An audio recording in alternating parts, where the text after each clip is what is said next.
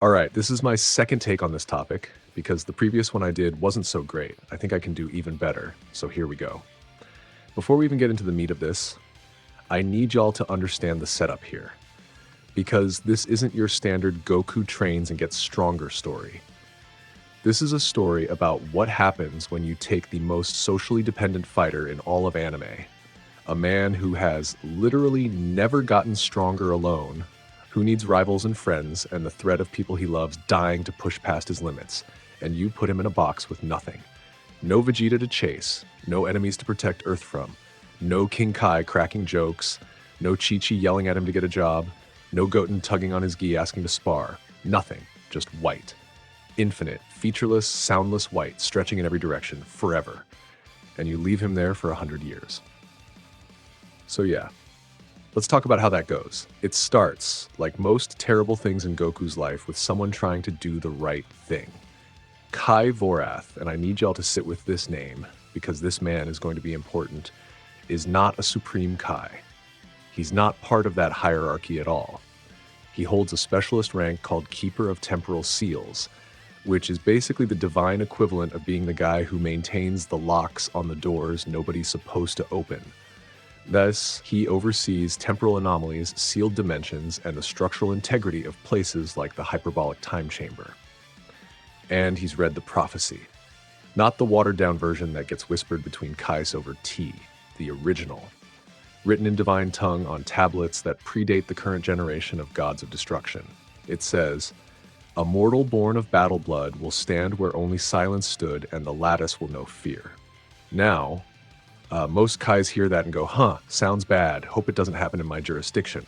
Vorath hears that and looks at Goku, a mortal who has already achieved Ultra Instinct, already fought alongside gods, already drawn the direct attention of the Omni Kings twice, and he doesn't see a hero. He sees a ticking bomb.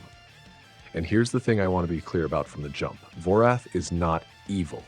He doesn't hate Goku. He doesn't want him to suffer. He is genuinely bone-deep terrified that if Goku keeps growing at the rate he's growing, the things that sit above the gods of destruction, things Vorath has only glimpsed in classified records, are going to notice. And when they notice, they don't send warnings. They don't negotiate. They erase. So Vorath does what he believes is the merciful option. He rewrites the hyperbolic time chamber from the inside out. Modified temporal flow, none of that 1 day outside equals 1 year inside stuff. He sets it to real-time internal experience. 1 year in there feels like 1 year. 1 day outside still equals 1 year inside though. So from the outside world's perspective, Goku just vanishes for a few months. He rigs the gravity to scale exponentially every decade, starting at 500x and climbing toward numbers that shouldn't exist. He removes the exit, and then through means I'll detail in a separate breakdown, because the logistics of actually trapping Goku are their own whole thing. He gets Goku inside and he seals the door. No, not seals. He unmakes it. The door doesn't exist anymore. There is no exit. The chamber is now a closed system with no connection to external spacetime. Instant transmission needs an external key signature to lock onto, and there are none. The walls are reinforced with temporal seal energy, Vorath's specialty, which means they don't just resist physical force, they exist outside the flow of time. You can't break something that isn't experiencing cause and effect. Goku is inside, and the chamber is hungry. So picture this. Day 1. Goku wakes up in the hyperbolic time chamber, a place he's been before, a place he's trained in before, and immediately knows something is wrong. The air is heavier. Not in the gravity sense, though that's there too at 500x, which is already brutal but manageable for current Goku. No, it's heavier in the wrong way. Like, the space itself has weight, like the void is pressing in, he walks to where the door should be, it's not there.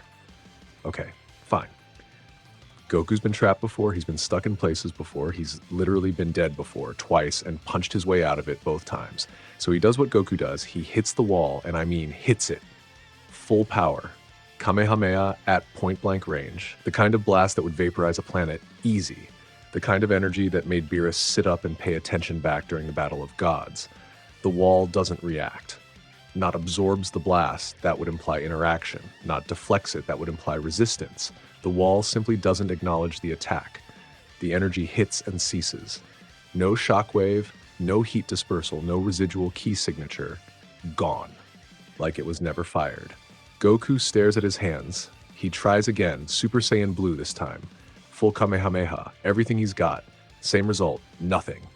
Super Saiyan Blue, Kaioken X20, an attack that warps the fabric of space around it, that would shatter dimensional barriers under normal circumstances. Nothing. Ultra Instinct, the real deal, silver hair, autonomous movement, the whole package. And he throws the single most powerful punch he has ever thrown in his life directly into the chamber wall. His fist stops, not because the wall stopped it, because the wall isn't there in the way things are normally there. His fist hits and there's no surface to impact. It's like punching a concept, like trying to physically strike the idea of boundary. His knuckles ache. The wall is fine. He tries the spirit bomb, gathers every scrap of energy in the chamber, which is just his own energy bouncing off the void, and compresses it into a sphere and drives it forward. Nothing.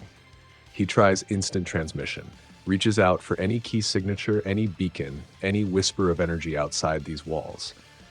Silence. Total, absolute silence. Like the rest of the universe was never there. This is the moment, and I want y'all to really sit with this, where Goku realizes for the first time that he cannot punch his way out of this problem. Every challenge he has ever faced, from Raditz to Frieza to Cell to Buu to Beerus to Jiren to Broly, every single one ultimately came down to get strong enough and hit the thing. That's Goku's entire framework. That's his religion. Get stronger, fight harder, break through. The chamber doesn't care how strong he is. Day one ends with Goku sitting in the white void, arms on his knees, staring at nothing.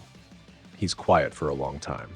Okay, so here's where I need to talk about something that Dragon Ball almost never addresses, and it's the thing that makes this story what it is. Goku is not built for isolation. Seriously, think about it. Every single major power-up Goku has ever achieved happened in the context of other people. Super Saiyan, watching Krillin die. Super Saiyan 3, training alongside dead warriors in Otherworld.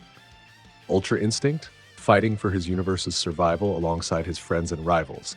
Even his training under King Kai, under Whis. Always with a teacher, always with a sparring partner, always with someone to talk to and laugh with and measure himself against. Goku's strength isn't just physical, it's relational. He gets stronger because he has people to protect and rivals to chase and friends who believe in him. Strip all that away and what do you have? A man in a white room. Months pass. I'm not going to sugarcoat this part. The first year is ugly. He trains, obviously. That's instinct. He does forms, he drills techniques, he pushes against the 500x gravity until his muscles scream. But training alone with no opponent, no feedback, no progress markers, it's like running on a treadmill in a white room. You're moving, but you're not going anywhere. He starts talking to himself. Not in the fun, haha, Goku's being goofy way. In the way people talk to themselves when the silence becomes physically painful. He narrates his training, commentates his own sparring sessions against imaginary opponents, has conversations with Chi-Chi, with Vegeta, with Gohan, holding both sides of the dialogue, trying to remember exactly how they'd respond. By month 4, the conversations get less accurate. He can't quite remember the cadence of Chi-Chi's voice when she's mad. Was it higher pitched? Did she say his full name or just Goku? He argues with himself about it, gets frustrated, stops talking for a while, then the silence gets too heavy and he starts again. By month 8, he stopped training in any structured way. He just moves. Flies in random directions across the infinite void as fast as he can until his energy runs out, then floats in the emptiness and catches his breath and does it again. He's not training. He's fleeing, trying to outrun the nothing. He can't. Y'all, I need you to understand, the hyperbolic time chamber in its modified state is not just a room. It's an absence. No sound except what Goku makes, no color except white, no texture except the smooth, featureless floor that stretches infinitely, no temperature variation, no weather, no day, no night, no dawn, no dusk. The light doesn't come from anywhere. It simply is, uniform and omnipresent and utterly, maddeningly constant. Human beings, and Saiyans for that matter, are not designed to exist without stimulus. The brain needs input, it needs change, variety, texture, surprise. Deprive it of all that and it starts manufacturing its own input. Hallucinations, sensory ghosts, phantom sounds. By month 10, Goku hears Krillin laughing.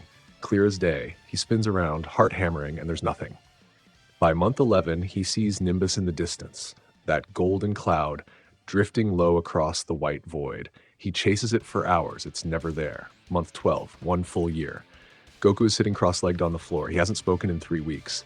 His gi is torn in places from training he barely remembers doing. His hair is longer. He hasn't thought about it. His eyes are not empty, but still, like water that stopped moving. He looks down at his hands, opens them, closes them. This is bad, he says out loud to no one. First honest assessment he's made. And yeah, look, I know what you're thinking. This is Goku. He'd just keep training and keep smiling and no, stop. I love Goku. We all love Goku. But Goku's optimism has always been contextual. He stays positive because there's always a next fight, a next challenge, a next adventure. Take away the next, and what is optimism even for? He's not broken, not yet. But the foundation is cracking, and the chamber can feel it. Year 2 starts with Goku doing something he has never done before in his entire life. He gives up. Not permanently, not completely. But there's a morning, or what he decides to call morning since there's no actual day-night cycle, where he wakes up from a fitful sleep on the hard white floor, and instead of getting up to train, he just doesn't. He lies there, stares up at the infinite white ceiling that isn't a ceiling. And he stays there for what he estimates is about 3 days. No food. He ran out of capsule supplies months ago. His body sustains itself on ki at this point, but it's a joyless kind of sustenance. Energy without nourishment. Survival without living. During those 3 days, something shifts. It's subtle. You wouldn't notice if you weren't paying attention. But the white void around Goku, the infinite, featureless, dead white, shimmers. Just for a second. Like heat haze rising off summer pavement. A ripple in the nothing. Goku doesn't notice. He's too deep in his own head, cycling through memories that are starting to blur at the edges. Did Gohan's first Super Saiyan transformation happen before or after he fought the Cell Juniors? He can't remember. It bothers him more than it should. The void ripples again, stronger this time. And there's a sound, not a sound exactly, but a pressure, like the air right before thunder, that pregnant silence when the atmosphere holds its breath. Goku feels it, sits up, the void is reacting to him. To his frustration, his isolation, his stewing negative energy. It's reading his emotional state like a seismograph, and it is responding. He doesn't understand this yet. Not for another year. But the seed is planted. Year 2 gets worse before it gets better. Goku starts doing something that would break Vegeta's heart if he ever found out. He starts doubting. Not doubting his strength, not doubting his technique. Doubting whether anyone is looking for him. Because here's the thing. From Goku's perspective, he's been gone a year. A full year of silence, of absence, of nothing. And no one has come. No Vegeta blasting through the walls. No Whis rewinding time to undo the trap. No Beerus casually Hakkaiing the chamber out of existence because his favorite sparring toy went missing. Nothing. The logical explanation that only a day or 2 has passed outside, that his friends might not even know he's missing yet, doesn't occur to him with the same force it would if he were thinking clearly. Isolation does that. It warps your sense of proportion. A week feels like a month feels like a year. And a year of absolute solitude can make even the most confident person in the universe start whispering to themselves, what if they're not coming? What if they don't care enough? What if I'm not worth rescuing? Goku would never think these things normally. Chi-Chi's love, Vegeta's rivalry, Gohan's admiration, Krillin's lifelong friendship, these are bedrock certainties in his life. But bedrock cracks under enough pressure. And this chamber is nothing but pressure. He trains harder. Not smarter. Harder.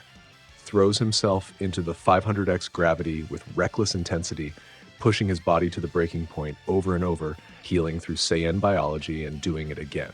But there's an edge to it now. A desperation. He's not training to get stronger, he's training to not think. And the void watches, and it learns. So this is where it gets interesting. Year 3. Goku is deep in a training session, if you can call it that. He's throwing punches into empty air, running through the turtle school kata that Master Roshi drilled into him as a kid. Jab, cross, hook, rising knee, spinning back fist, the basics. The foundation. When everything else has gotten complicated and strange and heavy, he goes back to the basics. He's mid-combination when his fist connects with something, not the wall, not the floor, something that wasn't there a second ago and is absolutely there now. He jumps back, ultra instinct reflexes kicking in on pure autopilot, and stares at the thing standing in front of him. It's him. Sort of. Not exactly. It's shaped like Goku, sized like Goku, standing in Goku's fighting stance. But it's wrong. The proportions are slightly off. Arms a little too long, shoulders a little too narrow. And it's not solid. It's made of...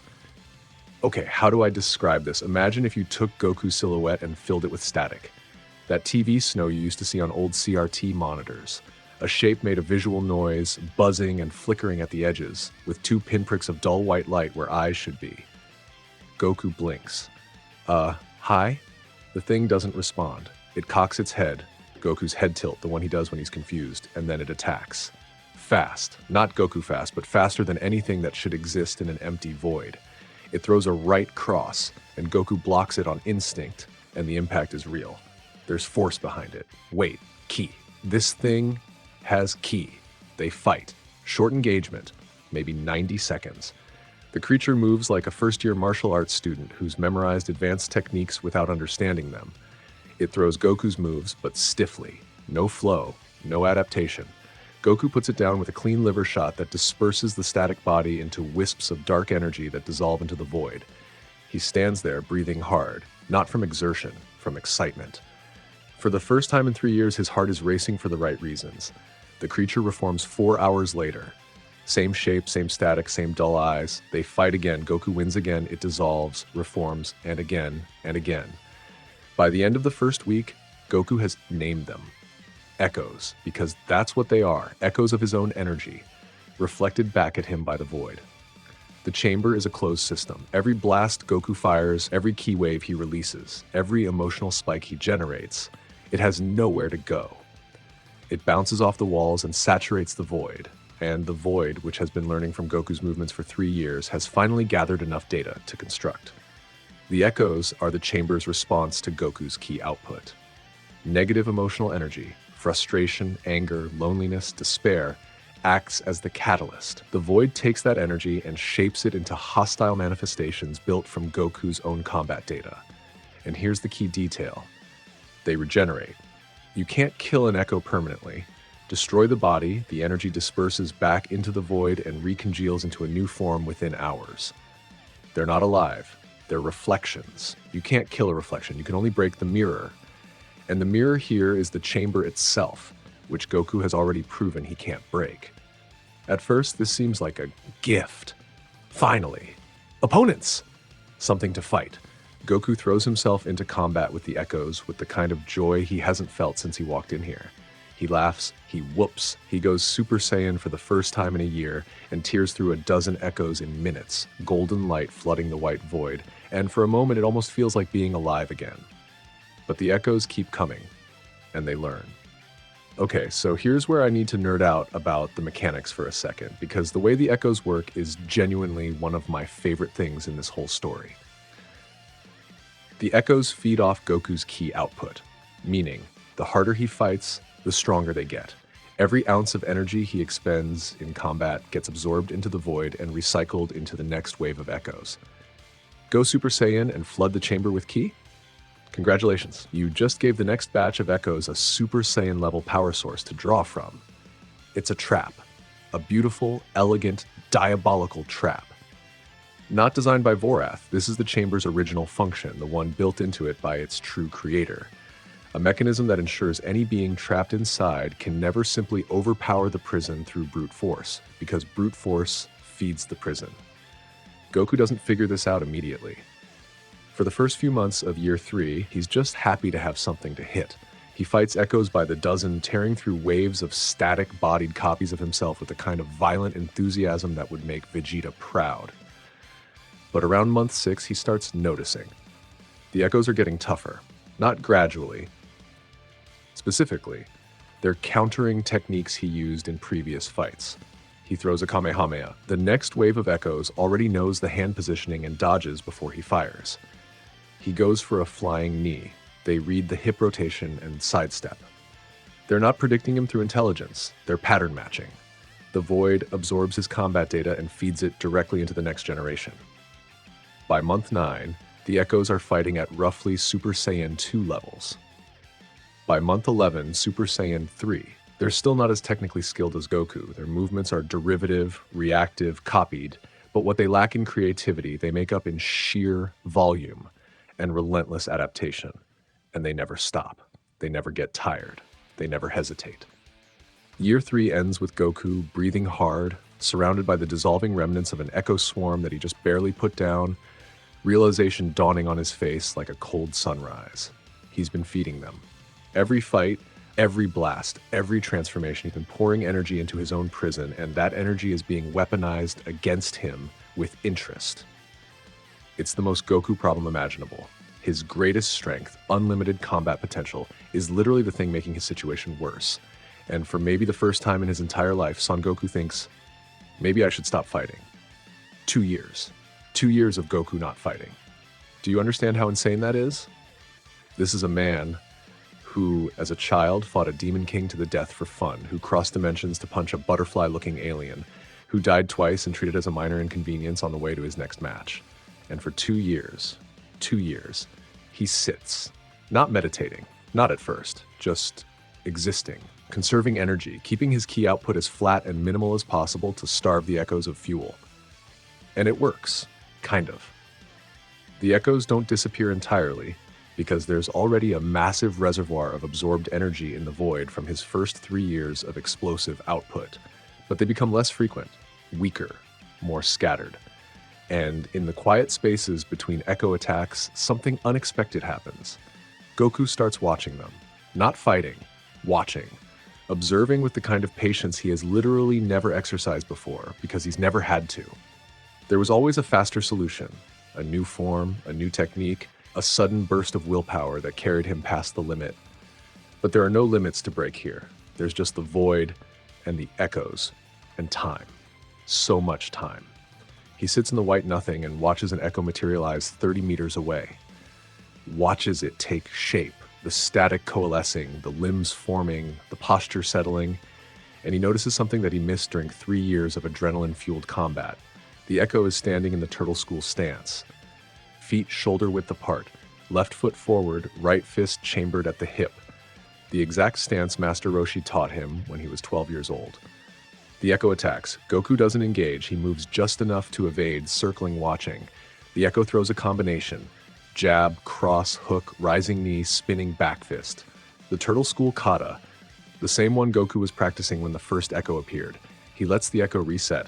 It attacks again. Different sequence this time. Wider stance, lower center of gravity, explosive forward movement. Goku recognizes it instantly. Saiyan Saga footwork. The aggressive, instinct-driven style he used before he had any formal training in ki manipulation. Raw, unrefined, powerful. Another Echo appears. This one moves differently, tighter, more controlled with ki-enhanced strikes that leave afterimages. Namek-era technique, post-King Kai training. The precision and energy control he developed fighting the Ginyu Force and Frieza. Another. Fluid, graceful, with an emphasis on reading the opponent's movements before they happen. Cell Saga Goku. The version that spent a year in the original time chamber with Gohan. The version that achieved full power Super Saiyan and made it look like breathing. Another. Explosive, overwhelming, pushing past limits through sheer willpower. Buu Saga. The desperate, burn everything approach that gave him Super Saiyan 3 at the cost of massive energy drain. Another. Calm, centered, moving without thinking, acting without deciding, ultra instinct, the latest version, the most refined. Goku stands in the middle of them. 6 Echoes, each one fighting in a different style from a different era of his life. Not approximations, exact recreations. Every habit, every quirk, every subtle weight shift and breathing pattern faithfully reproduced from the combat data the Void has been absorbing for 5 years. He's watching himself, all of himself. Every version of Son Goku that has ever existed on a battlefield, standing in a circle around him like mirrors in a funhouse. And he sees it, clear as day, for the first time ever.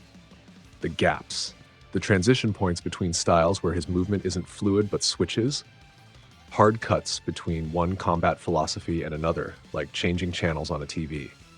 Turtle School to Saiyan instinct to King Kai's discipline to Whis' refinement, and at every junction, a tiny hiccup. A microsecond of hesitation where his body has to choose which system to operate from. Against normal opponents, those gaps are invisible. Against Jiren, against Broly, against anyone he's ever fought, the gaps don't matter because he's so overwhelmingly fast and powerful that the momentary hesitation gets swallowed in the noise. But they're there, and in a fight against something truly equal, truly absolute, they would be fatal. Goku sits down in the middle of his own history and thinks, this might genuinely be the most important thing Goku has ever done. Not the hardest, not the most dramatic, but the most important, because for the first time, he's not trying to add something, a new form, a new technique, a new level of power. He's trying to understand what he already has. And the echoes, the things he's been fighting and killing and treating as obstacles for 2 years, are the key. They're not his enemies, they're his textbook.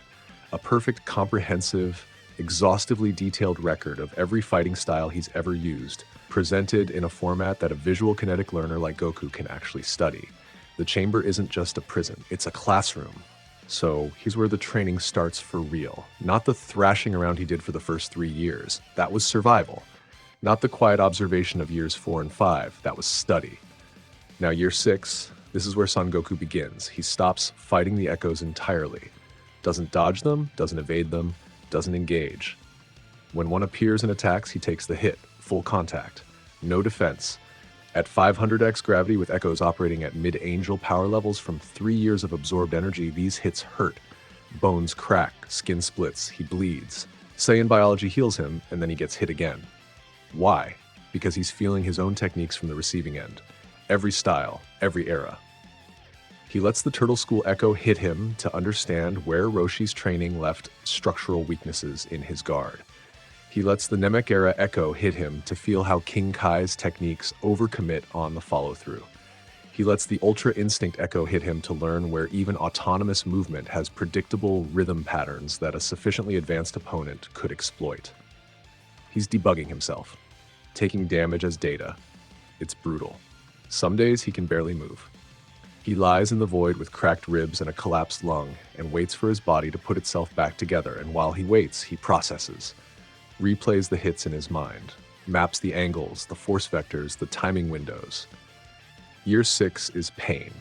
Year 7 is the payoff. It happens on an unremarkable day, or what passes for a day in a place with no sun.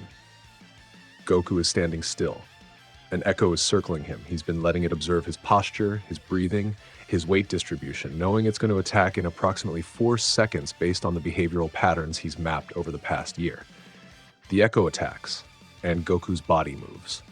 Not Ultra Instinct. Not the silver-haired transformation, not the divine technique gifted through Whis' training, not the desperate surge that activated against Jiren. Something different. Something quieter. His body doesn't dodge the attack. The attack misses. There's a difference. Dodging is reactive. Perceive, process, respond. What Goku does is pre-reactive. His body occupies the exact position where the attack isn't going to land, not because he predicted the attack, but because he has internalized the Echo's combat pattern so deeply that his spatial positioning is already optimized before the fight begins. He calls it still mind, not a form, not a technique, not a transformation. A state. A permanent, passive awareness that operates below conscious thought, below instinct, below even the autonomous Ultra Instinct reflex. Still mind is the foundation under Ultra Instinct, the bedrock layer that Ultra Instinct was always supposed to be built on, but never was, because Goku achieved UI through crisis and desperation rather than true understanding. Think of it this way. Ultra Instinct, as Goku previously used it, was like a master pianist who could play any piece perfectly once the music started. Still mind is the silence before the first note, the state of being so deeply fundamentally prepared that the music plays itself before the pianist touches the keys.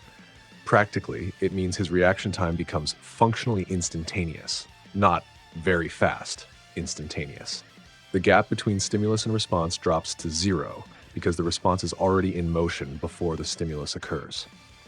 His body exists in a perpetual state of optimal readiness. Every muscle fiber pre-tense to exactly the right degree, every nerve pathway preloaded with the exact correct signal, every possible movement cued and ready. He doesn't turn it on. He can't turn it off. It's not a mode he enters. It's a permanent rewrite of how his nervous system processes reality. The echo swings, misses, swings again, misses. Launches a combination that should be too fast and too complex for any single being to evade. 17 strikes in under 1 second, each targeting a different vital point from a different angle. Goku stands in the middle of all 17 strikes and none of them touch him. He's not moving dramatically, tiny adjustments, millimeters of shift, a slight lean here, a half step there. Efficient. Effortless. The echo is throwing everything it has and Goku is a rock in a stream. Water breaking around him without ever making contact. He exhales. For the first time in 7 years, he smiles. Not the big goofy, Son Goku loves a good fight grin. Something smaller, quieter. The smile of a man who just solved a problem he didn't know he had. Here's the thing nobody tells you about mastery. Once you really understand something, you have to throw most of it away. Years 8 and 9 are Goku systematically unlearning. Breaking down every technique he's ever acquired. Kamehameha, Spirit Bomb, Kaioken, Instant Transmission, every Super Saiyan variant, Ultra Instinct itself, into component parts and asking one question. Why? Why does the Kamehameha require a specific hand position? Is that mechanically necessary, or is it a training wheel Roshi built in to help a 12-year-old focus his ki? Answer: training wheel. The energy compression can be achieved with any body positioning. The cupped hand stance is tradition, not physics. Why does Super Saiyan require emotional trigger? Is rage actually the catalyst, or is rage just the most accessible pathway to the specific neurochemical state that unlocks Saiyan S cells? Answer: it's the pathway, not the destination. The S cell act to be achieved through any sufficiently intense emotional state, or, as Goku is discovering, through no emotional state at all. Why does Ultra Instinct require a transformation? Silver hair, visible aura, elevated heart rate. Are these features of the technique or symptoms? Is the body changing because it needs to or because it's struggling? Answer: struggling. The physical transformation is the body's stress response to channeling a technique it hasn't fully integrated. A body that has truly mastered Ultra Instinct wouldn't need to transform at all, any more than a master calligrapher needs to grip the brush with white knuckles. One by one, Goku strips away the scaffolding, peels back the layers of technique and tradition and training methodology that every teacher he's ever had built around the core of what fighting actually is. And underneath all of it, underneath the Turtle School and the Crane School and the Yard Rats and King Kai and Whis and the Angels and the Gods and every single system that's been layered onto Son Goku since he was a child with a tail and a power pole, underneath all of it is something startlingly simple. A body that moves. That's it. A body in space responding to other bodies in space, governed by physics and intention and nothing else. No forms, no stances, no named techniques, just movement. The purest, most fundamental expression of martial arts that has ever existed. Goku stops going Super Saiyan, not because he can't, because he doesn't need to. The transformations, all of them, were amplifiers. Ways to brute force more power through a system that wasn't operating at full efficiency. But a system operating at perfect efficiency doesn't need amplification. Every joule of energy in Goku's base form is now being utilized completely. No waste, no leak, no friction. His base form in Year 9 outputs more power than his mastered Ultra Instinct did when he entered the chamber. He hasn't gotten dramatically stronger in raw terms. He's gotten unimaginably more efficient. And in the economy of combat, efficiency is strength. The echoes can't touch him anymore. Not because he's faster, because he's simpler. They're pattern matching against a library of thousands of techniques and styles, trying to predict his movements based on his combat history. But Goku has erased that history. He doesn't use techniques anymore, he just moves. And you can't predict movement that isn't based on any system, any pattern, any learnable methodology. He stands in the void, surrounded by a dozen echoes, and they circle him endlessly, unable to attack because their predictive models return null. There's nothing to predict. He's not doing anything. He's just standing there, smiling. Year 10. The gravity hits 5,000x. 5,000 times Earth's gravity pressing down on every square inch of Goku's body every second without pause. At this level, light itself bends visibly, photons curving in the gravitational field, creating strange refractive halos around Goku's body as he moves. The void isn't just white anymore. It has texture near Goku, warped, shimmering, bent like heat haze. The laws of physics are stressing under the weight. Goku walks through it. Not easily. 5000X is still 5000X, and his body burns energy, just maintaining structural integrity. But he walks, trains, moves. The gravity that would crush a planet into a marble is just heavy. And then he looks down. The floor of the chamber, the featureless white surface he's walked on, sat on, slept on, bled on for 10 years, has writing on it. Not scratched in or painted on, revealed. The inscriptions were always there, etched into the chamber's fundamental structure at a depth that only becomes visible when gravitational pressure reaches a threshold, like how certain inks only appear under UV light. Except the UV light here is 5,000 times normal gravity compressing the void itself until its deeper layers become perceptible. The markings glow faintly. Not white, gold, a warm, deep gold, like sunrise through amber. They're arranged in spiraling concentric patterns that radiate outward from a central point directly beneath where Goku is standing, as if the entire inscription was designed to be read by someone at this exact location under this exact pressure. The script is nothing Goku recognizes, not kanji, not any mortal language. The characters are angular, sharp, aggressive. Each one seems to vibrate at a frequency just below hearing, a subauditory hum that makes his teeth ache and his key signature fluctuate involuntarily. He can't read it. He doesn't know the language. He doesn't know what it says or who wrote it or when. But he kneels down, reaches out, touches one of the golden characters with his fingertip. The pain is immediate, not physical pain, or not just physical pain. It's deeper, more fundamental, like something is writing itself directly onto his nervous system, bypassing his skin and muscle and bone entirely to etch information into his cells themselves. His hand jerks back. The fingertip that touched the inscription is burned, not heat burned, but marked like a brand, the shape of the character seared into his skin in faintly glowing gold. He stares at it. The character fades from his skin over the next hour, but the knowledge doesn't. He can feel it. Not in his mind, not as a thought or a memory, but in his body. A new piece of information stored in his cells, in his DNA, in the biological substrate of his being. He doesn't know what it means yet. It's like having a word in a foreign language lodged in your throat. You can feel its shape, its weight, but you can't speak it. Goku looks down at the floor. Thousands of characters spiraling outward in every direction, each one containing information that burns to touch and rewrites biology on contact. He looks at his hand, at the fading mark. Then he puts his whole palm flat on the next character. The pain doubles. He screams. His ki spikes involuntarily, and the echoes roar to life around him, a dozen materializing simultaneously, drawn by the massive energy output. He fights them off one-handed, palm still pressed to the floor, tears streaming down his face from a pain that transcends the physical. The character brands his palm. He feels the knowledge settle into his bones. He moves to the next one, and the next, and the next. There's a moment, late in year 10, palm scarred and rehealed 100 times over, body aching from gravity and inscription burns and echo combat, where Goku sits in the center of the spiral and looks at the writing radiating outward from him and has a thought that surprises even him. Someone else was here. Not a guess. A certainty. The inscriptions weren't placed by the chamber's creator. They were carved by a prisoner. Someone who stood where Goku stands, under the same crushing gravity in the same infinite white nothing, and instead of screaming into the void or trying to punch through the walls, they wrote. They left a message, a record, a lifeline for whoever came next. Goku can't read the message yet. The language is beyond him, for now. But the act of writing it, the sheer, stubborn, beautiful defiance of carving meaning into the floor of a prison designed to erase meaning entirely, resonates with something deep in Goku's Saiyan heart. He's not alone. He was never alone.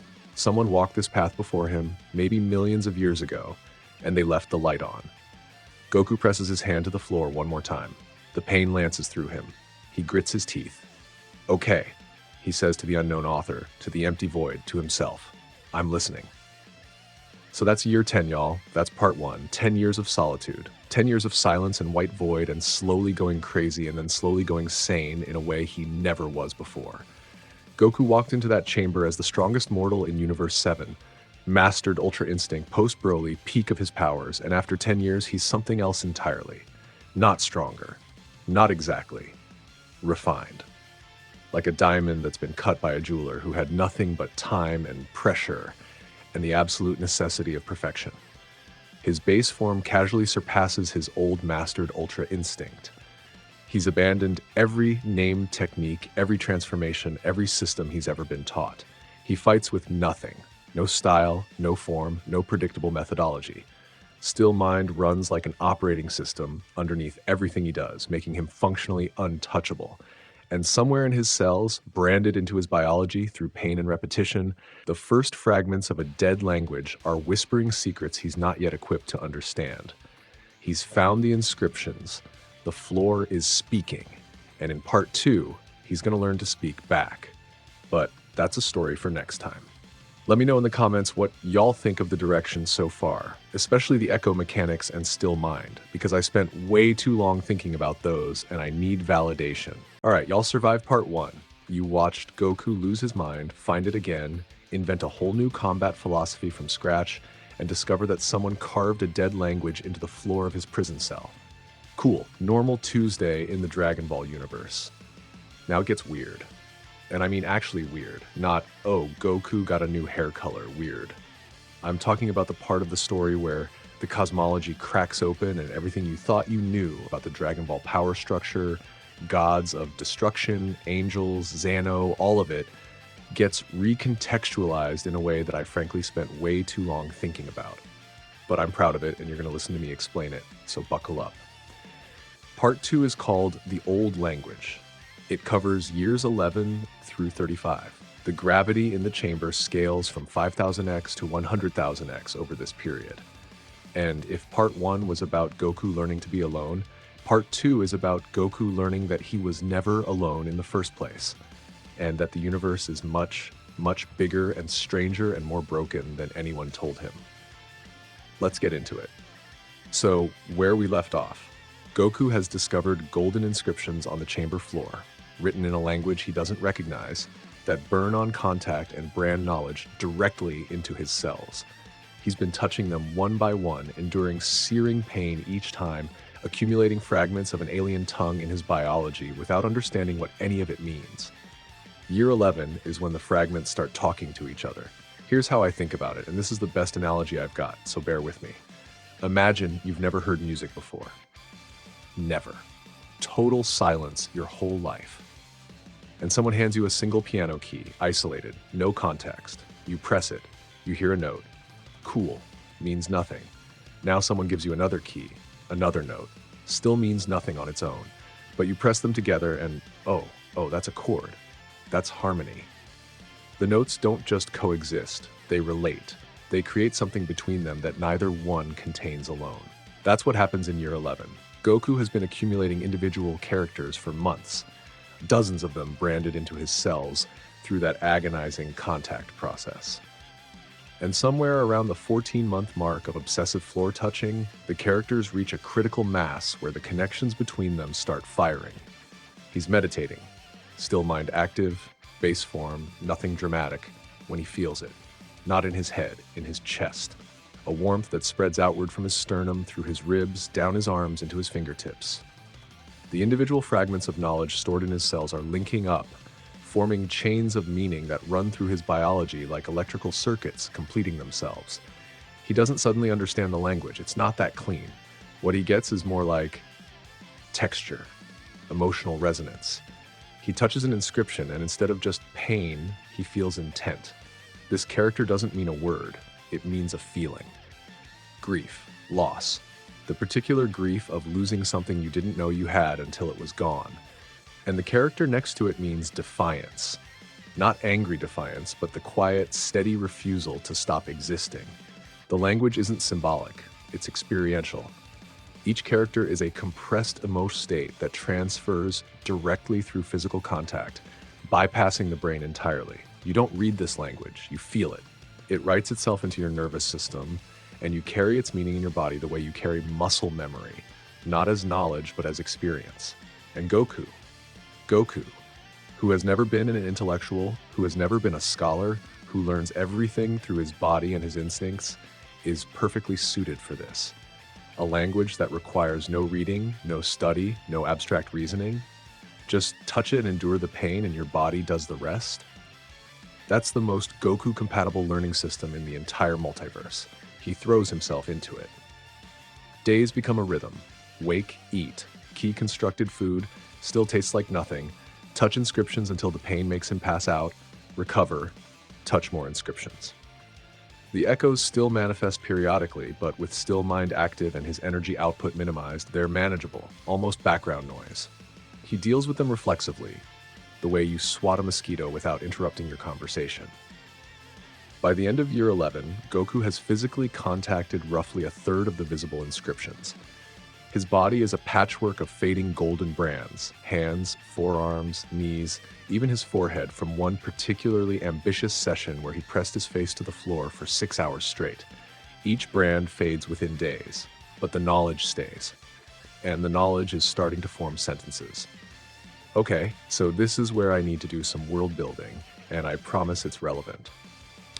The language on the floor is called divine tongue, and when I say divine, I don't mean it metaphorically. This is the literal language of gods, specifically the linguistic framework that gods of destruction use to channel Hakai, the power of erasure. Now, in canon, Hakai looks simple. Beerus holds up his hand, says the word, and stuff ceases to exist. Easy. But that's like saying a programmer just types on a keyboard and the computer does things. Technically true, misses the entire architecture underneath. Divine tongue is that architecture. It's the syntax of destruction, a structured language with grammar, conjugation, and semantic rules that defines how erasure energy interfaces with reality. When Beerus uses Hakai, he's not just willing something to stop existing. He's speaking a command in a language that reality itself is programmed to obey. The word Hakai isn't the spell, it's the compile button. The actual code was written before he even opened his mouth, structured in divine tongue, executed through his divine biology. Gods of destruction learn fragments of this language when they're appointed to their positions. Their angel guides teach them just enough to operate, the equivalent of giving someone a phrase book and a pronunciation guide. Here's how you say, erase this planet. Here's how you say, unmake this person. Don't ask about the grammar, just memorize the phrases. It's functional but shallow. No god of destruction in the current generation has ever studied the full divine tongue. The inscriptions on the chamber floor, full divine tongue. Not the phrase book. The complete dictionary, grammar reference, and collected works of literature, written by someone who didn't just speak the language, who thought in it, and it was designed for divine biology. Specifically, the cellular structure that defines gods of destruction, angels, and other divine class beings, cells that can process and execute reality-altering commands because they're built from divine ki, which operates on a fundamentally different substrate than mortal ki. Goku is mortal. His cells are not divine.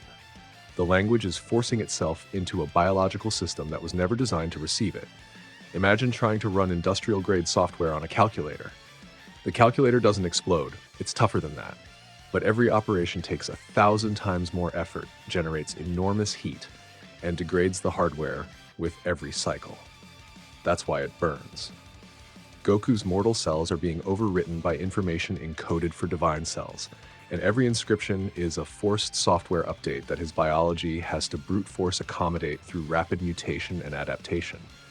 The pain isn't damage, it's evolution happening in real time, his Saiyan DNA frantically rewriting itself to handle inputs it was never designed for. And here's the thing about Saiyan biology that makes this possible at all. Saiyans adapt. It's their whole deal. Zenkai boosts, transformations triggered by emotional crisis, S cells activating under extreme conditions. Saiyan DNA isn't fixed.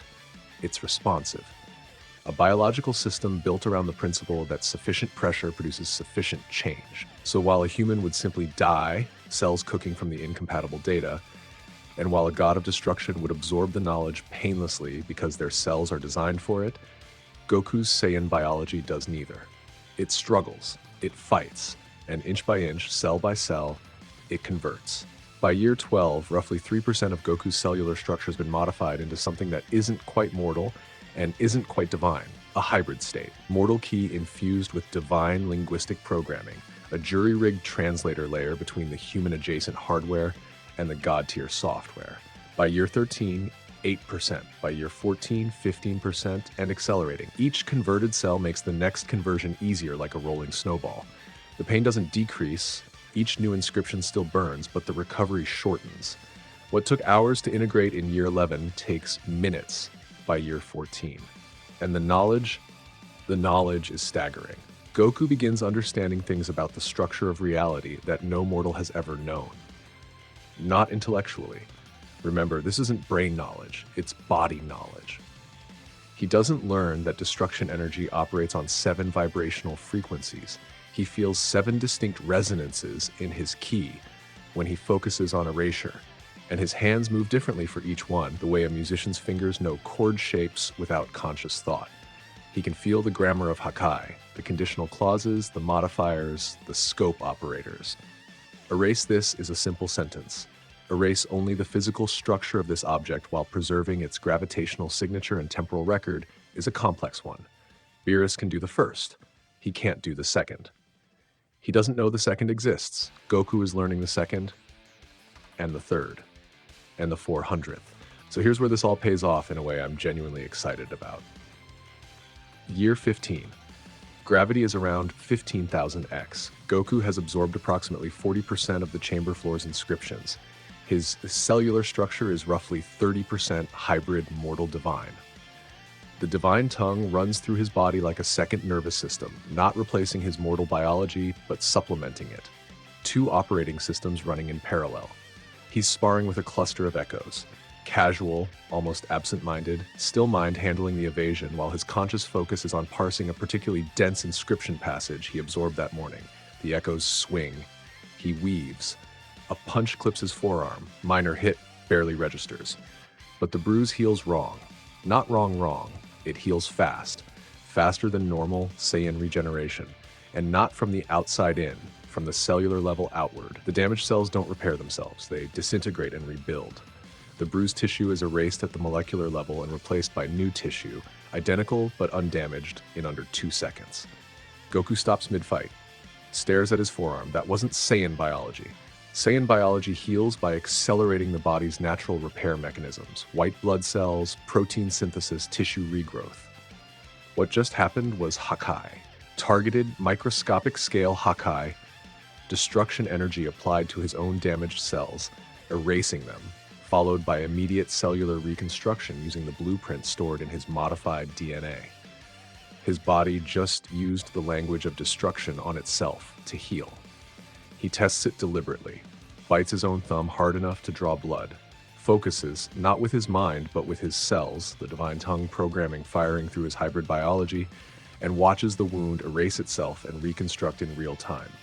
The pain of the bite vanishes, the blood evaporates. New skin, new tissue, new capillaries, all built fresh in under a second. He breaks his own finger. Snap, clean fracture, bone through skin. Watches the entire finger disintegrate at the molecular level, bone fragments and torn muscle and ruptured vessels and all, and then reappear perfectly intact. Not healed, replaced. The damaged version was destroyed and a new version was constructed from scratch. Hakai Pulse. That's what Goku calls it. And I want to explain exactly what this is because it'd be critical for the rest of the story. Hakai Pulse is internalized destruction energy, not Hakai fired outward at an enemy. Goku can't do that, not yet. And frankly, that's not what interests him. Hakai Pulse is the application of divine tongue syntax to Goku's own biology, allowing him to selectively destroy and reconstruct any part of his physical body at will. Damaged cells? Erase them, build new ones. Fatigued muscles? Delete the fatigue at the chemical level, reset to baseline. Accumulated scar tissue impeding joint mobility? Gone. Microfractures in his skeletal structure from years of 5,000x plus gravity training? Erased and replaced with fresh, undamaged bone. It's regeneration, but not the biological kind. It's editorial. He's rewriting his body the way a programmer debugs code. Find the error, delete it, insert correct version. His mortal cells provide the template. The divine tongue provides the execution engine. The result is a body that can be maintained at theoretical peak condition indefinitely. And the side effects are, okay, this part is fun. Year 15. Goku catches his reflection in a momentary key construct mirror he makes to check something, and stops. He looks younger. Not dramatically. Not turned into a child, younger. This isn't GT. But the lines around his eyes have softened. The wear on his skin from a decade and a half of crushing gravity has smoothed out. His hair, still wild, still black, still Goku, has more sheen to it. He looks about 25, maybe 26. The Hawkeye Pulse isn't just repairing damage, it's optimizing. Every time his cells cycle through the erase and rebuild process, they rebuild according to their genetic ideal, the version of Goku's body that his DNA codes for at peak vitality. Accumulated aging damage, telomere shortening, oxidative stress, cellular wear, gets quietly deleted with each cycle, replaced by fresh cells built to factory spec. He's aging backward, not rapidly. He's not going to turn into a baby. But the normal entropy of biological aging is being actively reversed by a maintenance system running in the background of his cellular structure 24/7 without conscious input. By year 20, Goku looks 25, clean, bright-eyed, vital. 15 years of solitary confinement in an infinite void under crushing gravity, and he looks like he just graduated from a really intense college program. The irony is not lost on him. Chi-Chi's gonna be so confused, he says to nobody. Remember the echoes? Yeah, they remember Goku too. So here's the situation. For the last several years, the echoes have been not dormant, but manageable. Goku's energy output has been relatively controlled. He's been focused on inscriptions, not combat, and still mind keeps his key footprint minimal. The void's absorbed reservoir of his energy is still massive from those early years, but the echoes it generates have plateaued. They're strong, low angel tier from raw power, but Goku handles them on autopilot. Year 16. That changes. The Hawkeye Pulse shifts the equation. Every time Goku's cells erase and reconstruct, there's a bleed-off, a tiny pulse of destruction energy that radiates outward from his body. Individually, these pulses are negligible, but Goku is regenerating constantly now, dozens of micro-repairs per day as his body optimizes itself, and each pulse feeds the void. Not just feeds it, teaches it. The energy bleeding off Goku isn't raw ki anymore, it's ki encoded with divine tongue, destruction syntax energy. The void absorbs it the same way it always has, but this time, the energy it's absorbing contains information. Commands. Code. The echoes start changing. Year 16, echoes begin manifesting with rudimentary energy barriers, not ki shields, but something stranger. Faint golden shimmer around their bodies that passively interferes with incoming attacks. Not effective against Goku, but notable. Year 17, echoes develop targeted offense. Instead of copying Goku's old combat moves, they begin generating original techniques built from fragments of divine tongue they've absorbed. Crude techniques, the equivalent of a toddler smashing piano keys, but novel. They're no longer mirrors, they're students. Year 18, the first echo speaks, not in words, not in any language Goku recognizes. It opens its mouth, that static-filled approximation of a mouth, and a sound comes out, a single tone.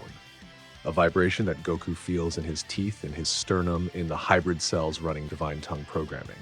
The echo is trying to speak Divine Tongue. It can't. Not really. What comes out is garbled, fragmented, a child's babbling imitation of a language it's overheard but doesn't understand. But the attempt itself is extraordinary. These things are key constructs, energy shaped by the void into hostile forms. They're not alive, they don't have consciousness or language centers or the capacity for intentional communication. Except now they do. A little. Enough to try.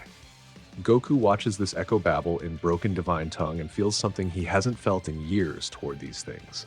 Curiosity. Year 19, the echoes form groups, not swarms, squads. 3 to 5 echoes that coordinate, cover angles, set up combination attacks. One engages Goku head-on, while 2 flank and a 4th charges a ranged attack from distance. Rudimentary tactics, but tactics nonetheless. And they're learning faster now. Much faster. The Divine Tongue fragments in their energy give them something they never had before. The capacity to process information, not just pattern match. They're not just copying Goku's combat data. They're analyzing it, drawing conclusions, making predictions based on synthesis rather than repetition. The arms race is back on, and this time the echoes are playing a different game. Year 20. Gravity at roughly 25,000 x. Goku is mid-spar with a squad of 7 Echoes, the strongest batch yet, each one operating at solid Angel tier, coordinated and tactical and genuinely dangerous in a way that makes his blood sing. Still Mind handles the defensive work, his body flowing between attacks with zero wasted motion, but he's having to think now. Active combat engagement, reading squad tactics, predicting formations, exploiting gaps in their coordination. It's the best workout he's had in years. And then one of them does something impossible. The Echo at the back of the formation, the one hanging back, observing, the one Goku tagged as the squad's spotter, transforms. Its static body convulses. The visual noise that makes up its form intensifies, brightens, shifts color from gray-white to gold.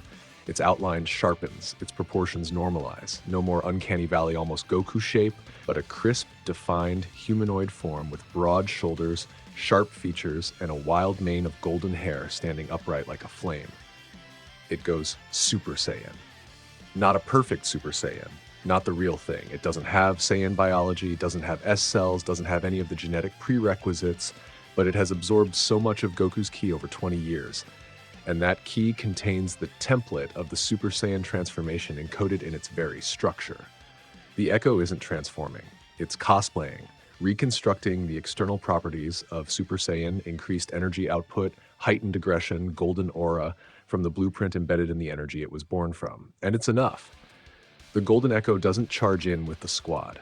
It hangs back, watches, studies Goku's responses to the other 6 Echoes with an intensity that is, for the first time, clearly and undeniably intelligent. Not instinctive intelligent, not pattern matching intelligent, strategically intelligent.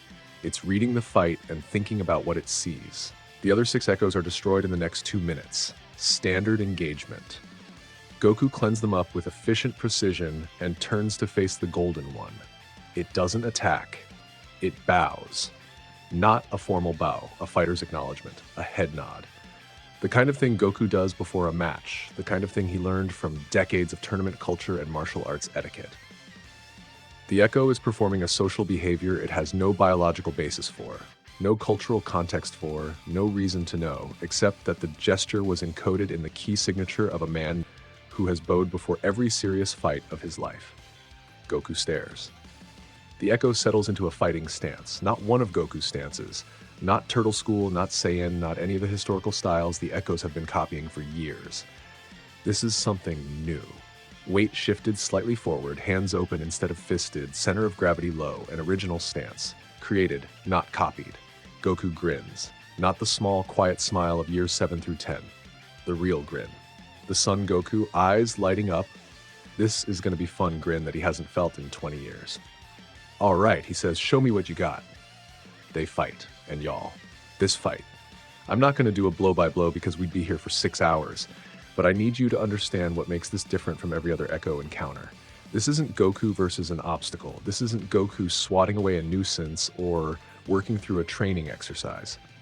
This is the first time since he entered the chamber that he's fighting someone who wants to fight him, not because the void generated it to be hostile, not because it's pattern-matching combat behavior, because it chose to face him. The Golden Echo fights smart. It has 20 years of Goku's combat data, yes, but instead of mimicking his techniques, it's countered them. Every habit, every tendency, every reflex Goku has, this thing has studied the film, identified the patterns, and built its entire style around exploiting them. Where Goku favors high combinations, the Echo stays low. Where Goku reads footwork to predict movement, the Echo deliberately uses deceptive weight shifts. Where Still Mind makes Goku almost impossible to hit through predictive positioning, the Echo throws non-standard attacks from angles that don't match any historical combat data, because the angles were invented, and you can't pre-read an attack you've never seen before. It's the anti-Goku. Built from Goku's data, designed to fight Goku specifically, optimized for the sole purpose of being the one thing in this void that can challenge him. The fight lasts 8 hours, the longest single engagement Goku has had since entering the chamber. It ends with Goku standing over the Echo, both of them battered, the golden aura flickering around the Echo's static body like a dying candle. One more hit and it disperses. Goku doesn't throw it. He sits down, cross-legged, across from the Echo. "You're not like the others," he says. The Echo doesn't respond in words. but it sits too, mimicking Goku's posture or choosing it independently, impossible to tell. I'm not going to destroy you. Goku leans back on his palms, looks up at the infinite white nothing. You're the first real fight I've had in 20 years. I'm not stupid enough to get rid of that. The Echo's golden aura stabilizes, dims to a steady, low glow. I'm going to call you Shade, because that's what you are. You came from my shadow. But you're not my shadow anymore, are you? Shade doesn't answer, but it doesn't attack. It sits across from Goku in the infinite white void, golden and still and patient, and waits. From this point forward, Shade is Goku's permanent sparring partner. Not a tool, not a punching bag, a rival. Goku fights Shade every day, and every day, Shade is slightly better. It adapts between sessions, developing new counters, new angles, new techniques. It builds on its losses with a persistence that Goku finds hauntingly familiar. You're like a weird Vegeta, Goku tells it once, mid-spar. Shade throws an elbow at his head. Okay, strap in. This is the big one. Year 22. Gravity approaching 30,000x. Goku has absorbed approximately 70% of the chamber floor's inscriptions. His cellular structure is more than half hybrid at this point. Mortal DNA woven so thoroughly with divine tongue programming that the distinction between mortal biology and divine information has started to blur. Hakai Pulse runs constantly in the background, maintaining his body at theoretical peak, aging him backward, repairing damage before it fully manifests. He's working on a dense cluster of inscriptions near the center of the spiral. The oldest ones, he thinks, based on the depth they're carved at and the complexity of their structure. These aren't single characters or simple phrases. These are paragraphs. Extended passages of divine tongue that take hours to absorb, each one layering so much knowledge into his cells that he needs days to integrate the information before he can touch the next one. And as he presses his palm to a particularly dense inscription, the deepest one yet, carved into the chamber floor at a level that only becomes visible at 30,000x gravity, he hears something. Not in his ears, in his cells. The hybrid tissue that runs divine tongue programming fires a signal directly into his nervous system, bypassing auditory processing entirely. It's a voice. Faint. Ancient. Tired in a way that goes beyond physical exhaustion into something geological.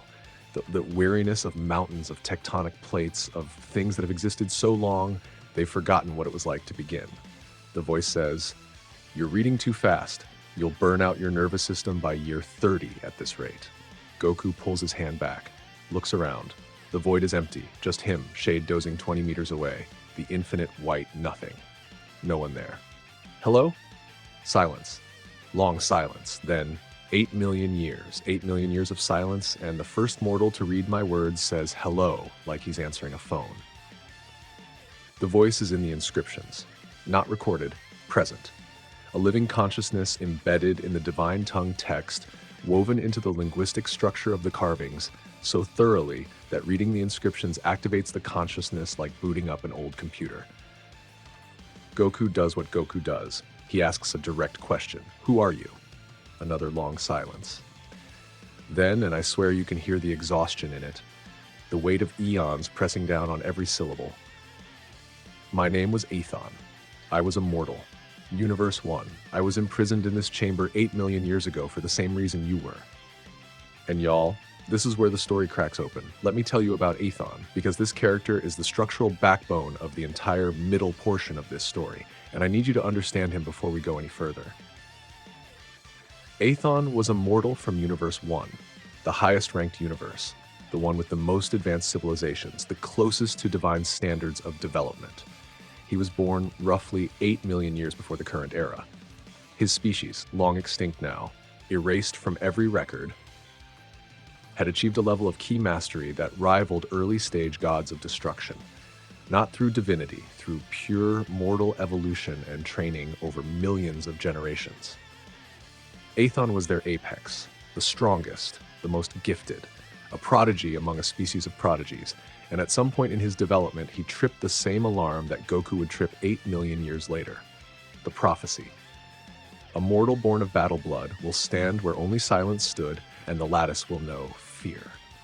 The response was the same. Akai, Not Vorath, this was millions of years before Vorath's time, but a predecessor in the same role, trapped him in the hyperbolic time chamber. Same modifications, same sealed exit, same exponential gravity, same void. Athon did everything Goku did, raged, fought, broke down, rebuilt himself, discovered the chamber's properties, trained in ways no mortal had ever trained. And over the course of millions of years, not 100 millions, he surpassed every being in existence. He achieved godhood inside the chamber. Legitimate, full, divine tier power, stronger than any god of destruction who has ever lived. Stronger potentially than the angels themselves. But he couldn't get out, because the chamber wasn't designed to hold beings weaker than it. It was designed to hold beings stronger than it. The seal doesn't operate on power, it operates on intent. As long as the prisoner wants to leave, the door stays sealed.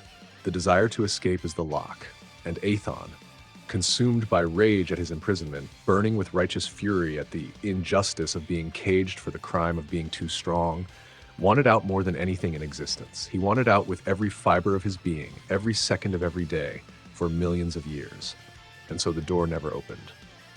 Eventually, and we're talking about timescales that make geological eras look like coffee breaks, Athon's physical body failed, not from weakness, from duration.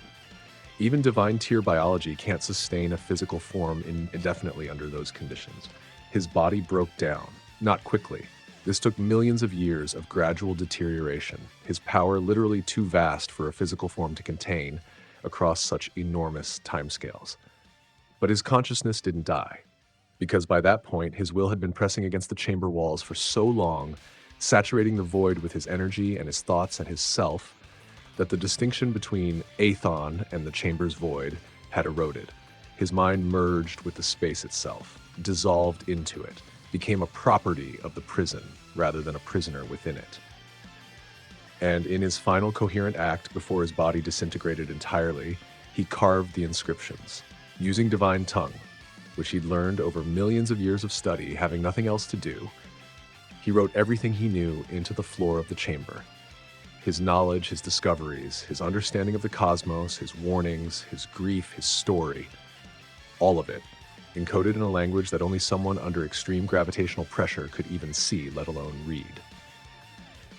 A message in a bottle thrown into an ocean of time, hoping, against 8 million years of accumulated despair, that someone else would eventually wash up on the same shore, and then he went quiet. For 8 million years, Athon's consciousness drifted through the void in a state that wasn't quite sleep and wasn't quite death. Aware, but barely. Present, but passive. A ghost in the walls of a prison he could no longer remember being angry about. Until Goku started reading. Until the inscriptions fired up. Until the consciousness embedded in them felt, for the first time in 8 million years, another mind touching its words. And woke up. Here's what I love about the Athon-Goku dynamic, and I'm just going to be honest with y'all because I think this is some of the best character work in the whole story. Athon is everything Goku is not. He's bitter. He's intellectual. He's cynical. He's spent 8 million years as a disembodied consciousness trapped in the walls of his own prison, and that has not made him a better person. It's made him tired and sharp-tongued and deeply, profoundly resentful of a multiverse that saw a mortal getting too strong and decided the appropriate response was to bury him alive for eternity. And Goku is Goku. Happy, curious, instinctive, annoying in that specific Son Goku way where he responds to cosmic revelations with, huh, cool, and millennia-old wisdom with, could you say that again but simpler? They drive each other insane. The first few months of their interaction are genuinely rough. Athon doesn't want a student. He didn't write the inscriptions as a curriculum. He wrote them as a scream, a record of his existence so that someone someday would know he existed and know what was done to him. Having some cheerful Saiyans stumble onto his manifesto and treat it like a training manual is, to him, somewhere between insulting and unbearable. Goku, meanwhile, has been alone for 22 years and is desperate for conversation, and does not pick up on social cues at the best of times, let alone from a disembodied voice that's been in solitary confinement since before dinosaurs evolved. Year 22. The inscriptions you've been absorbing are the culmination of 3 million years of study. Each character represents a concept that took me decades to formulate. You're shoving them into your cells like rice into a bowl. Is that bad? It's the intellectual equivalent of drinking from a fire hose. I've never done that. Sounds fun, though. I want you to know that I have been conscious for 8 million years, and you are the single most infuriating being I have ever encountered. Aw, thanks. That was not a compliment. But here's the thing, and this is what makes Athon work as a character rather than just a plot device. Underneath the bitterness, underneath the resentment, underneath 8 million years of justified anger, he's glad. He's glad someone found the inscriptions. He's glad someone is reading them. He's glad that his 3 million year linguistic opus is actually being used, even if it's being used by a man who thinks the word epistemology is a type of food. And more than that, deeper than that, in the part of himself he doesn't want to examine too closely. He's glad he's not alone anymore. So he teaches. Reluctantly at first. In fits and starts, more correcting Goku's mistakes than proactively instructing. Now that character doesn't mean strong, it means structurally invariant. Different concept entirely. Stop guessing. But gradually, over months and years, the corrections become lessons, and the lessons become lectures, and the lectures become conversations. Athon teaches Goku what the inscriptions actually say, not just the language mechanics. Goku's body has been handling those through brute force absorption, but the content, the cosmology, the history, the architecture of reality as understood by a being who spent millions of years studying it with nothing else to do. And the content is... Look, I'm just going to lay it out. This is the lore dump. I know it's a lore dump. I'm not going to apologize for it because I think it's cool as hell, and this is my story. Let's go. Here is what Athon teaches Goku between years 22 and 35, which I'm going to summarize because Athon took approximately 8 years to explain it, and I do not have that kind of time. You know how Zeno erased 6 universes in the backstory? Universes 13 through 18? Yeah, he didn't. They still exist. They were quarantined, sealed off from the remaining 12 when their structural integrity began failing. The quarantine was performed not by Zeno, but by the celestial lattice, an invisible framework that holds all 18 universes in spatial, temporal, and energetic alignment. Think of the lattice as... Think of it as the shelf that holds the snow globes. Each universe is a snow globe, self-contained with its own physics, its own timeline, its own internal logic. The lattice is the shelf they all sit on. If the shelf breaks, the globes don't gently roll to the floor. They fall into nothing, into the raw, unstructured chaos that existed before the multiverse was organized. The 6 quarantined universes aren't destroyed, they're disconnected, cut off from the lattice and from the other 12, floating in isolation, still internally functional but drifting, slowly degrading without the lattice's stabilizing influence. Each one has a guide angel, 6 unnamed angels who have been maintaining their respective universes alone, in total isolation for eons. The 12 remaining universes don't know the other 6 exist. The gods of destruction don't know. The Supreme Kais don't know. The guide angels of the 12, Whis, Vados, Margarita, all of them, don't know. This is a secret held by exactly 2 categories of beings, the Grand Priest and the Sarah-class angels. Above the guide angels, your Whis and Vados types, there exists a hidden second tier of angelic beings, the Sarah-class. They are not bound to any universe. They serve the Grand Priest directly and operate from the null realm, the space between universes, outside the lattice's structure, but within its influence. Enforcers, architects, executioners. They are the Grand Priest's personal instruments, deployed for tasks too sensitive or too dangerous for universe-bound angels to handle. Most mortals don't know they exist. Most gods don't know they exist. They are the secret police of the divine hierarchy, and their primary directive is lattice maintenance, identifying and neutralizing threats to the structural integrity of the multiverse before those threats become critical. Threats like, say, a mortal approaching structural level power. And here's the one that made Goku actually sit up and pay attention. The Omni Kings, Zeno, are not the top of the hierarchy. Now wait, don't yell at me. Let me explain, because this is important and it's the foundation for everything that happens later in the story. Zeno is immensely powerful, unimaginably powerful. The ability to erase universes with a thought is not an exaggeration or a parlor trick. that is real, absolute, beyond comprehension, destructive power. In terms of raw capacity to unmake things, Zeno is unmatched. But, and this is Athon's crucial distinction, power and authority are not the same thing. Zeno can destroy, Zeno can create, but Zeno cannot maintain. The Omni Kings are like a cosmic reset button. They can wipe the board and start over, but they can't keep the board from warping. The lattice, the structural framework holding everything together, was not built by Zeno. Zeno doesn't even know it exists. If Zeno did know the lattice existed and that it was failing, Zeno's response would be the only response Zeno knows: erase it, start over, wipe the board. Which would work, except that the lattice is the board. Erasing it doesn't reset the multiverse, it collapses the multiverse into the raw chaos that the lattice was built to contain.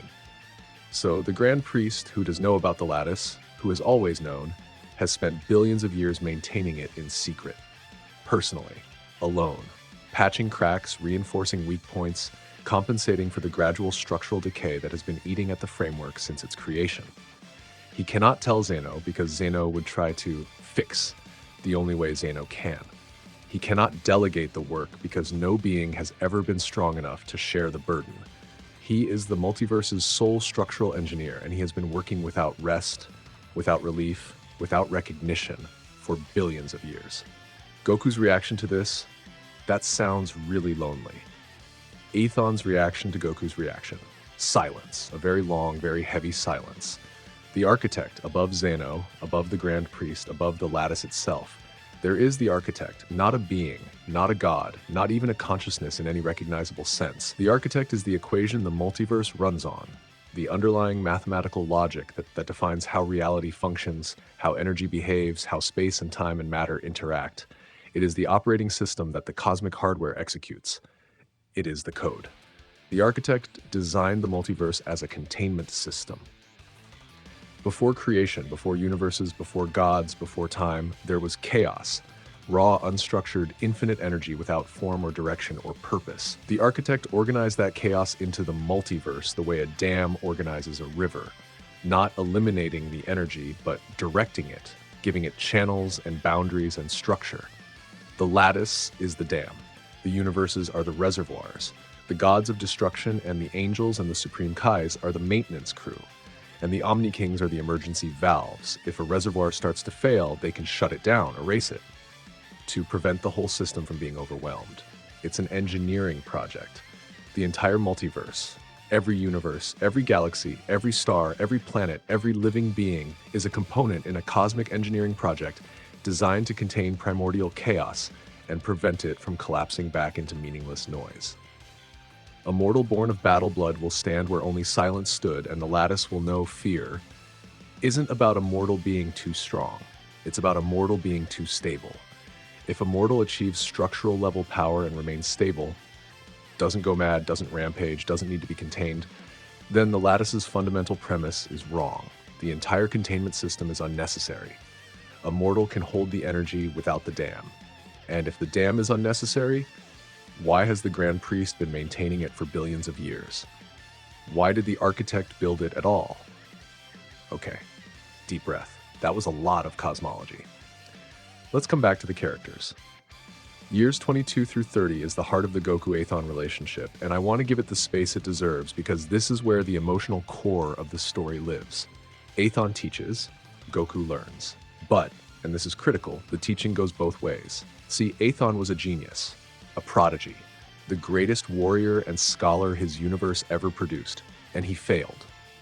He was trapped for 8 million years and he never got out, not because he wasn't strong enough, he achieved godhood in here, remember, not because he wasn't smart enough, he decoded divine tongue, he mapped the lattice, he understood the architect's design, he failed because he couldn't do the one thing the chamber required: stop wanting to leave. Athon is rage. Justified rage, righteous rage, completely understandable rage, but rage nonetheless. 8 million years of, this isn't fair, I didn't deserve this, they had no right. And he's correct. It wasn't fair, he didn't deserve it, they didn't have the right. But being correct didn't open the door. Being angry didn't open the door. Being the strongest being in existence, trapped in a box, screaming into the dark for 8 million years, that didn't open the door. Goku is teaching Athon, just by existing, just by being himself, that there might be another way. Not a smarter way or a stronger way, a different way. Goku isn't angry about being trapped. He was, briefly, in year 1. But he got over it. Not because he's more enlightened than Athon, because he's simpler. Goku processes injustice, grieves it, and moves on. Not because the injustice doesn't matter, but because holding on to it doesn't serve him. He's built for forward motion. Athon watches Goku not be angry about the same imprisonment that consumed Athon for 8 million years, and it cracks something in him, slowly, over years. Year 25 exchange. Doesn't it enrage you? What Vorath did, locking you in here, stealing decades of your life, your family, your world, based on a prophecy you never asked to fulfill? I mean, yeah, it was a pretty crappy thing to do. And what? And what are you going to do about it? When you get out, what justice will you pursue? What consequence will you impose? I'll probably flick him on the forehead. What? Yeah, just thwack. And then I'll go home and see Chi-Chi. He stole 25 years of your life, and I learned a dead language and made friends with a grumpy ghost. It's not like the time was wasted. Athon doesn't respond to this. Not for 3 days. When he speaks again, his voice sounds different. Not softer exactly, but less sharp, like a blade that's been grinding against stone for eons and is finally starting to wear smooth. By year 28, Athon starts telling Goku stories. Not lessons, stories. About his life in Universe 1, 8 million years ago. His people. His friends. Did he have friends? He must have once, though the memories are so degraded that he can't recall names or faces. Just impressions. Warmth, laughter, the feeling of standing in a group and belonging. Goku listens, sits in the void, legs crossed, shade resting nearby, and listens to an 8-million-year-old ghost describe fragments of a life so ancient that the stars it happened under have since burned out and been reborn. And he asks questions, not smart questions, Goku questions. Did you have good food in Universe 1? And were the people in your universe as strong as Vegeta? And did you ever get to fight someone who made you go all out? Athon answers. He doesn't want to at first, but he does, because no one has asked him anything in 8 million years. And the simple, genuine interest of a stubborn Saiyan turns out to be harder to resist than any force in the multiverse. Year 30. Gravity at 50,000x. Goku's body is nearly 80% hybrid at this point. The divine tongue doesn't feel foreign anymore. It runs through him like a second heartbeat, constant and natural, as much a part of his biology as his Saiyan cells. Hakai Pulse regenerates damage before it fully manifests. Still Mind operates in perpetuity. His base form is so far beyond his old, mastered Ultra Instinct that comparing them feels like comparing a candle to a star. And he hits a wall. Not a power wall. Not a technique wall, a dimensional wall. The gravity is so extreme that it's warping the chamber's internal spacetime. At 50,000x, physical reality inside the void becomes flexible. The distinction between here and there starts to blur. Distance becomes unreliable. A step forward might cover 1 meter or 100 depending on local gravitational curvature. Light behaves strangely, bending, splitting, creating phantom images that persist for seconds before dissolving. Goku's body is struggling, not with the gravity. His hybrid cells handle the physical stress with the dimensional instability. His physical form is being stretched between multiple states of being simultaneously, existing in one spatial location while his gravitational influence suggests he's in another. His body is here, but his mass says he's there, and reality can't reconcile the discrepancy. Most beings would be torn apart by this. The conflicting spatial data would rip their physical form into scattered particles distributed across multiple dimensional layers. Goku's body does something different. It phases. His left hand goes transparent. For 1 second, his hand exists in 2 states simultaneously, physically present in the chamber's normal spatial layer and partially present in a layer beneath it. A subdimensional stratum that underlies physical reality the way the ocean floor underlies the surface water. Not a different dimension, a different depth of the same dimension. The phasing is involuntary. His hand snaps back to full solidity in under a second.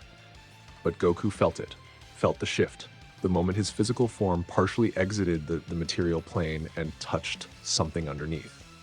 What was that? he asks. Athon, who has been quiet for days, he does that, goes dormant, conserves whatever energy keeps his consciousness running, responds immediately. There's something in his voice that Goku has never heard before. Excitement. That was the layer I could never reach. In 8 million years, I never... He trails off, composes himself. When he speaks again, the scientist is back in control.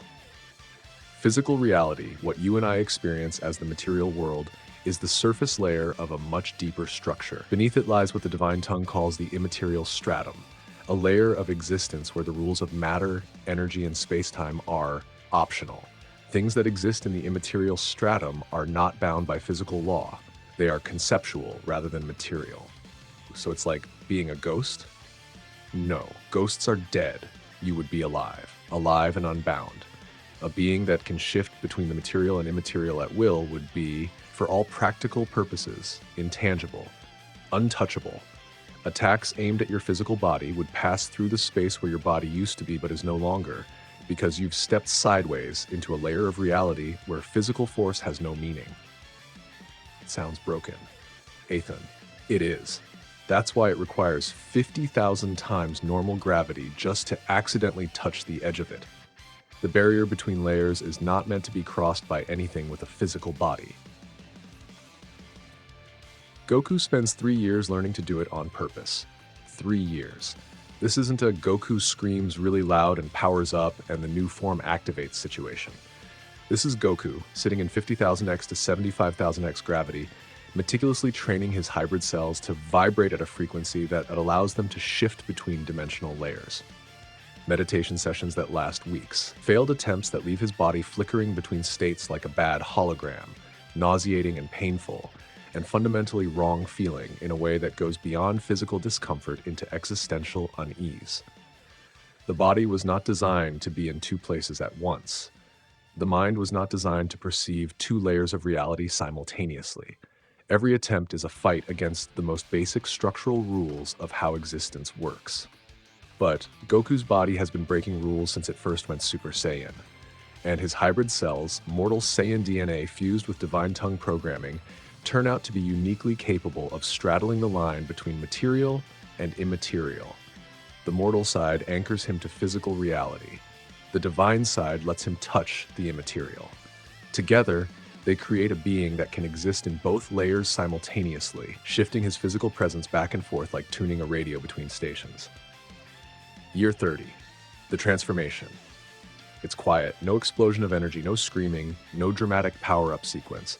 Goku is sitting in meditation, eyes closed, breathing slowly, and then he opens his eyes and he's different. His hair turns silver. Not the silver of Ultra Instinct. This is colder, starker, with none of UI's warm glow. This is the silver of starlight, of deep winter, of empty space. And his eyes are black, not dark brown, almost black. Not the black of a pupil dilated in darkness, void black. The black of the chamber itself, the infinite, depthless, hungry black that Goku has been living inside for 30 years. The void isn't just around him anymore, it's in him, behind his eyes, a depth that shouldn't be possible in a physical body. Ultra Instinct, void state. This is not a separate transformation from Ultra Instinct, it's a deepening of it. Where standard Ultra Instinct allowed autonomous physical response, Void State extends that autonomy to Goku's dimensional presence. His body doesn't just dodge attacks automatically, it phases automatically, shifting between material and immaterial layers in response to threats without conscious input. An attack that would hit his physical body passes through empty space because his body has already slipped into the immaterial stratum before the attack arrived. He's not faster, he's not stronger, he's elsewhere, standing right in front of you and simultaneously not there, existing in a layer of reality you can't reach and can't affect. He phases his hand through the chamber floor, not breaking it, passing through it, his fingers sliding into the immaterial layer at the physical surface like dipping a hand into water. He feels the inscriptions from the other side, not as carved text, but as living energy, Athon's consciousness pulsing through the linguistic structure like blood through veins. "Oh," Goku says softly, "so that's where you are." Athon's voice for the first time sounds close, not distant, not echoing through layers of void. Close, like he's standing right next to Goku. "You can feel me." Yeah, Goku smiles. The void black eyes crinkle at the corners. Hi. Hello. Shade watches this from across the void, golden and still, and files the dimensional phasing technique away for later analysis. That echo is going to develop its own version within the decade. Mark my words.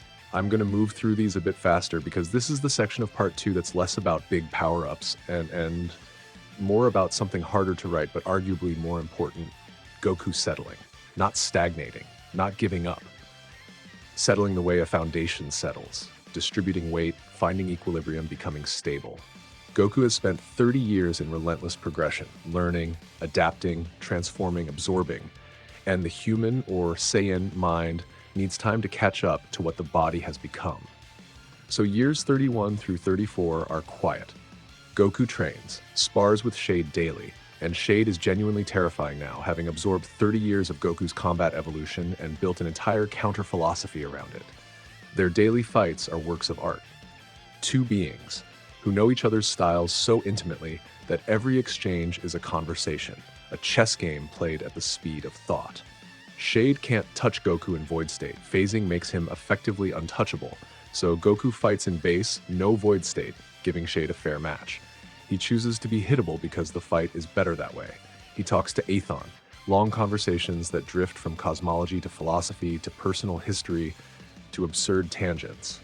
Athon, despite himself, develops something he hasn't felt in 8 million years, a sense of humor. It's dry, dark, and usually at Goku's expense, but it's there. Goku, who makes friends the way other people make sandwiches, naturally, instinctively, without thinking about it, doesn't realize what he's done. He's just talking to the ghost in his prison. The fact that the ghost is healing because of those conversations is something only Athon knows. Sample exchange, year 32. Goku, hey Athon, if you got out of here and could eat anything, what would you eat? Athon, I am a disembodied consciousness that has not had a physical body in 7 million years. I don't eat. Yeah, but if you could. I remember a fruit from my world. It grew on tall trees in the highlands. The flesh was orange and tasted like, I don't know, I've forgotten, but I remember that it was good. When I get out, I'll find you one.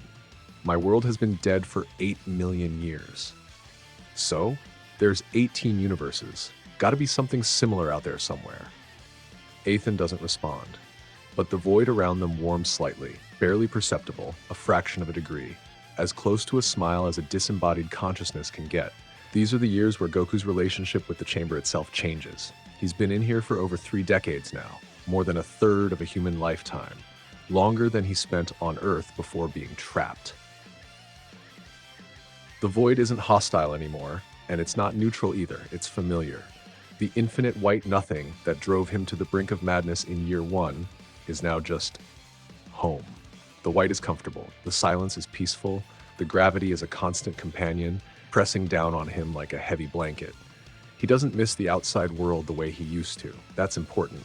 Not because he's forgotten it. He thinks about Chi-Chi, about Gohan, about Vegeta, about all of them every day.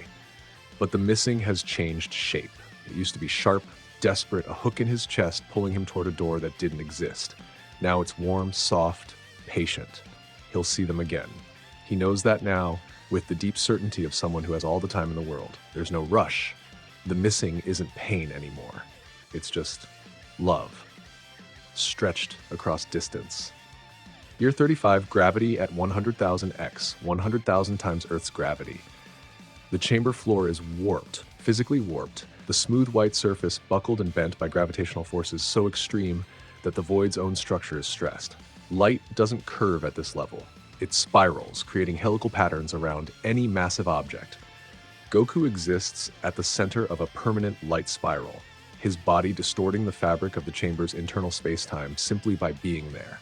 He's absorbed every inscription on the chamber floor. All of them. Every character, every phrase, every passage. His cellular structure is fully hybrid now, a biological system that operates simultaneously on mortal and divine principles, running Saiyan DNA and divine tongue programming in parallel, like 2 languages spoken fluently by the same tongue. Every inscription except one, the deepest one, carved at the very bottom of the spiral, at a depth that only becomes visible at 100,000 x gravity. Goku has known it was there for years. He could feel it through void state, a dense knot of meaning buried beneath all the others, like a keystone at the bottom of an arch. He kneels. The gravity presses on him like the hand of God, 100,000x, more weight than most planets exert on their own cores, enough to compress light and warp time and bend reality into shapes it was never meant to hold. His hybrid cells burn energy just to maintain structural integrity. Hakai pulse fires constantly, destroying and rebuilding stressed tissue in an endless cycle. He places his palm on the final inscription. The pain is beyond anything he's felt. Not because this inscription is more complex, it's actually simpler than most. A single line, a short sentence, but it's not written in the same voice as the others. The other inscriptions were carved by Athon the Scholar, the Immortal, the godhood-achieving prisoner at the peak of his power. This one was carved by Athon the Dying Man, the version of him whose body was disintegrating, whose consciousness was dissolving into the void, who had one coherent thought left and chose to write it into the floor. The pain isn't linguistic, it's emotional. A compressed payload of 7 million years of isolation, rage, hope, despair, acceptance, and ultimately a peace so hard-won and so fragile that it feels like holding a butterfly made of glass. Goku gasps. Tears stream down his face, not his grief, Athon's grief, transmitted across 8 million years through a single carved sentence, hitting Goku with the full weight of an entire lifetime, an entire era of lifetimes, compressed into a handful of characters. The inscription reads, "The door opens when you no longer wish to leave." Goku kneels there for a long time. The gravity presses down. The void hums. Finally, he speaks. Not to the inscription, to Athon. You figured it out. At the end, you finally figured it out. Athon's voice is barely a whisper. Too late. Yeah.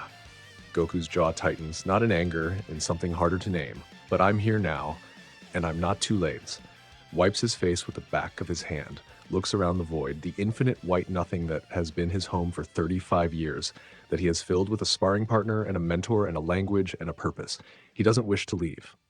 Not because he doesn't want to see his family, not because he doesn't want to go home, but because for the first time in 35 years, wanting to leave isn't the thing that defines him. He's not a prisoner who wants to escape. He's a man who lives here, who has work to do, who will leave when he's ready and not a moment before. The chamber wall, 1,000 kilometers away, shivers. Goku doesn't notice. And that's part 2, y'all. 25 years of cosmological education, cellular evolution, and the slowest developing friendship in the history of fiction. Let me give you the scorecard. Goku walked into part 2 as a man who'd mastered his body. He walks out as a man who's beginning to master reality. His cells are hybrid, mortal divine, Saiyan biology fused with the literal language of gods. Hakai Pulse gives him functionally unlimited regeneration. Still Mind makes his base state reactions instantaneous. Ultra Instinct, Void State lets him phase between dimensional layers at will, becoming selectively intangible. And somewhere in the deepest part of his awareness, he carries the complete knowledge base of a being who spent 8 million years studying the architecture of existence. He's found his teacher, his rival, and the answer to the chamber's riddle.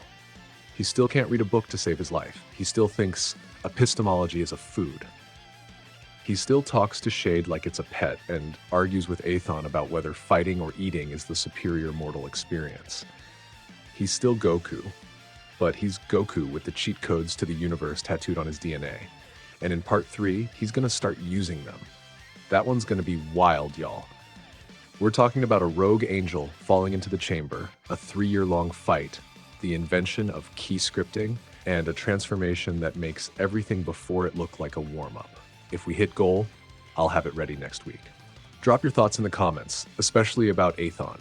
I spent a lot of time on that character, and I need to know if the dynamic with Goku is landing the way I think it is. All right, so part 1 and 2, those were the setup, the foundation, the slow, meticulous 35-year process of taking Son Goku apart and putting him back together with better parts. He lost his mind, found it, invented a new combat philosophy, absorbed a dead language through his skin, made friends with an 8-million-year-old ghost, grew a rival out of his own shadow, learned the secret history of the multiverse, achieved a form that lets him phase through physical reality, like it's a suggestion rather than a rule, and discovered the answer to his prison's riddle carved into the floor by a dying god. Cool. Normal stuff. Tuesday in the hyperbolic time chamber. Part 3 is different. Part 3 is where Goku stops being a fighter who learned divine tricks and starts becoming something the multiverse has never seen before. This is the part where he meets the second most important character in the story, fights a battle that lasts 3 years, invents a technique that rewrites the rules of Ki, undergoes a transformation that reaches back to before the multiverse existed, and builds a home in the void because he's tired of sitting on a featureless white floor. This part covers years 36 through 70. The gravity scales from 100,000x to 10,000x. And if I'm being honest with y'all, this is the part where writing this story went from fun thought experiment to, oh no, I'm emotionally attached to fictional characters in a what-if scenario. So buckle up, it's gonna be a ride. Let's get into it.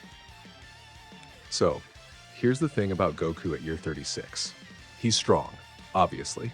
His base form casually outstrips anything in the known 12 universes. Void State makes him functionally untouchable. Hawkeye Pulse gives him regeneration that borders on immortality. Still Mind makes his reaction time literally 0. The Divine Tongue runs through his biology like firmware.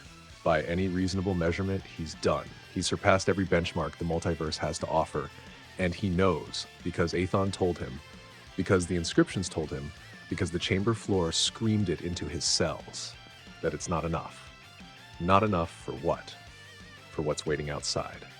For the Grand Priest, who has maintained the celestial lattice alone for billions of years, and is by definition the most practiced wielder of cosmic tier power in existence. For the Sarah-class angels, who operate at a level the gods of destruction can't even perceive. For the architect itself, the equation the multiverse runs on, which doesn't fight, doesn't compete, but simply defines what is possible, and Goku is rapidly approaching the boundary of what it considers possible. The body, no matter how refined, has a ceiling.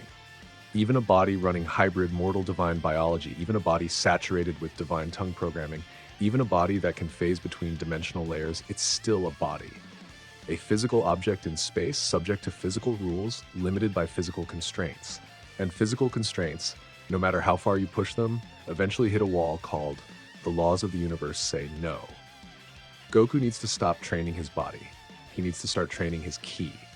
And I don't mean make bigger energy blasts or increase your power level, I mean something fundamentally different. Something that took Athon 3 million years to conceptualize, and that Goku, with Athon's notes and his own terrifying intuition, is about to attempt in under 5. The idea is this. Ki, as every fighter in Dragon Ball uses it, is a tool. It's energy generated by the body's state of mind and deployed through physical actions. Punches, blasts, barriers, techniques. The body generates. The mind directs. The ki obeys. Simple hierarchy. Body, mind, ki. The ki is always subordinate, always dependent. It does what you tell it, goes where you send it, and stops when you stop telling it to go. But what if it didn't have to? What if ki could operate independently, not as a tool wielded by a fighter, but as a system?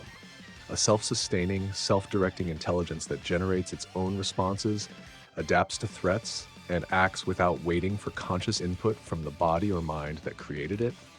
Ultra Instinct was a step in this direction, letting the body move without the mind's permission.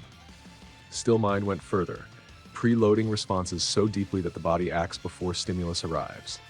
But both of these are still body-level autonomy. The body moves on its own, but the ki is still being directed, still controlled, still dependent.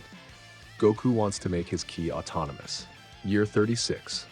He sits in the void, 100,000x gravity pressing down, shades circling at a respectful distance, Athon's consciousness humming through the chamber walls, and he does something he has never attempted. He separates his ki from his body, not projects it, not fires it, separates it, peels a portion of his total ki away from his physical form and sets it loose. Cuts the leash, tells it, "You're on your own now, figure it out." The separated ki hovers in front of him. A formless cloud of energy, blue, white, and shimmering about the size of a basketball. It hangs there, does nothing.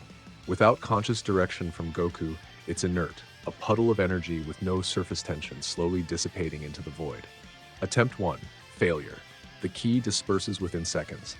Attempt 2, he gives the key a shape before releasing it, compresses it into a sphere, locks the structure, then cuts the connection. The sphere holds for about 30 seconds before the structure collapses without ongoing input. Better, but not what he needs. Attempt 347, 4 months later, Goku embeds a command into the key before separating it. Not a shape, a behavior. Using the divine tongue syntax that's been running through his biology for 15 years, he writes a simple instruction directly into the energy. Sustain. The key separates, holds, the command runs. The energy doesn't dissipate, it maintains, the embedded instruction acting as an internal engine that keeps the structure coherent without external input. It's crude, it's unstable, and it collapses after about 4 minutes. But for those 4 minutes, Goku has created a piece of key that thinks for itself. Athon's voice quiet. I theorized this was possible. In 3 million years, I never achieved it. Goku, grinning. Yeah, well, I had better notes than you.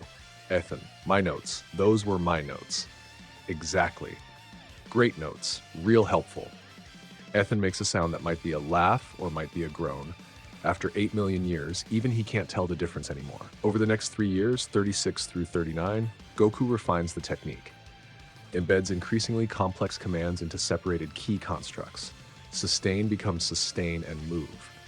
Becomes sustain, move, and avoid obstacles. Becomes sustain, move, avoid obstacles, and respond to external stimuli. Each layer of complexity requires denser divine tongue programming, and each construct lasts longer and behaves more independently. By year 37, he can create key constructs that persist indefinitely and navigate the void on their own, like little autonomous drones made of energy. They're not intelligent, they're barely above the level of insects, running simple behavioral loops, but they're independent. They operate without any ongoing connection to Goku's consciousness. By year 38, he makes the leap to combat constructs. Key entities embedded with fighting techniques, not the full depth of his ability, but fragments. A construct that knows how to throw a jab. A construct that knows how to maintain a defensive barrier. A construct that knows how to fire a basic key blast at a moving target. Each one a tiny, specialized fighter operating on embedded instructions. They're terrible. Individually, a year 38 construct would lose to Krillin, but Goku can create dozens of them simultaneously, each one running different combat programming, and they don't need to rest, don't need to recover, and don't stop functioning when Goku sleeps or meditates or focuses on something else. They're fire and forget weapons, autonomous soldiers that run on their own power and their own logic. By year 39, he achieves the real breakthrough, consciousness splitting. This is, okay, I need to be careful explaining this because it sounds simpler than it is. Goku creates a key construct, full body-sized, humanoid, dense enough to be physically tangible. Into this construct, he doesn't just embed commands, he transfers a copy of his active consciousness, not his memories, not his full personality, a snapshot of his current cognitive state, his awareness, his perception, his capacity for independent thought, a fork, a branch, a second Goku running in parallel. The construct opens its eyes, it looks at Goku, Goku looks at it, they both say whoa at the same time. The construct lasts about 6 hours before the consciousness copy degrades and the construct collapses. But during those 6 hours, it thinks independently, makes its own decisions, develops its own combat responses to Shade's attacks. Shade, ever the opportunist, immediately tests the new target. It's not a clone in the biological sense, it's a key entity running a copy of Goku's mind on a temporary substrate. Goku can see through its eyes if he focuses, feel what it feels, but he doesn't control it, it controls itself. And this is the part that surprises even Athon. It develops differently. Within 6 hours, the construct begins generating slightly different combat instincts than Goku, because it's processing a slightly different set of stimuli from a slightly different position in the void. Same starting software, different runtime inputs, different outputs, independent development, divergent evolution from a 6-hour-old key construct. Goku makes 3 more, then 5, then 10.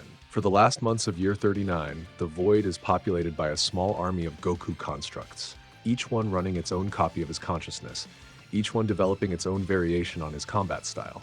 They spar with each other. They spar with Shade. They have conversations, short, fragmented, limited by the construct's runtime before degradation, but real conversations. Opinions. Preferences. One construct develops a fondness for counterattacking that the others don't share. Another invents a key blast variation that Goku himself never thought of. And every time a construct degrades and collapses, Goku absorbs the experience. The knowledge gained during the construct's independent runtime flows back into him, merging with his own experience. He gets the benefit of 10 simultaneous training sessions running in parallel, each one exploring different approaches, all of the results feeding back into a single mind. Shade watches all of this with what Goku swears is jealousy. Hard to tell with a being made of sentient static, but the body language is unmistakable. Athon watches with something else entirely. Something that might be hope. Year 40. 500,000 times Earth's gravity. And the chamber breaks. Not completely. Not catastrophically. A hairline fracture, a micro rift in the dimensional wall thinner than a strand of hair, lasting approximately 0.003 seconds before the chamber's self-repair mechanisms slam it shut. But 0.003 seconds is enough. Something falls through. Okay, y'all, I need to talk about Seraphiel. I have been waiting to introduce this character. I've been setting her up since the outline phase, and I have been vibrating with excitement to get to this section. Seraphiel is, in my opinion, one of the best OCs in this story. And in a story that already has Athon and Reku, yeah, we'll get to that name change, be patient, that's saying something. So let me tell you who she is. Seraphiel is a Sarah-class angel. Remember the Sarah class from the lore dump in Arc 2? The hidden tier above guide angels bound to no universe, operating from the null realm as the Grand Priest's personal enforcers? That's Seraphiel. Or rather, that was Seraphiel. She was Grand Priest's most trusted operative, his right hand. The one he sent when a situation required not just power but judgment, when the correct response wasn't obvious, when the variables were too complex for brute force, when the margin between necessary action and catastrophic overreach was razor thin. Vorath, the current top enforcer, is a weapon. Seraphiel was a scalpel, and she was the first angel in existence to ask, why? Not, why did you give me this order? She understood orders.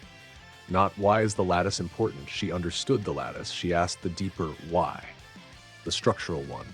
Why does the architect's design require a containment system at all? Why was the multiverse organized as a prison for primordial chaos rather than an integration of it? Why does the framework assume that chaotic energy is inherently destructive when chaos, by definition, is neither destructive nor creative, but simply unstructured? These are not questions the Grand Priest wanted asked, not because the answers are dangerous, because the answers might not exist. The Grand Priest has maintained the lattice for billions of years on the assumption that the architect's design is correct, that the containment model is necessary, that chaos must be caged. If those assumptions are wrong, then his entire existence, billions of years of tireless, lonely, silent maintenance, was in service of a flawed premise. Seraphiel asked. The Grand Priest told her to stop asking. She didn't stop, he told her again. She asked harder, and eventually, not in anger, not in malice, but in the cold, terrified pragmatism of a being who cannot afford to doubt the foundation he stands on, the Grand Priest issued an order for her capture and reprocessing. Reprocessing is the angelic term for what happens when a Sarah-class angel is decommissioned. Their consciousness is disassembled. Their power is redistributed. Their memories are archived and sealed. They don't die. Angels can't die in the conventional sense. They just stop being a person. The energy continues to exist. The individual doesn't. Seraphiel ran. She's been running for centuries, hiding in the null realm, the space between universes, a dimensionless void that the Sarah class normally operate from, but that also, conveniently, is nearly impossible to scan or search effectively.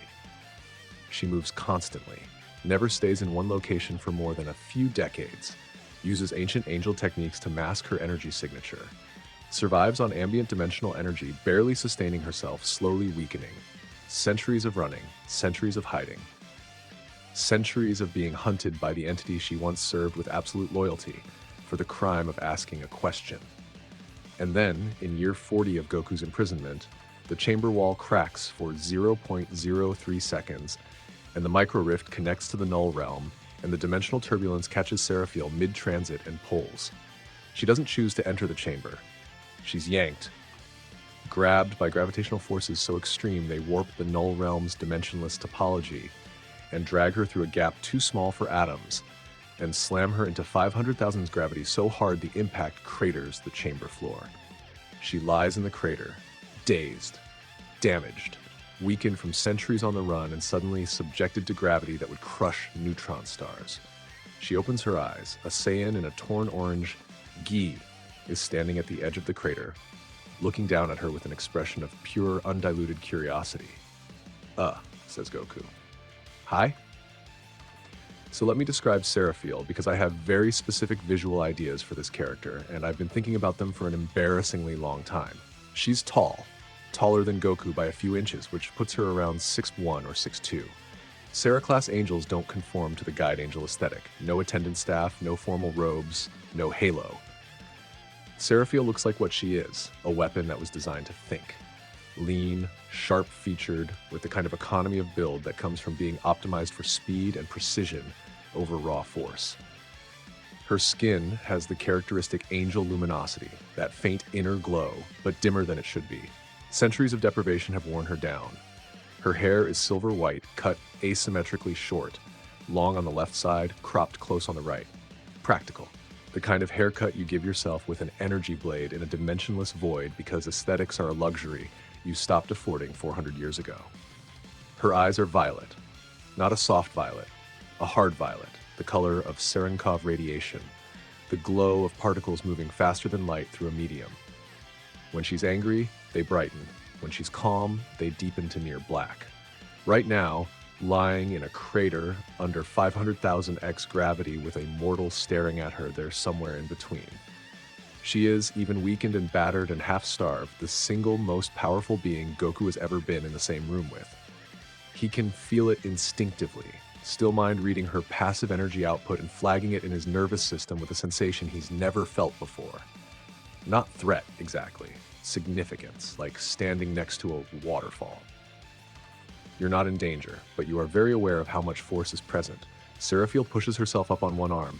Gravity fights her. 500,000x would pin a god of destruction to the floor. She rises anyway, slowly, muscles trembling, angel biology straining against conditions it was never designed for.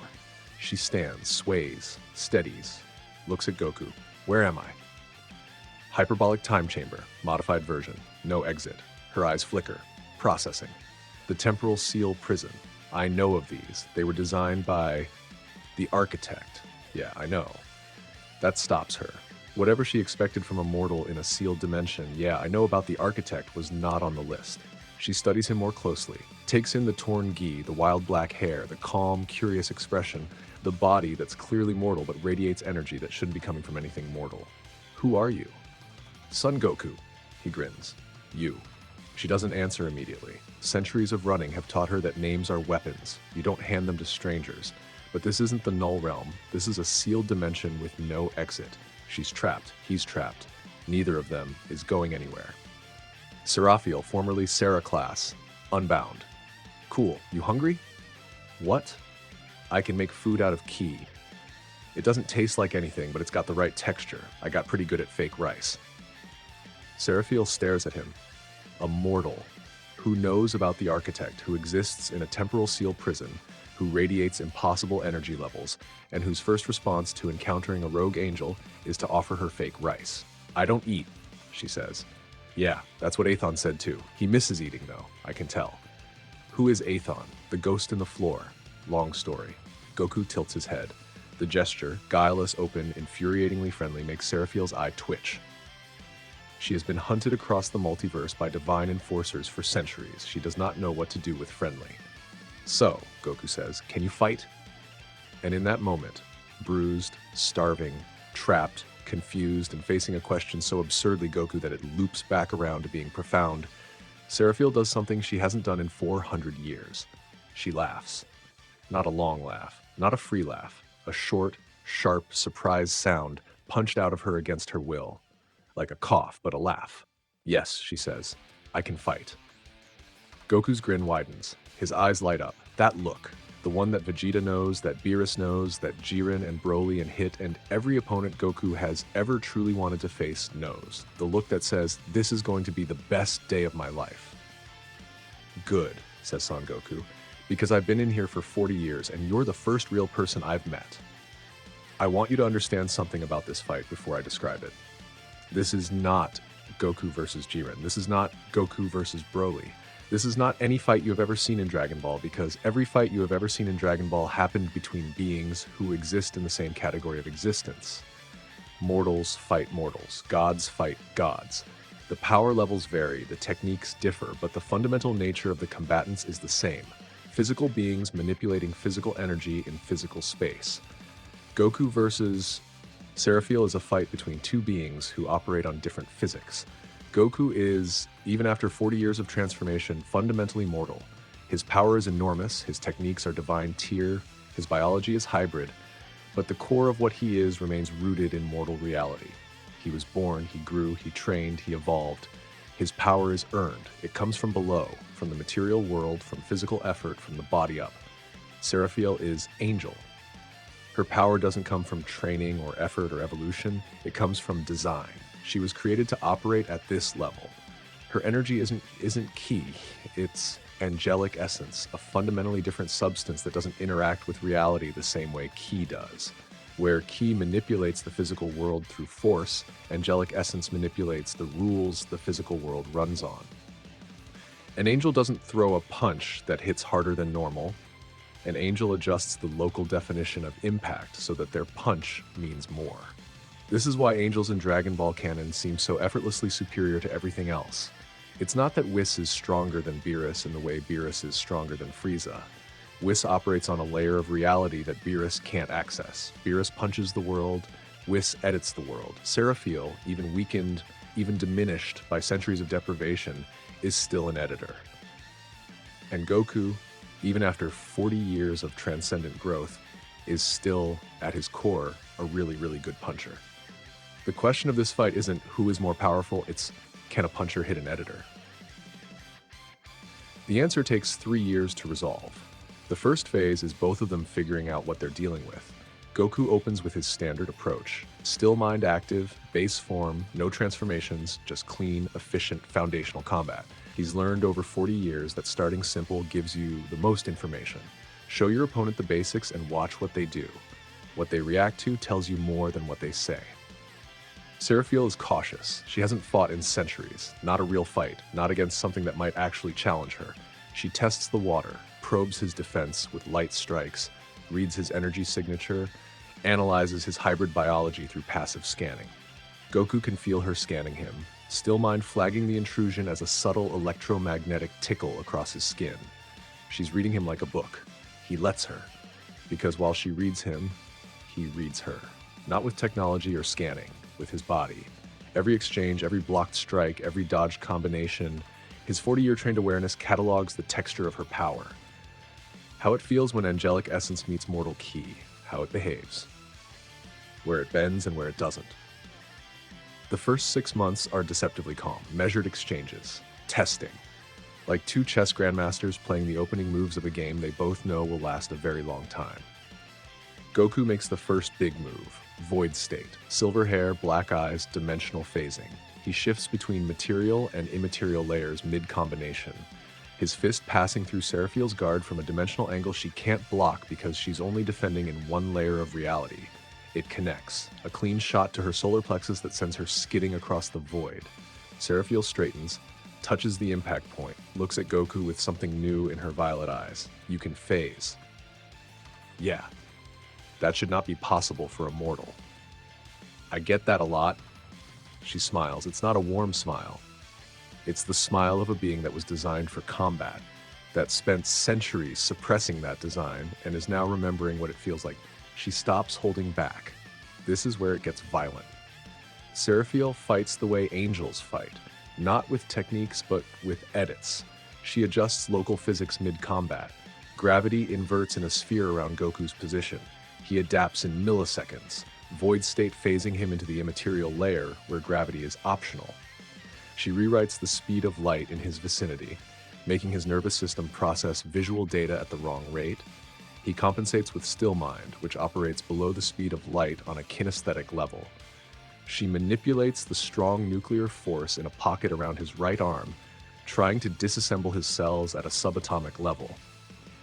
Hakai Pulse fires automatically, destroying and rebuilding the affected tissue faster than she can decompose it. Every attack she throws, he has an answer. Not always a good answer. Some of her edits take him minutes to work around, and minutes in a fight at this level is an eternity. She lands hits, real hits, hits that hurt in ways he hasn't been hurt since year 3 because the damage isn't physical, it's structural. She's not breaking his body, she's breaking the rules his body operates on, and that kind of damage doesn't heal normally. Hakai Pulse can rebuild cells, but it can't rebuild the local laws of physics. But Goku adapts. He always adapts. That's what Saiyans do, and a Saiyan running hybrid mortal divine biology with 40 years of combat evolution, with still mind and void state and Hakai Pulse and then complete divine tongue as his foundational toolkit. This Saiyan adapts faster than anything Seraphil has ever encountered. She hits him with a gravitational inversion. He takes the hit, processes it, and 10 minutes later uses an adapted version of the same technique against her. Not the angel version. He can't do angelic essence manipulation. But a key-based approximation using divine tongue syntax to encode a gravitational command into a blast of mortal energy. It's crude. It's jury-rigged. It works. She stops mid-fight and stares at him. You just used my own technique against me. Sort of. Discount version. You reverse engineered an angel ability from a single exposure and rebuilt it using Mortal Key in 10 minutes. Is that fast? She doesn't answer. But her eyes brighten to near white, and when she re-engages, she's not testing anymore. She's not probing. She's fighting. Full commitment, century-dormant combat instincts firing on every cylinder, the entire arsenal of a being designed by the Grand Priest himself to be the most versatile fighter in the angelic hierarchy. The void screams. Not metaphorically. The dimensional fabric of the chamber audibly vibrates from the force of their exchanges. A subsonic roar that shakes the floor and causes light to strobe. Shade retreats to the edge of perception, golden form flickering, watching from a safe distance. Athon goes quiet, not dormant, but attentive. His 8 million year consciousness entirely focused on the fight in a way it hasn't focused on anything in eons. This isn't sparring. This isn't training. This is two apex beings, each one operating at a level the other has never encountered, pushing each other toward limits neither knew they had. It's the best fight of Goku's life. They reach stalemate around the 18-month mark and spend the next year trying to break it. The stalemate isn't a power stalemate. In raw energy output, Goku has surpassed Seraphil. Her centuries of deprivation have taken their toll, and even at her peak, a Sera-class angel wasn't designed to match the kind of energy Goku generates through 40 years of exponentially compressed training. If this were a pure power contest, he'd win. But it's not a pure power contest, because Seraphil doesn't need to match his power. She operates on a different layer. Her edits, the reality manipulation that is the fundamental angel combat system, bypass power entirely. She doesn't need to block a punch that could crack dimensions.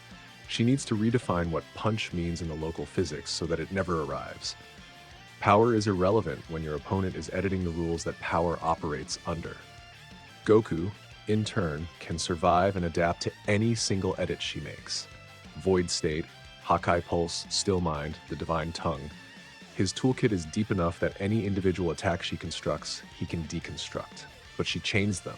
Layers edits on top of edits, creating cascading reality modifications that are individually solvable but collectively overwhelming, like a puzzle where solving one piece changes the shape of every other piece. They circle each other. Days of fighting separated by hours of rest. The rest periods get longer over time, not from exhaustion, but from thinking. Each of them needs more and more processing time between engagements to analyze the other's latest adaptation and plan the next counter. Shade, the opportunist, spars with whichever of them is resting. This turns out to be a strategic error on Shade's part, because both Goku and Seraphil start using Shade as a testing ground for techniques they plan to use on each other. Shade doesn't mind. Shade thrives. A being born from Goku's combat data, now absorbing angel combat data too. By month 24, Shade is the most comprehensively educated fighter in the chamber. Still can't touch either of them in a real engagement, but the knowledge base is staggering. Athon provides commentary. Dry, acerbic, 8 million years tired commentary that somehow manages to be both helpful and insulting simultaneously. She's layering a temporal edit underneath a spatial one. Your Hakai pulse will fix the spatial damage, but the temporal displacement will persist. Address the temporal layer first. You are aware that explaining my strategy to your pet mortal constitutes interference? You are aware that you fell into a sealed dimension through a micro rift and have been punching said mortal for a year and a half? We're well past interference. Year 43. The fight ends. Not with a dramatic finishing blow. Not with a clear winner. It ends the way the best fights end. With both fighters reaching the honest limit of what they can do right now and recognizing it simultaneously. The final exchange is quiet. They've been fighting for approximately 31 hours straight at this point. The longest continuous engagement in the 3-year war. They're both running on fumes. Goku's Hakai pulse is cycling so fast his skin flickers between states, flesh dissolving and rebuilding in a visible strobe. Seraphiel's luminosity has dimmed to almost nothing, her angelic essence stretched thin by sustained combat and ongoing deprivation. They clash, one more time. Fists meet in the center of the void, and the impact creates a standing wave in the chamber's dimensional fabric. A frozen ripple in space-time that hangs in the air like glass, reflecting their distorted images back at them. They hold the clash for 10 seconds. 20. 30. Goku's arm trembles. Seraphiel's arm trembles. They push off simultaneously. Land 20 meters apart. Stand. Breathe. Goku drops his guard first. Not a surrender, an acknowledgement. I can't beat you today. You can't beat me today. We're done for now. Seraphiel drops hers a second later.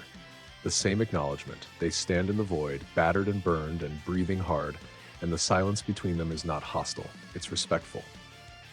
The silence of two beings who have spent 3 years trying to destroy each other and discovered through that destruction that the other one is worth keeping. Goku sits down, cross-legged, the way he always does. That was amazing. Seraphiel looks at him. 40 years in a sealed dimension, 3 years of fighting an angel, body barely held together by Hakai pulse, and his first words after the battle are, "That was amazing." Not, "I almost died." Not, "That was close." That was amazing. She sits across from him. Not cross-legged, she folds her legs beneath her, straight-backed, precise. Even exhausted, angel posture is impeccable. "You are the strangest being I have ever encountered," she says. "I get that a lot too." Silence. Comfortable silence. The first comfortable silence Seraphiel has experienced in 400 years. She's been running for so long that the absence of pursuit feels like a phantom limb. She keeps reaching for the vigilance, the constant scanning, the paranoid awareness that kept her alive in the null realm. But there's nothing to scan for in here. No pursuit, no hunters, just a white void, a mortal high, who fights like a cosmic law, a golden shadow, and a ghost in the floor. "You mentioned a name," she says finally. "Athon." "Yeah, the ghost in the floor. Tell me about him." So Goku does. Tells her the whole story. Athon's imprisonment, his ascension, his failure, his death, his inscriptions, the divine tongue. Seraphiel listens with the focus of a being whose entire worldview is being quietly restructured. She knew about temporal seal prisons. They're part of Sarah-class operational knowledge. She didn't know anyone had survived one. She didn't know the inscriptions existed. She didn't know the divine tongue could be learned by mortals. When Goku finishes, she's quiet for a long time.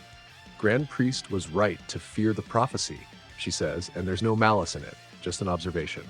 Not because of what you might destroy, because of what you've become without the system's help. You should be impossible."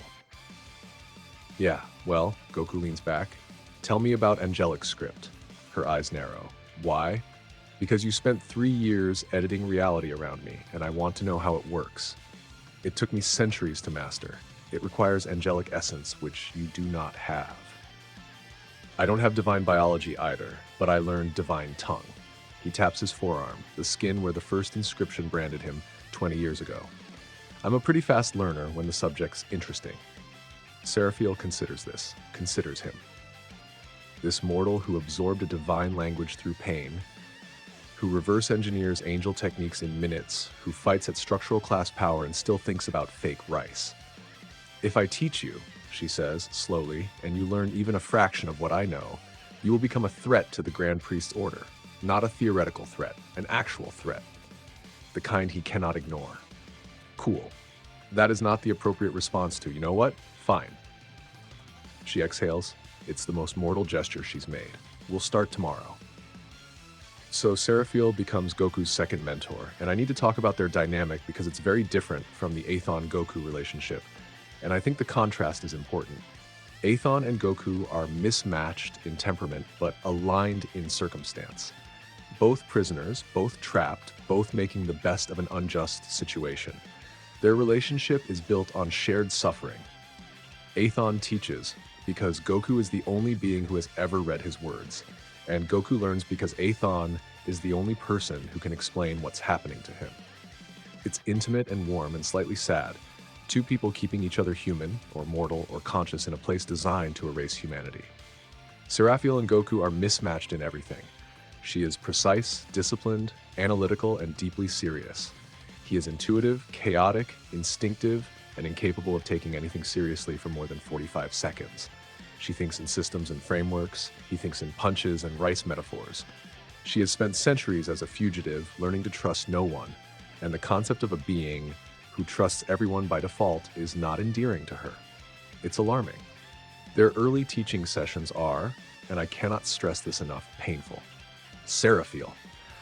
Angelic script is a meta-language. It operates above the physical layer of reality, allowing the user to write commands directly into the space-time substrate. Think of reality as a text document. Key manipulates the text. Angelic script manipulates the formatting. So it's like editing the rules of the game while you're playing the game. That is reductive, but not inaccurate. Cool. How do I do it? You can't. You don't have angelic essence. Angelic script requires a carrier medium that interfaces with the substrate layer, and mortal key does not operate at that depth. You would need to, what if I encoded the commands into key using Divine Tongue? Like write the script commands in the Divine Tongue format and then push them through key instead of angelic essence? Silence. Long silence. That shouldn't work. But you learn Divine Tongue through cellular absorption, meaning the encoding format is already embedded in your key at a biological level. If you structured the commands correctly, the key itself might serve as a translation layer between mortal energy and substrate level operations. Theoretically, no one has ever attempted this. Goku. Cool. Let's try it. Seraphiel, I want it noted that I consider this extremely dangerous. Noted. He tries it the next day, takes a basic angelic script command, the simplest one, a local gravity modification, and attempts to encode it into a key construct using Divine Tongue syntax. It explodes. Not key blast explosion, a reality fissure. The key construct destabilizes and tears a momentary hole in the chamber's internal spacetime, creating a localized region where gravity, electromagnetic force, and the strong nuclear force all invert simultaneously. For approximately 0.4 seconds, the laws of physics in a 3-meter sphere around Goku cease to function correctly. His right arm disassembles, not breaks, disassembles. The cells separate, the molecules drift apart. His arm briefly becomes a cloud of component atoms, suspended in a zone where the forces that hold matter together have been switched off. Hakai pulse fires. The arm reassembles. The reality fissure collapses as the chamber's self-repair kicks in. Goku sits on the floor, clutching his freshly rebuilt arm, breathing hard. Seraphiel, who dove clear of the fissure with reflexes born from centuries of combat. I said it was dangerous. Goku, grinning through obvious pain. Yeah, but it almost worked. Your arm disintegrated. Only for a second. This is the Seraphiel Goku dynamic in a nutshell. She provides structure, he provides insanity. Between them, they build something neither could build alone. Over the next 6 years, 43 through 49, they develop key scripting. The name is Goku's. Seraphiel hates it. She considers it an unforgivably casual name for a technique that represents the first successful interface between mortal energy and substrate-level reality manipulation in the history of the multiverse. Goku points out that substrate-level reality manipulation by a mortal key translation layer using divine tongue encoding is too long for a fight. She concedes the point while making it clear through expression alone that she is conceding under protest. Key scripting works like this. Goku takes an angelic script command, a reality edit, a physics modification, a substrate-level alteration. He translates that command into divine tongue syntax, which his hybrid cells can process natively. He then encodes the translated command into a key construct, using the key itself as a carrier medium that mimics enough angelic essence's properties to interface with the substrate layer. The result is a key construct that, when deployed, executes a reality edit. Not an angel tier edit. The translation isn't perfect, the key carrier introduces noise, and the effects are less precise and shorter duration than genuine angelic script. But it works. Mortal key carrying divine commands, writing changes into the fabric of reality. The applications are, and I need to take a breath here because this is the part where the power scaling goes fully off the rails. The applications are absurd. A key script that locks a pocket of space into a fixed temporal state, creating a zone where time doesn't pass, effectively freezing anything inside it. Duration, about 30 seconds, limited by the key construct's coherence. A key script that rewrites the local definition of distance so that 2 points in space become adjacent regardless of their actual separation. A teleportation method that doesn't require an external key signature to lock onto. Instant transmission without the limitation. Duration, instantaneous, single use per construct. A key script that encodes a complete combat technique into a key construct so that the technique activates autonomously when specific trigger conditions are met. Essentially a landmine that throws punches. Goku can litter a battlefield with dozens of these, creating a minefield of autonomous techniques that fire without his input. A key script that writes the command, reduce structural integrity to 0 into a blast of key, creating an attack that doesn't damage through force but through definition change. The target's physical coherence is simply redefined as not coherent. The molecules forget how to hold together. This is, functionally, a mortal key version of Hakai, except it operates through linguistic command rather than destruction energy. And the big one, the one that Athon, when he understands what Goku has built, goes silent for an entire week before speaking again, a key script that encodes Goku's entire consciousness into a key construct, creating a fully autonomous, indefinitely sustained clone that thinks, fights, and operates independently. Not the 6-hour consciousness copies from year 39. Not temporary forks, full duration, permanent, independent entities running on key encoded copies of his mind. He can make armies of himself, each one as smart, as creative, as adaptable as Goku, each one developing independently, each one capable of key scripting in turn. Seraphiel watches Goku deploy the first permanent construct and says very quietly, Grand Priest is going to kill me for this. Nah, I won't let him. Seraphiel, you say that with the confidence of someone who has never met the Grand Priest. Goku, is he a good fighter? Seraphiel, he is the strongest being in existence. Goku grins. She realizes with a sinking feeling what that grin means. Year 50, the exact midpoint. The gravity hits 1000x, 1 million times Earth's gravity. I'm going to let that sit for a second because numbers this large lose meaning if you don't anchor them. Earth's gravity is about 9.8 meters per second squared. 1 million times that is 9.8 million meters per second squared. For reference, the surface gravity of a neutron star, the densest stable object in the observable universe, a star so compressed that a teaspoon of it weighs 1 billion tons, is roughly 200 billion meters per second squared. 1 million times Earth's gravity isn't quite neutron star levels, but it's in the conversation. Goku is training under gravitational conditions comparable to the surface of the most extreme objects in astrophysics. His body, even his hybrid, divine tongue saturated, Hakai pulse maintained, dimensionally phasing body, is being compressed on a level that warps the chamber's internal space-time into something barely recognizable as space or time. Light doesn't travel straight, it spirals. Sound doesn't propagate normally, it smears, dragged and distorted by gravitational time dilation until it becomes a sustained, bass-heavy hum that pervades everything. The floor, warped beyond recognition, is no longer flat. It's buckled into gravitational ridges and valleys, a topography created by the chamber's own mass being redistributed by forces it was never designed to contain. And somewhere in the middle of all this, sitting cross-legged, meditating, still mind running, Hakai pulse cycling, consciousness split across 4 key script constructs that are sparring with Seraphiel at various points in the void. Goku's Saiyan biology does something it has never done before. It's not a transformation, not in the conventional sense. There's no emotional trigger, no scream, no power-up, no blinding flash of light. There's a hum, a low, deep, bone-level vibration that originates not from Goku's ki, not from his body, not from any external source, but from his DNA. From the deepest layer of his Saiyan genetic code, the layer beneath the S cells, beneath the transformation triggers, beneath the evolutionary adaptations of 10,000 years of warrior biology. A layer that has never been active because nothing has ever pushed it hard enough. Athon, immediately. Something is happening. Seraphiel, mid-spar with a key script construct, stops, turns. Her eyes go wide, and Seraphiel has seen the Grand Priest at full power, has seen Xano erase universes, has seen things that would make gods of destruction weep. Her eyes going wide is not a small thing. That energy? I know, says Athon, and his voice, for the first time since Goku has known him, sounds afraid. Because the energy radiating from Goku isn't ki, isn't divine energy, isn't angelic essence. It's something older, something that predates all 3.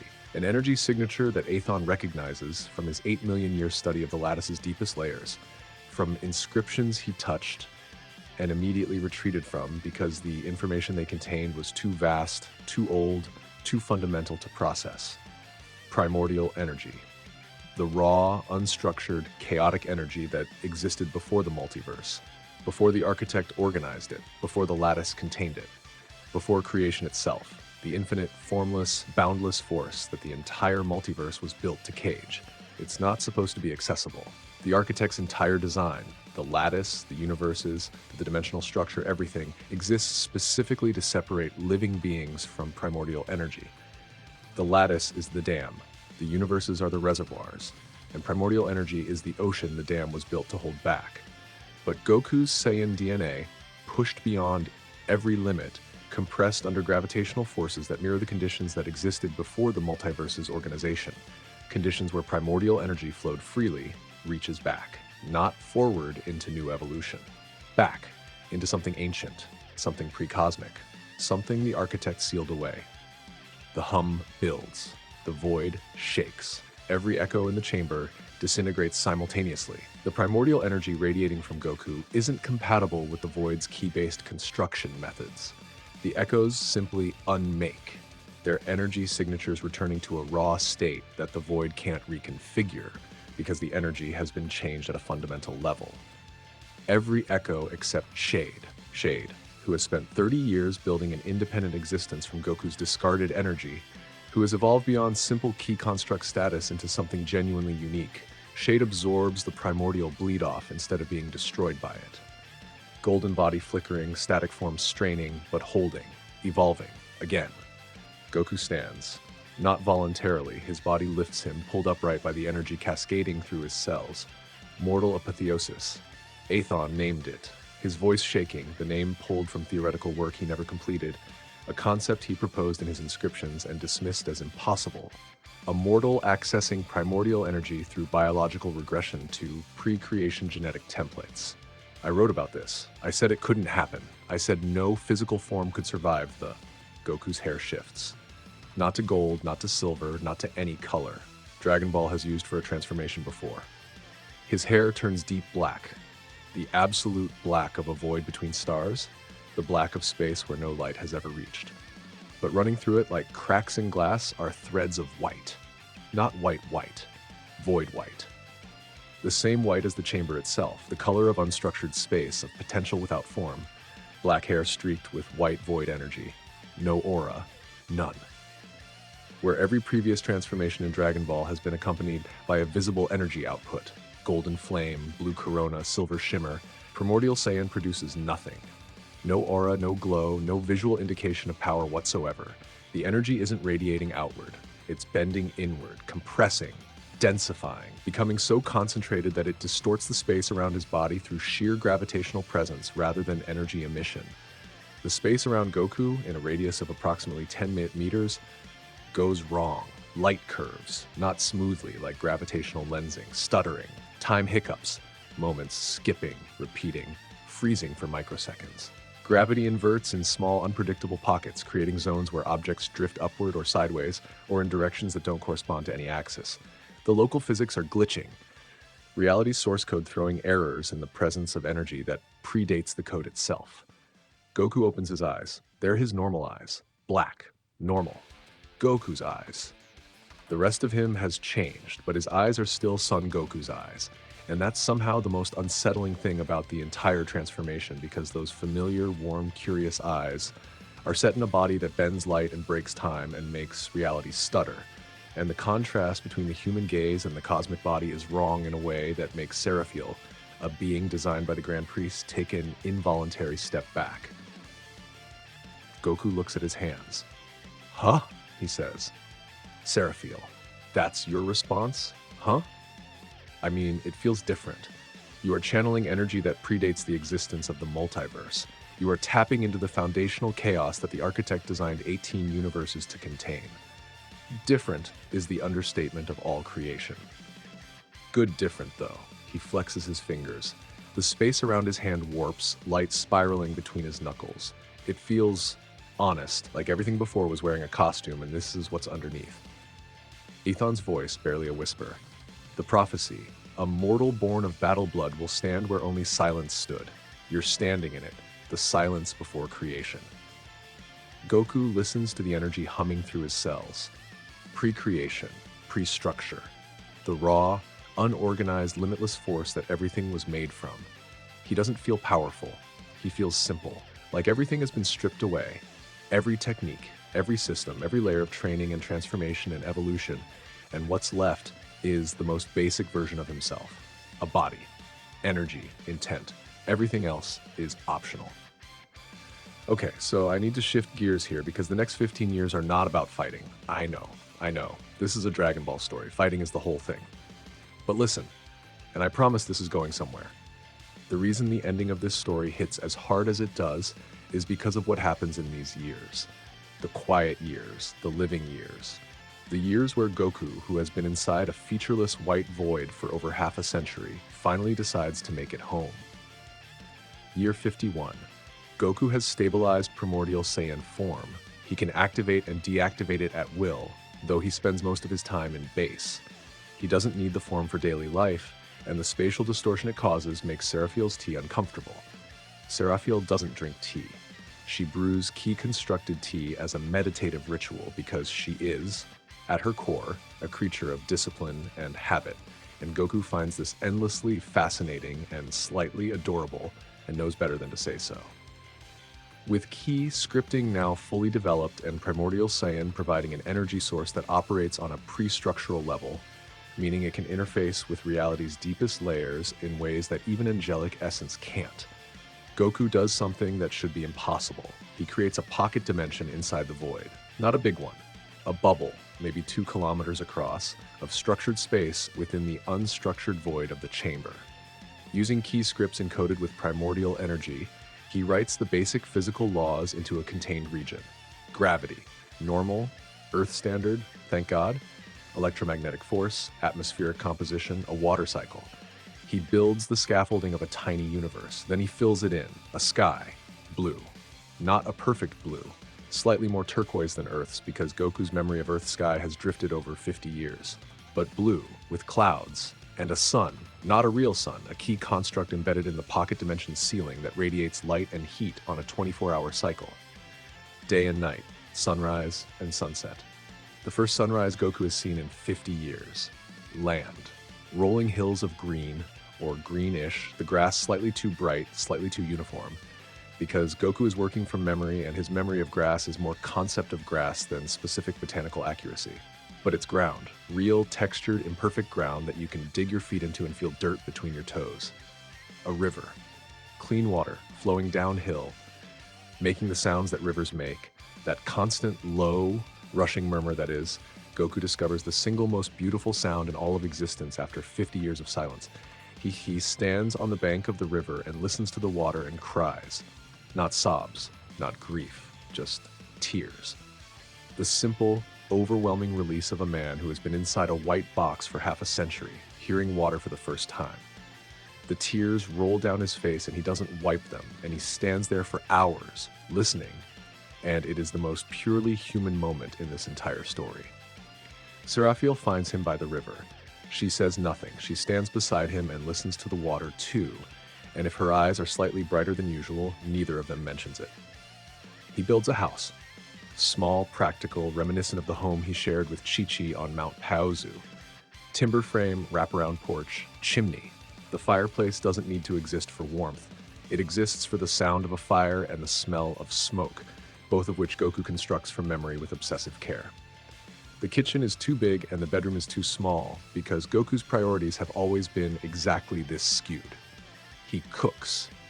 Real cooking, or as real as key-constructed ingredients allow. The food still doesn't taste like anything. 50 years and he has never managed to make key taste like food. But the process, the chopping, the sautéing, the rice steaming, the ritual of preparing a meal matters more than the flavor. He sets a table, 4 places. One for him, one for Seraphiel, one for Shade, and one empty. Who's the 4th place for? Seraphiel asks. Goku looks at the empty chair. The one at the end of the table, next to the window that looks out over the river. Chi-Chi, he says. Just that. Just her name. And puts a plate down in front of the empty chair. Every meal, for 15 years, that plate is there. Full. Untouched. A place set for a woman who doesn't know where her husband is, on a table built from ki inside a pocket dimension, inside a sealed void inside the hyperbolic time chamber. An act of love so stubborn and so futile and so Goku that Seraphiel, who has never understood mortals, who has spent her entire existence as a weapon and a fugitive and a philosopher, looks at that plate and begins to understand why the prophecy was always about a mortal and not a god. Gods don't set places for people who aren't there. Gods don't keep promises to empty chairs. Mortals do. Let's talk about Shade. Or rather, let's talk about why we need to stop calling him Shade. Over the past 35 years, Shade has evolved from a key construct mimicking Goku's combat patterns into something that defies easy classification. He's not an echo anymore. The simple, hostile, pattern-matching entities that the Void generates are nothing like what Shade has become. He's not a clone. He doesn't share Goku's personality, goals, or worldview. He's not a student. His fighting style was specifically built to counter Goku, not emulate him. What Shade is at year 55 is a person made of energy, a person born from a prison's defense mechanism. A person who has never eaten food that had flavor, never felt sunlight that came from a real star, never met any being other than Goku, Athon, and Seraphiel. But a person, with preferences. He likes the river, dislikes the house, opinions, he thinks Goku's cooking ritual is pointless but won't say so. A sense of humor, dry, deadpan, delivered through body language because his voice is still more vibration than speech.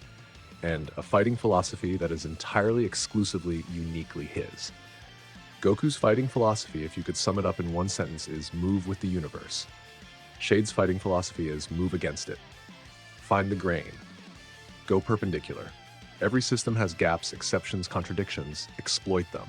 Where Goku flows, Shade fractures. Where Goku adapts, Shade disrupts. He doesn't fight like Goku. He fights like the answer to Goku, the response the universe would generate if you asked it, what is the opposite of this fighter? And Shade is, this part is important, not inferior to Goku. Different? Absolutely. Less powerful in raw terms? By a significant margin. But combat effectiveness isn't just about power. Shade has spent 35 years studying in real time the most rapidly evolving fighter in the multiverse's history. He knows Goku better than Goku knows himself. He knows patterns Goku doesn't know he has. Habits Goku doesn't know he's formed. Blind spots Goku doesn't know exist. In a real fight, Goku wins. In a specific fight, the fight that is Goku versus the one being designed from birth to fight Goku, the outcome is much less certain than the power gap suggests. Year 55. They're sparring in the pocket dimension. Casual, no stakes. The kind of fight that is less combat and more conversation, a physical dialogue between two beings who know each other so well that every exchange is both a sentence and a response. Mid-spar, Shade does something new. He stops, puts his hands down, and makes a sound. Not the subverbal hum that he's been using for years as a rudimentary communication method. An actual word. Rough, distorted, the product of a vocal apparatus made from solidified ki rather than biological tissue, but a word. Name. Goku lands, stares, Shade points at himself. The gesture is unmistakable. His static body flickers with agitation, frustration, hard to tell. But the intent is clear. Name, he says again. And then, with visible effort, like a toddler forming a complex sentence for the first time, not Shade. Goku feels something crack in his chest. Not pain, something bigger. The realization, sudden, total, overwhelming, that the being standing in front of him has been silently building an identity for 35 years, growing into a person who is not Goku, not a copy, not a shadow, but a wholly original individual who has outgrown his name and wants a real one. Yeah, Goku says. His voice is thick. Yeah, okay. What do you want to be called? Shade thinks. And this is, y'all, this moment. This is the moment that made me fall in love with this character. Because Shade has been alive for 35 years and has never had to want anything before. Not really. He's fought because that's what he was born to do. He's evolved because the environment demanded it. He's developed preferences and opinions, but those emerged organically, passively, without conscious choice. This is the first thing Shade has ever chosen. He's quiet for a long time. Then he speaks, slowly, carefully, each syllable a victory against a vocal system that was never designed for language. Rek-ku. Reku. Two kanji. Ku, sky, void, emptiness. Retsu, tear, split, red. In the reversed order, Shade chose empty sky or tearing sky, the void he was born from in the act of breaking free of it. Goku grins. The big one. The real one. Reku. That's good, that's really good. Reku doesn't smile, his static form face isn't quite capable of it. But his golden aura pulses once, bright and warm, and if that's not a smile, then nothing is. Seraphiel, from the porch of the house, watching. The key construct has named itself.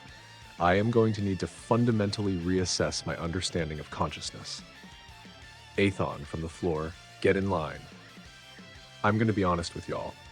This section doesn't have big fights. It doesn't have transformations. It doesn't have power scaling or technique development or cosmological revelations. What it has is 4 beings, a Saiyan, an angel, a ghost, and a key construct with a new name, living together in a house by a river inside a pocket dimension inside a void. They're a family. Not by blood, not by choice, exactly. None of them chose to be here. But by circumstance and survival and the slow, accretive process of sharing space with other beings until the sharing becomes the point. Mornings, or what passes for mornings in a pocket dimension with an artificial sun, Goku cooks. The food still doesn't taste like anything, but the kitchen is warm and the ritual is sacred. Seraphiel sits at the table with her key tea, posture perfect, reading energy patterns the way a monk reads scripture. Reku sits on the porch, golden form dim to a comfortable glow, watching the river. Sometimes Goku talks, sometimes nobody talks. The silence isn't empty anymore. It's full. Afternoons, they spar. Rotational schedule. Goku versus Reku, Seraphiel versus Reku, Goku versus Seraphiel. Then all 3 in a free-for-all that inevitably ends with Reku and Seraphiel teaming up against Goku because it's the only way to make it competitive, and also because they both enjoy watching Goku get hit in the face. Evenings, Athon talks. His voice is stronger in the pocket dimension. The structured space gives his consciousness more substrate to operate on, more room in a metaphysical sense. He tells stories from 8 million years ago, stories about Universe 1, about his people, about the universe before the quarantine, before the decay, before everything went wrong. Goku listens, Seraphiel listens, Reku listens, and Athon, for the first time in his impossibly long existence, has an audience. They develop inside jokes. This is the part that gets me. Inside jokes. 4 beings trapped in a sealed dimension, a mortal, an angel, a ghost, and a sentient key construct. Developing inside jokes that reference shared experiences no one else in the multiverse will ever understand. Seraphiel's tea obsession becomes a running gag. Goku's terrible cooking gets a nickname, tactical nutrition, Seraphiel's term delivered with the straightest face in 18 universes. Reku's habit of interrupting conversations by initiating a spar is called the Reku redirect. And Athon's tendency to launch into 8 million-year-old anecdotes with no context is simply referred to as "here we go." It's small, it's silly, it's profoundly human, and it matters. Because this, the jokes, the meals, the mornings, the sparring, the stories by the river, this is what Goku is going to carry with him when this is over. Not the power, not the techniques, not the transformations. This, the people he found in the dark. Year 60. Goku is meditating by the river. Primordial Saiyan form active. Black hair streaked with white, space gently warping around him, the pocket dimension's physics bending subtly in his presence. He's not training, he's just existing. Feeling the water, feeling the artificial wind, feeling the four consciousnesses in his awareness. Seraphiel in the house, Reku on the hill, Athon in the walls. He thinks about Chi-Chi, about Gohan, about Goten, about Vegeta. The missing is still there, warm, patient, steady. Not a hook anymore, a thread. A connection that stretches across sealed dimensions and temporal barriers and the fundamental laws of physics, thin as spider silk and strong as the lattice itself. He'll see them again. He knows this with absolute certainty, not because he's strong enough to escape. He's been able to leave for years. Athon's inscription was right. The door yields when the prisoner no longer needs to leave, but because the thread is still there, still taut, still connected. And threads don't stay taut unless someone on the other end is holding on. Chi-Chi is holding on. He can feel it. Not through ki, not through any technique. Through 60 years of marriage and love, and I'll be right back, and always, always coming back. He'll be right back. Year 65. Something shifts. The pocket dimension is stable. The family is settled. The training continues. Daily spars, ki, script refinement, occasional deep dives into Primordial Saiyan to push its boundaries. By any measure, Goku has achieved equilibrium, a sustainable existence inside a prison that was designed to be unsustainable. And the chamber notices. Not notices in a conscious sense. The chamber isn't sentient. Athon is, but he's a parasite in the walls, not the walls themselves. But the chamber is responsive. It was designed to adapt to its prisoner, to scale challenges, to ensure containment, regardless of the prisoner's growth. It's been doing this all along. The echoes, the gravity scaling, the dimensional reinforcement, automated systems responding to stimuli. The stimulus at year 65 is Goku's passive energy output. He's not trying to break anything. He's not testing the walls. He's not even training particularly hard. But Primordial Saiyan form, even at rest, radiates energy that operates on a pre-structural level, energy that predates the rules the chamber was built on. And that energy, radiating outward constantly, is changing the chamber. The void shifts. The infinite white nothing, the featureless, depthless, maddening expanse that has been the chamber's defining characteristic for 8 million years, develops texture. Faint at first, barely perceptible, a slight variation in the white, not color exactly, but depth. Areas that are slightly brighter, areas that are slightly dimmer, gradients, contours. The flat white canvas of the void is developing topography. By year 67, the changes are unmistakable. The void has color, pale color, soft blues and golds and silvers drifting through the white like watercolors bleeding into wet paper. The colors don't correspond to any physical phenomenon. They're emotional. Areas where Goku has spent time, the pocket dimension, his favorite meditation spots, the section of floor where Athon's densest inscriptions were carved, are warmer, golds and soft oranges. Areas he's avoided are cooler, blues and grays. The chamber is feeling him, absorbing his emotional state and expressing it as visual data. After 67 years of hosting a being who generates pre-structural energy, the prison is developing something dangerously close to empathy. By year 68, the void has sound, not the sub-bass hum of extreme gravity. Ambient sound, faint, ethereal, like wind heard through many walls. The chamber is vibrating at frequencies that correspond to Goku's resting energy state, and those vibrations are producing harmonic overtones in the audible range. By year 69, the changes reach the pocket dimension. The ki-constructed sky, which Goku built from memory and maintained through ki scripts, shifts. Without his input, without any conscious modification, the sky changes color. The two turquoise blue deepens, becomes richer, becomes the blue of Earth's sky, not Goku's memory of it. The chamber isn't just absorbing Goku's energy. It's absorbing his memories, reconstructing them, filling in the gaps between his conscious recollections with data extrapolated from the emotional signatures embedded in his ki. Goku remembers the concept of a blue sky. The chamber reads the emotions associated with that concept and reverse engineers the specific blue sky that generated those emotions. The pocket dimension begins to look like Earth. Not exactly like Earth. Close. Close enough that Goku walks out of the house one morning and stops on the porch and stares at the landscape, and his breath catches, because for 1 second, just 1 second, he thinks he's home. He's not. The grass is still too bright. The river sounds slightly wrong. The mountains on the horizon are shaped like no mountains on Earth because the chamber is extrapolating from emotional data, not geographical data, and emotions don't have topography. But it's close. Heartbreakingly close. Year 70. The chamber's transformation is complete. The void, once infinite white nothing, then textured, then colored, then alive with sound, is now a landscape. Not a planet, not a world. An impression of a world, painted in broad strokes by a prism that has been saturated with one man's memories for 7 decades. Rolling hills, rivers, a sky that changes color with Goku's mood. Distant mountains that shift shape depending on what he's thinking about. The hyperbolic time chamber is no longer a prison, it's a portrait.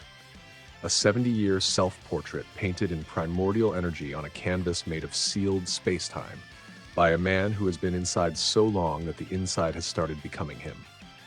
Goku stands on the porch of his house, in his pocket dimension, inside a void that looks like his memories, and stares at a sky that's trying its best to be Earth's sky. It's not the same, he says to nobody. No, says Athon, but it's trying. Yeah, Goku smiles. Small, warm. The smile of a man who has been away from home for 70 years and can still tell the difference between the real thing and a very good copy. It's trying. He turns and walks back inside, sets the table, 4 places plus the empty one by the window, pours tea for Seraphiel, calls Reku in from the hill, starts cooking. The food still doesn't taste like anything. That's part 3. 35 years, a rogue angel, a 3-year war, the invention of a technique that lets mortal ki rewrite reality, a transformation that reaches back to before creation existed, a pocket dimension built from memory, and a key construct that chose its own name. Power scaling-wise, Goku at year 70 is operating at what I'd classify as abstract tier. Key scripting gives him functional reality manipulation. Primordial Saiyan gives him access to pre-structural energy. Consciousness splitting lets him exist in multiple instances simultaneously. He can create pocket dimensions, reverse engineer angel techniques on site, and passively warp the chamber's internal reality just by existing. But the thing that matters, the thing that the next 2 parts are going to test, isn't the power, it's the plate. The empty plate at the end of the table. Because Goku has built a family in the void. He has found peace, purpose, companionship, and something dangerously close to contentment in a place designed to break him. And in part 4, he's going to have to choose between the family he built inside and the family that's waiting outside. And in part 5, well, part 5 is going to hurt. I'm warning you now. But that's for next time. Let me know in the comments what y'all think, especially the Seraphiel introduction and the Reku naming scene, because those 2 moments are the emotional spine of this part, and I need to know if they hit. All right, y'all, here we go. I want to be upfront with you. This part is going to hurt. I told you at the end of part 3 that it would, and I'm not walking that back. Part 4 is called The Door Opens, and the title is doing exactly what you think it's doing. This is the part where Goku faces the exit, where everything he's built inside the chamber, the family, the pocket dimension, the house by the river, the empty plate at the end of the table, gets weighed against everything that's waiting outside. But it's also the part where Goku becomes complete, not strongest, not most powerful, complete. The version of himself that has nothing left to add and nothing left to remove. The finished painting. This part covers years 71 through 100. The gravity scales from 10,000x to, and I'm quoting my own outline here, immeasurable.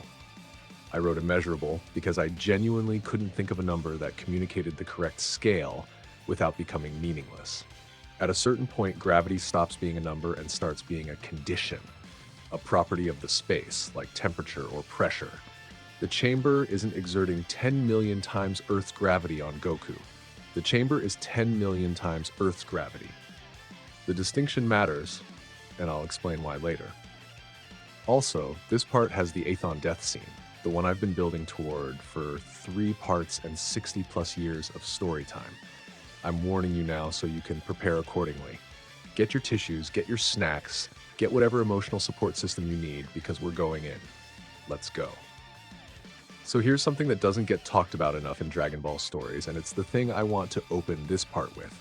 What does it look like when Goku has nothing left to reach for? Seriously, think about it. Every part of Dragon Ball, every saga, every transformation, every climactic battle is structured around a goal. Beat Frieza, surpass Cell, defeat Buu, master Ultra Instinct, win the Tournament of Power.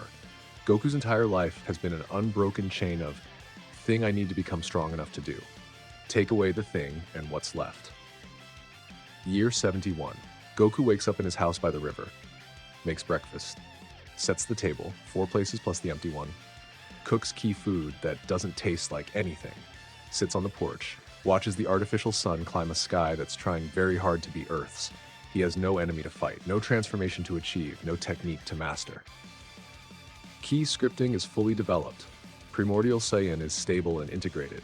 His base form operates at a level that makes gods of destruction look like children playing with matches. He could leave the chamber right now. Has been able to since year 35, and there is nothing in the outside universe that could challenge him. So what does he do? He meditates.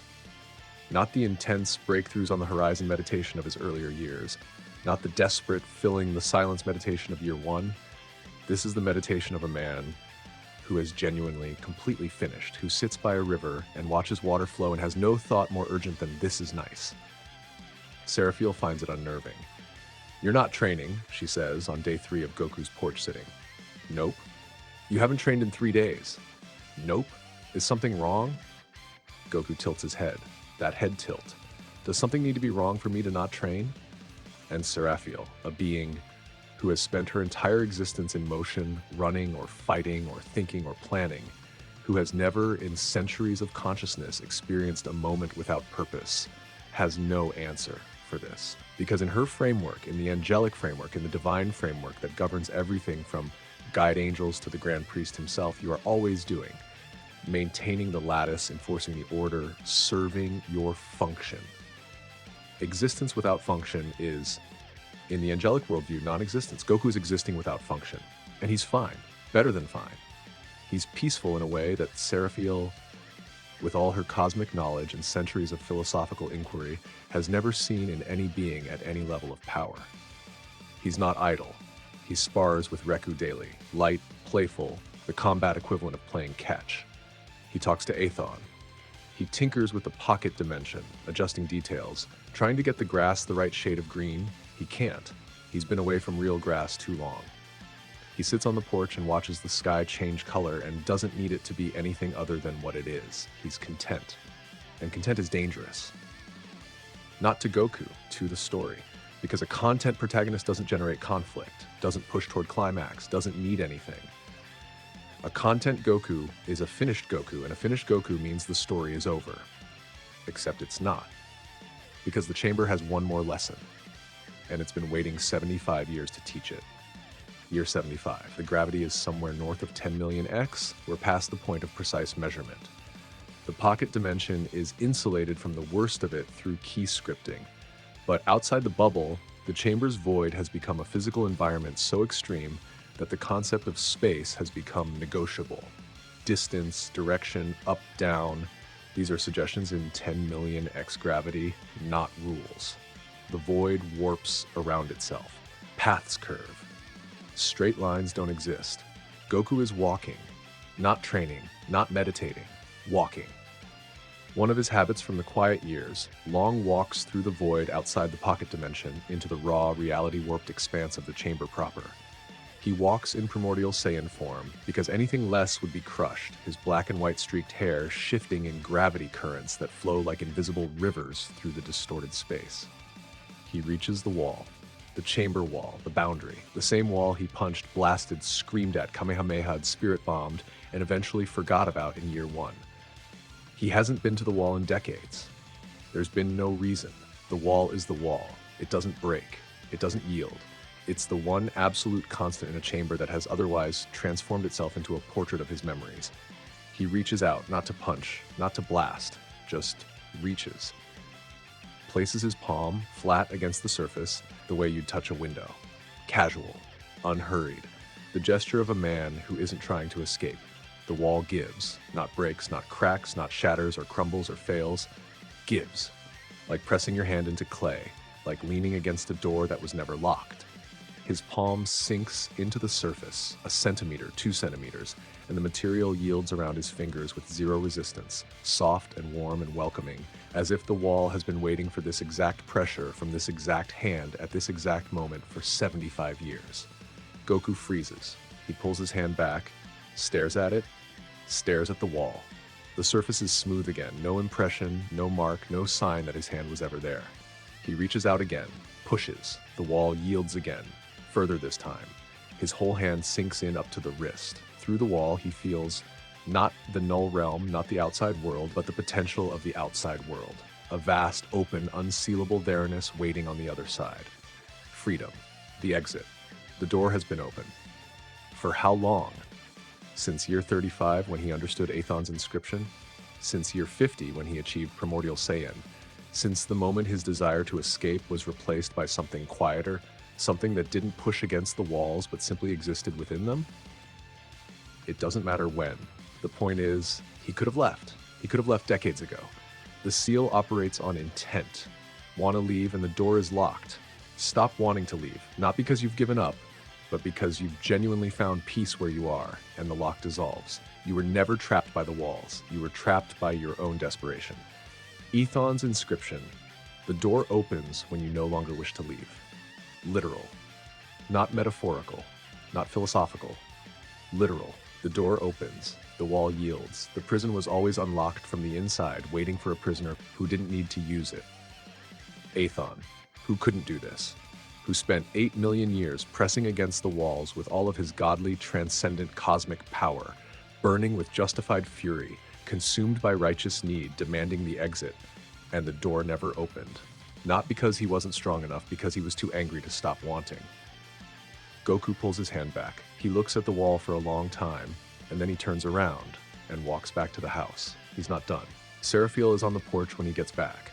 She reads something in his expression, or rather reads the absence of something.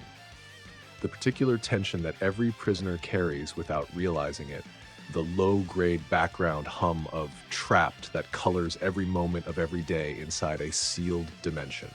It's gone. She sees it gone, and she knows. You found the exit. Not a question. Goku sits on the porch steps, looks out at the river. Yeah. How long? Could be decades, could be since year 35. I didn't check before now. Seraphiel processes this. A mortal who has been able to leave a sealed dimension for potentially 40 years and didn't, who chose, without knowing it was a choice, to remain in a prison because the prison had become a home and the home held people worth staying for. Why didn't you leave? Goku doesn't answer immediately. He watches the river. The water catches the artificial sunlight and breaks it into fragments of reflected gold, and each fragment contains, if you look closely enough, the emotional memory of a real river that Goku fished in as a child on a mountain that still exists in a world he hasn't seen in 75 years. Wasn't ready, he says finally, and now, not yet. Okay, so here's where I need to cut outside the chamber for the first time, because what's happening on the outside has been building for 80 days. Remember, 1 day outside equals 1 year inside, and it's reached critical mass. Kai Vorath has been monitoring the chamber's energy signature since the moment he sealed it. He has instruments, sophisticated ones, temporal frequency analyzers tuned to the specific dimensional resonance of the modified hyperbolic time chamber. For the first 50 or 60 days, the readings were within expected parameters. Elevated, yes, the prisoner was clearly growing, but the chamber was containing, absorbing, doing its job. Around day 65, the readings went sideways. Around day 70, they stopped making sense. By day 80, year 80 inside, the readings are impossible. The chamber is a sealed system, closed. No energy in, no energy out. Total conservation. But the instruments are showing a net energy increase. Something inside the chamber is generating power faster than the chamber can absorb it. Not by a little, by orders of magnitude. It's like watching a sealed box on a scale and watching the weight climb without anything being added. And the box is cracking. Hairline fractures of light have appeared on the chamber's exterior surface. Not physical cracks, dimensional fractures. Points where the energy density inside the sealed space has grown so extreme that the boundary between inside and outside is starting to thin. Light, pure, white, impossibly bright, bleeds through these fractures like sunlight through curtains, and the light carries a frequency that makes every divine being within sensing range feel something they've never felt before. It's not ki. It's not angelic essence. It's not destruction energy or creation energy or any classification in any framework any god or angel has ever used. It's old, older than the lattice, older than the multiverse. The energy bleeding through the cracks smells like the universe did before it was a universe. Raw, formless, limitless potential with no structure, no rules, no boundaries. Vorath, standing before the chamber, instruments screaming, fractures spreading, feels his certainty shatter. He did the right thing. He did. The prophecy was clear. The mortal was a threat. Containment was mercy. He'd do it again. He'd do it 1,000 times. He would. Wouldn't he? The light through the cracks intensifies. One of his instruments melts. Not from heat, from ontological overload. The device was designed to measure energy within the framework of known physics. The energy coming through the fractures isn't within the framework. It's the thing the framework was built on. Measuring it with physics instruments is like trying to weigh the concept of weight. Vorath does the only thing he can. He goes to the Grand Priest. I need you to picture this scene because it's the first moment in the story where the real power structure responds. Vorath materializes in the Grand Priest's audience chamber, that crystalline space outside the Omni King's palace where the Supreme Angel conducts business too sensitive for Xano's awareness. He's carrying his instruments, his data, his recordings of the chamber's energy signature over 80 days. The Grand Priest is there, calm, smiling, the perpetual, pleasant, utterly unreadable smile that has been his default expression for billions of years. Vorath presents his data. The Grand Priest looks at the energy readings, looks at the dimensional fracture analysis, looks at the spectral breakdown of the light bleeding through the cracks, and his smile changes. Not disappears, changes. The shape of his mouth stays the same, the curve of his lips doesn't alter, but the quality of the expression shifts from pleasant to present, from performative to actual, as if for the first time in living memory, the expression on Grand Priest's face is reflecting something happening inside him rather than projecting something for an audience. His eyes change. Not color, depth. For 1 second, standing in his audience chamber, looking at an energy signature that predates his own existence, Grand Priest's eyes contain something that Vorath has never seen in them. Recognition. He knows what this energy is. He's always known it was possible. The prophecy exists specifically because this scenario was anticipated. But anticipated and experienced are different things, and Grand Priest, who has maintained the celestial lattice for billions of years, who has patched and reinforced and compensated for structural decay across 18 universes, who has been the sole load-bearing wall of all reality for longer than most species have existed. Grand Priest looks at the data and understands that the wall might not be needed anymore. And he doesn't know how to feel about that. The orders come fast. Mareth, current top Sarah class enforcer, Grand Priest's personal instrument, is dispatched with 2 other Sarah class angels to reinforce the chamber's seal from the outside. Not to contain Goku. That ship has sailed. The reinforcement is to buy time, to slow the fracturing, to keep the chamber's energy from bleeding into the local dimensional structure long enough for the Grand Priest to prepare for what happens when the box opens. Simultaneously, a quiet order goes out to all 18 guide angels, the 12 serving the known universes, and the 6 serving the quarantined ones. The order is simple. 4 words, transmitted through encrypted angelic channels that have never been used in any guide angel's living memory. If the chamber breaks, evacuate your destroyers to the null realm. I will handle it personally. 18 guide angels receive this message. 17 comply immediately. Begin preparation protocols, ready evacuation routes, inform their gods of destruction through whatever diplomatic channel is appropriate. Standard procedure. Follow orders. trust the Grand Priest. The 18th is Whis. Whis receives the order, reads it, rereads it, and does something that no guide angel has done in the history of the divine hierarchy. He tells his destroyer the truth. Lord Beerus, I need to speak with you about something.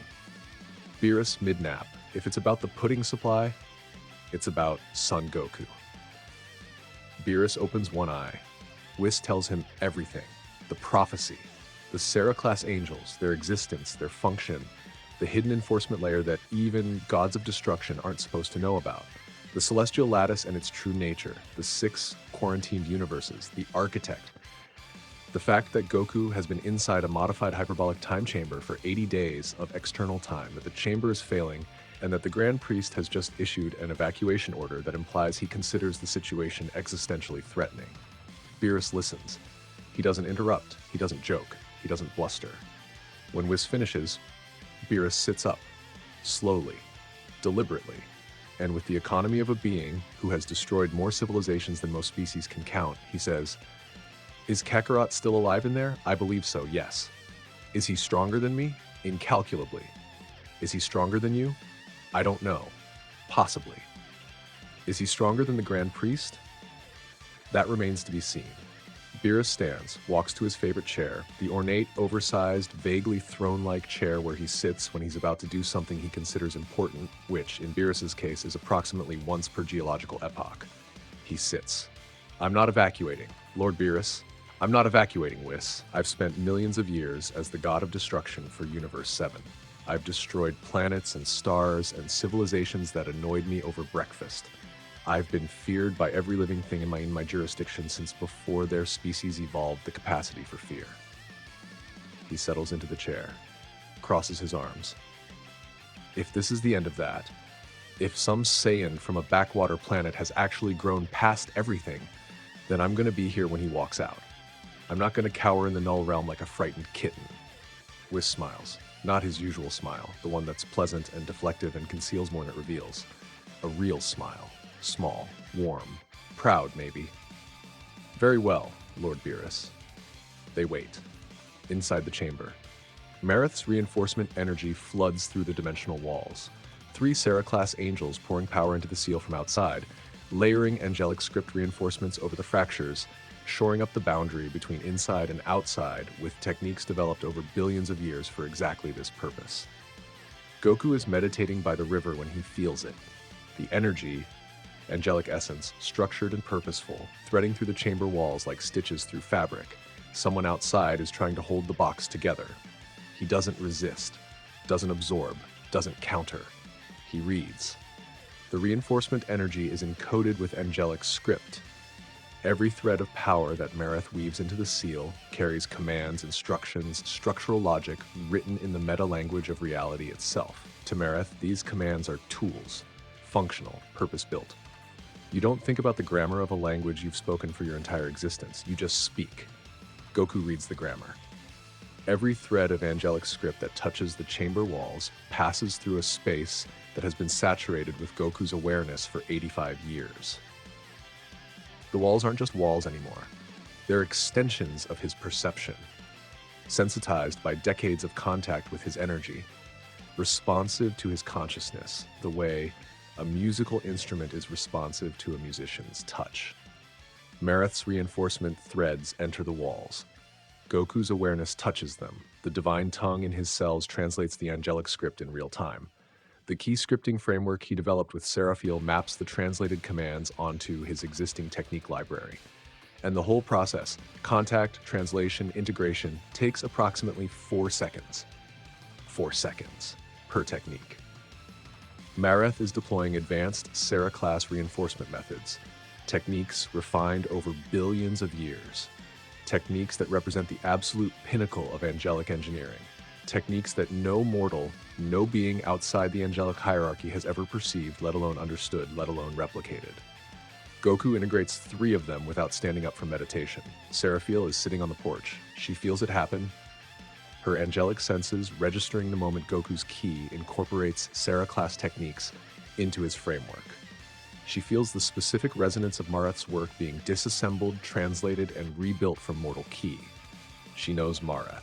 served alongside her for centuries before the break. Marith is thorough, precise, and very good at her job. The reinforcement she's deploying is state-of-the-art, the best the angelic hierarchy can produce. Goku just read it like a grocery list. Seraphiel sits on the porch of a key-constructed house inside a pocket dimension inside a sealed void, and for the first time in her existence, she feels genuine fear of a mortal.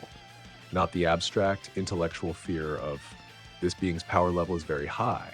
The deep, visceral, instinctive fear of realizing that the thing sitting by the river reading angelic techniques like bedtime stories is no longer operating within any framework she understands.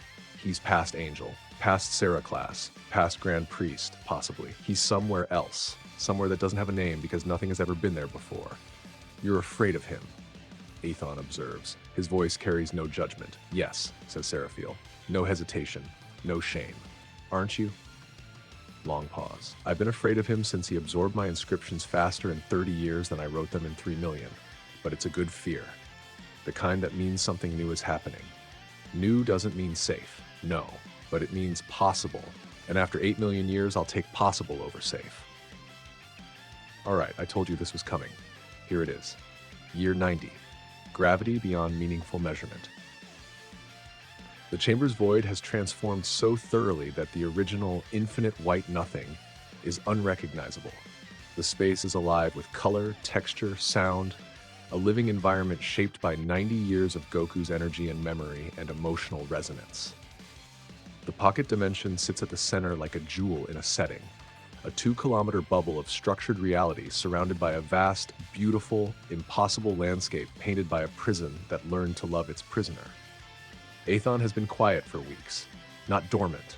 Goku can feel him in the walls, in the floor, in the inscriptions that no longer glow because their energy has been fully transferred.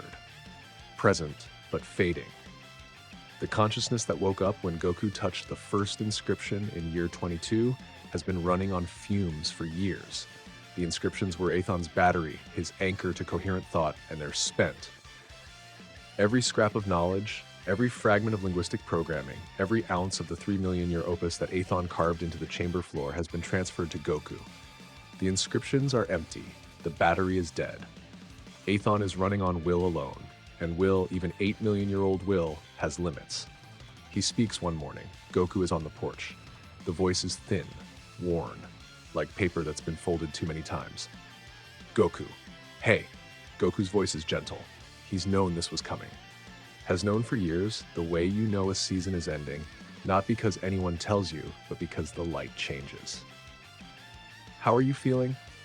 I am 8 million years old and I am made of fading inscriptions and stubbornness.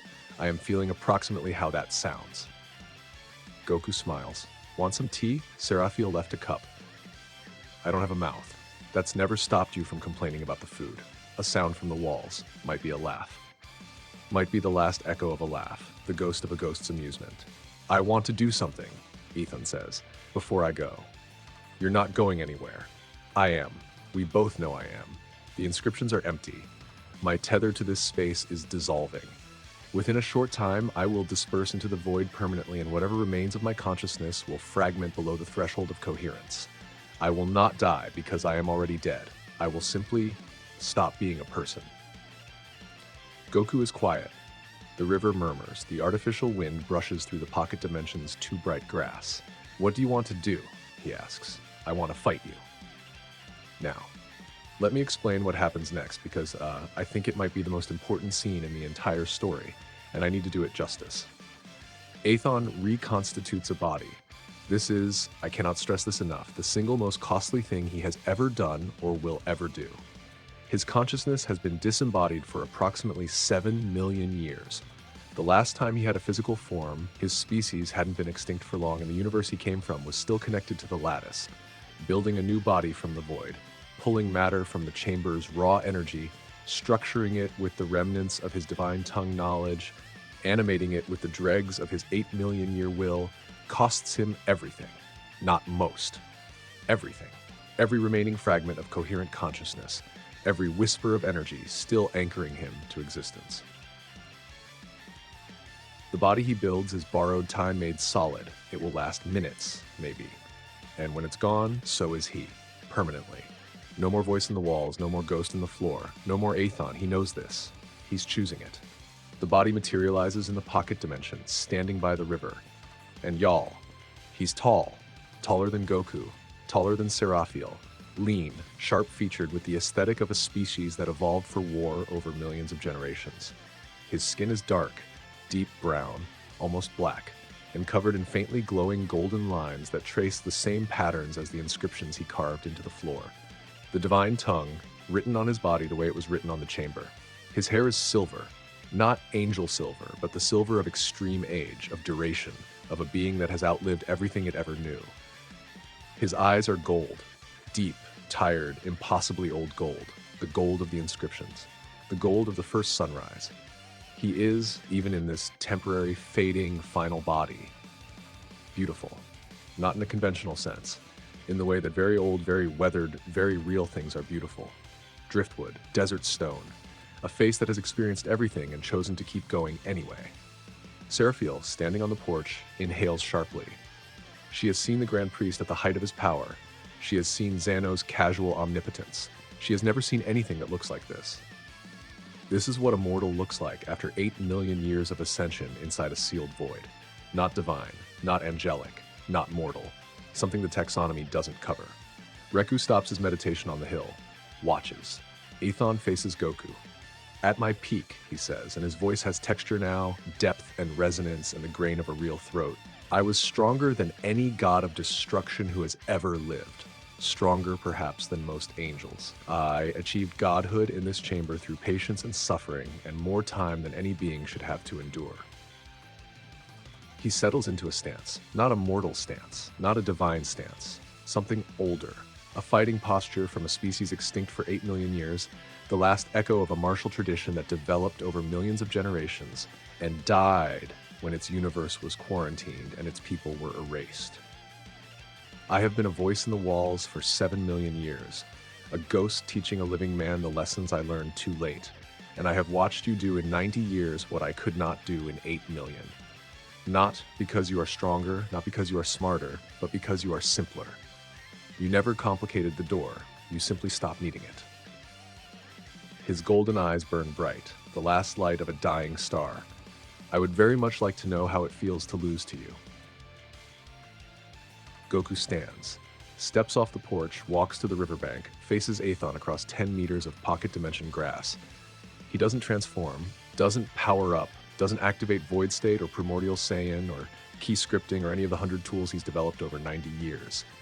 He stands in base form, black hair, orange gi, normal eyes. He bows, Athon bows, and then the fight lasts one punch. Athon moves first. Full power, everything he has, everything he is, everything 8 million years of existence has built compressed into a single, perfect, absolutely beautiful strike. His fist carries the weight of a dead species, a lost universe, a lifetime, 100 lifetimes, 1,000,000 lifetimes of isolation and rage and hope and acceptance. Every inscription he ever carved, every lesson he ever whispered through the walls, every moment of mentorship and frustration and grudging affection he shared with a stubborn Saiyan who couldn't read, all of it channeled into one punch. It's the greatest single attack that has ever been thrown by any being in the history of the multiverse. 8 million years of power, compressed to a point, aimed at the chest of the only person who ever found his message in a bottle. Goku doesn't dodge, he catches it. Not blocks, catches. His palm meets Athon's fist and holds it, and the impact sends shockwaves through the pocket dimension that shatter the artificial clouds and crack the sky and send the river surging over its banks. But Goku's feet don't move. His expression doesn't change. He holds Athon's fist in his palm the way you'd hold a bird, firmly enough to contain it, gently enough to not crush it. The shockwave fades. The river settles. The sky, cracked like glass, slowly reforms. Athon's eyes are wide, not with surprise, with joy, pure, radiant, incandescent joy. The joy of a man who has waited 8 million years for exactly this moment, who built the lesson and carved the road and lit the path, and now finally stands face to face with the student who walked it. I waited 8 million years to lose, he says, and he smiles, full, open, free. the first genuine smile his face has worn in 7 million years. The golden light in his eyes is streaming now, overflowing, pouring down his cheeks like tears made of dawn. Thank you. His body begins to dissolve. Not violently, not painfully, gently. The way morning mist dissolves when the sun rises, the edges softening, the substance becoming translucent, the form releasing itself back into the light it was made from. The golden inscription lines on his skin detach and drift upward, floating, dissolving, tiny threads of ancient text returning to the void that held them for 8 million years. Goku is still holding his fist, doesn't let go, holds on as the fist becomes translucent, becomes light, becomes nothing. Hey, Goku says. His voice is steady, his eyes are not. I never found you that fruit. Athon, barely there now, mostly light, mostly gone, laughs. A real laugh. The last sound of the oldest person in the multiverse. The rice was enough. He dissolves. The light drifts upward, the golden threads scatter. For one moment, the pocket dimension's sky is filled with drifting fragments of 8 million-year-old text, glowing softly, dissolving slowly, a final constellation written in a dead language by a dead man for a living one. Then they're gone. The inscriptions on the chamber floor, the ones Goku absorbed decades ago, the ones that were already dark and spent, go darker. The last faint trace of luminosity that clung to them, the ghost of Athon's presence, extinguishes. The floor is just floor now, stone and void and nothing. Athon's consciousness fades, not into pain, not into fear, into silence. The good silence. The silence that comes after the story is told, after the last word is spoken, after the teller has said everything there was to say and can finally rest. 8 million years. It's enough. Goku stands by the river for a long time. Riku comes down from the hill, stands beside him, doesn't speak. Riku's voice is still rough, still more vibration than language, and some moments don't need words anyway. He stands beside Goku the way Goku once stood beside him when Riku was nothing but a golden echo learning to be a person. Shoulder to shoulder, present. Seraphiel remains on the porch. She doesn't approach. This is not an angel's grief. This is a mortal's grief, and it is deeper and rawer and more real than anything in her centuries of existence has prepared her for. She watches Goku standing by the river with his shadow son beside him, mourning a ghost he called teacher and friend, and she thinks, this is why the prophecy was about a mortal. Not because mortals are stronger, because mortals care more. They have less time, less power, less certainty, and they fill those gaps with love so fierce it reshapes reality around it. 8 million years of divine tier godhood couldn't open the chamber door. 90 years of a mortal who set an empty plate for his wife every night and mourned a ghost he met in the floor. That opened the door. The plate is still on the table. Goku checks that evening when he goes back inside. The plate is there, full, untouched. He adds another empty place. 5 seats, 2 empty now. Year 95, 5 years after Athon's death. The chamber's gravity is, and I'm going to use Seraphiel's phrasing here because she's the only one qualified to assess it, no longer a scalar quantity. The gravity isn't a number, it's a field state. The entire internal volume of the chamber exists in a condition where gravitational force is a permanent, omnidirectional, absolute property of the space, like color is a property of light. You don't measure it, you describe it. The chamber's internal space is gravity, the way water is wet.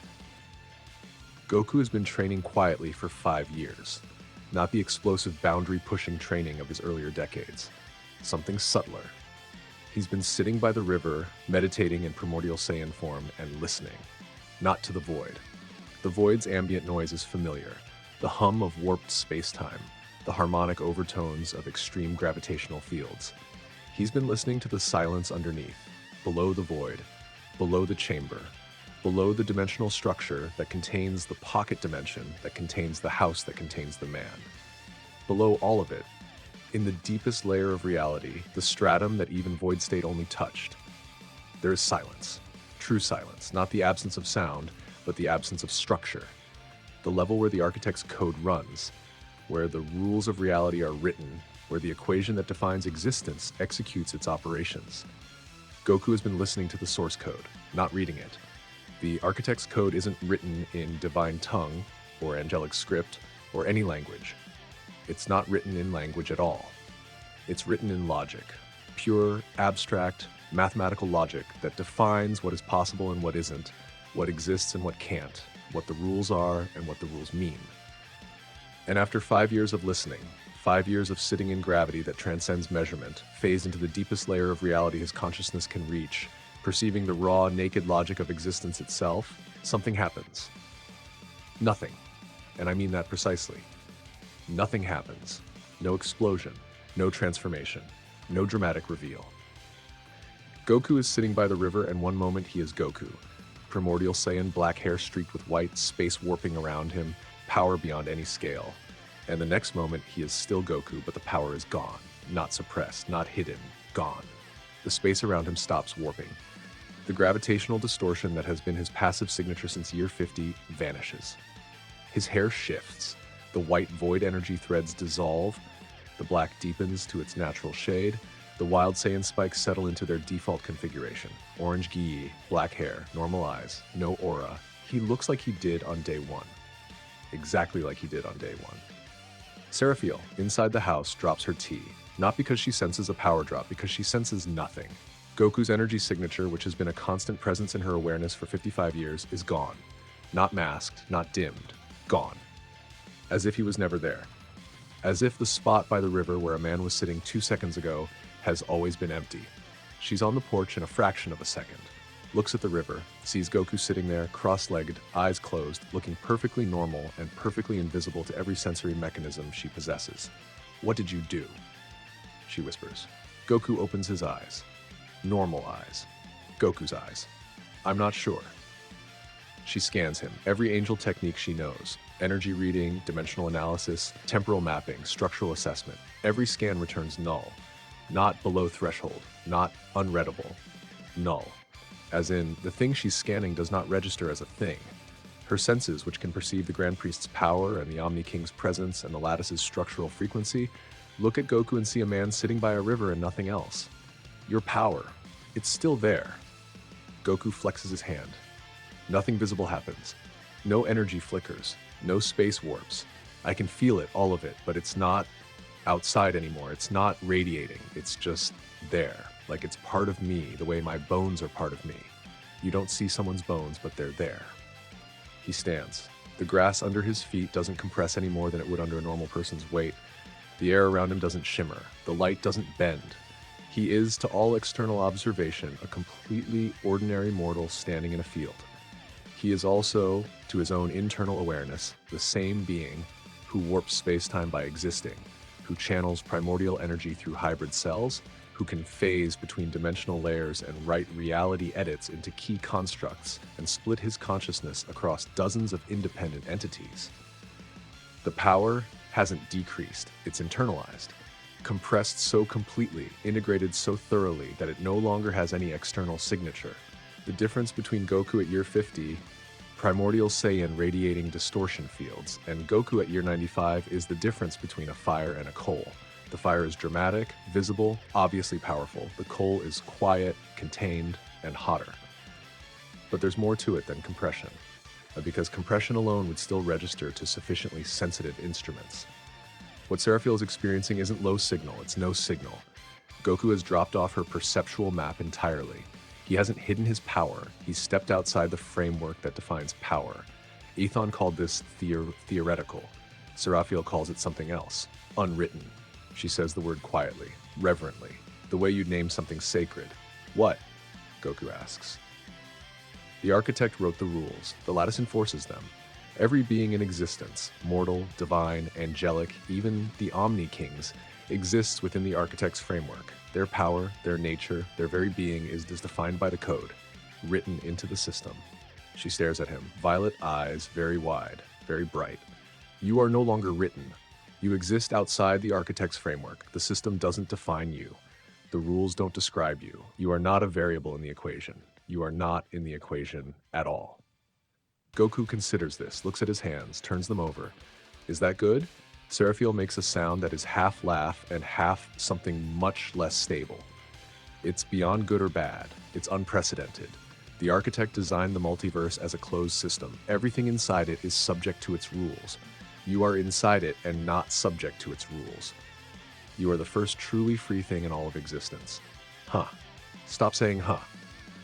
I mean, it doesn't feel that different. I still feel like me. That's precisely the point. You feel like you because you are you. The framework doesn't define you because you define you. Your identity isn't derived from the system's code. It's derived from, I don't know, you, whatever you are underneath everything. Goku listens, nods slowly. I'm Goku, he says, simply, like that's the whole answer. Maybe it is. Here's what unwritten means in practical terms, and I want to be precise because this is the final power state, and it matters. Reality treats Goku as a property of existence rather than a participant in it. Think about it like this. Gravity is a property of existence. It doesn't try to attract mass, it simply does by definition because that's what gravity is. You can't attack gravity, you can't overpower gravity. You can counter its effects locally, sure. Fly, use thrusters, create anti-grav fields, but you can't punch gravity in the face because gravity isn't a thing, it's a condition. Goku, in the unwritten state, is a condition. Attacks directed at him don't miss. They become unable to reach him, the way a thrown rock is unable to fall upward. The universe doesn't protect him through some active mechanism. The universe simply treats him the way it treats its own laws, as something that is, rather than something that can be affected. This is why he registers as nothing to Seraphiel's scans. You can't scan gravity. You can't measure a law of physics the way you measure an object governed by a law of physics. Goku has become the same kind of thing as the rules, not a participant in reality, but a feature of it. And he still fights with his fists, because he's still Goku. The form has no name, no color, no aura, no transformation indicators. He looks like base form Goku, exactly like the cheerful Saiyan, who landed on Earth as a baby, grew up in the mountains, trained under Master Roshi, and fell in love with the first girl who was ever nice to him. That's intentional. That's the point. Every transformation in Dragon Ball has been additive, adding color, adding energy, adding spectacle. Unwritten is subtractive. Everything unnecessary has been stripped away. What's left is the essentials. A body, a will, a grin. Goku doesn't name it, doesn't need to. Seraphiel calls it unwritten because she's the kind of person who names things. Goku just calls it the way I am now. 4 years pass. Quiet years, the quietest. Goku knows he's leaving soon, not because a timer is running or a deadline is approaching, because it's time. The way a season ends, the way a story reaches its final chapter. There's a rhythm to it. A structural certainty that has nothing to do with logic and everything to do with feeling. He's done. The chamber has taught him everything it has. The family he built here has given him everything it can, and the family waiting outside has waited long enough. The goodbyes happen slowly, over months, not dramatic farewell scenes, quiet moments that accumulate weight through repetition. Year 99. Early. The wall is yielding enough now that Goku could push through it in seconds, but he's not going yet. There's one more thing. He weakens the wall deliberately, not breaking it, thinning it, opening a passage, carefully, gradually, like cutting a hole in a tent from the inside, a passage big enough for one person to slip through into the null realm beyond. He turns to Seraphiel. Go! She stares at him. What? The wall's thin enough. I'm opening a way out into the null realm. You go first. Get a head start before Grand Priest can track the breach. A head start to where? I've been running for centuries. There is nowhere left. There is now. He gestures, a small motion, almost casual, and a key script activates in the weakened wall. Not a passage, a redirect. The exit point he's created doesn't open into the null realm's main volume. It opens into a pocket.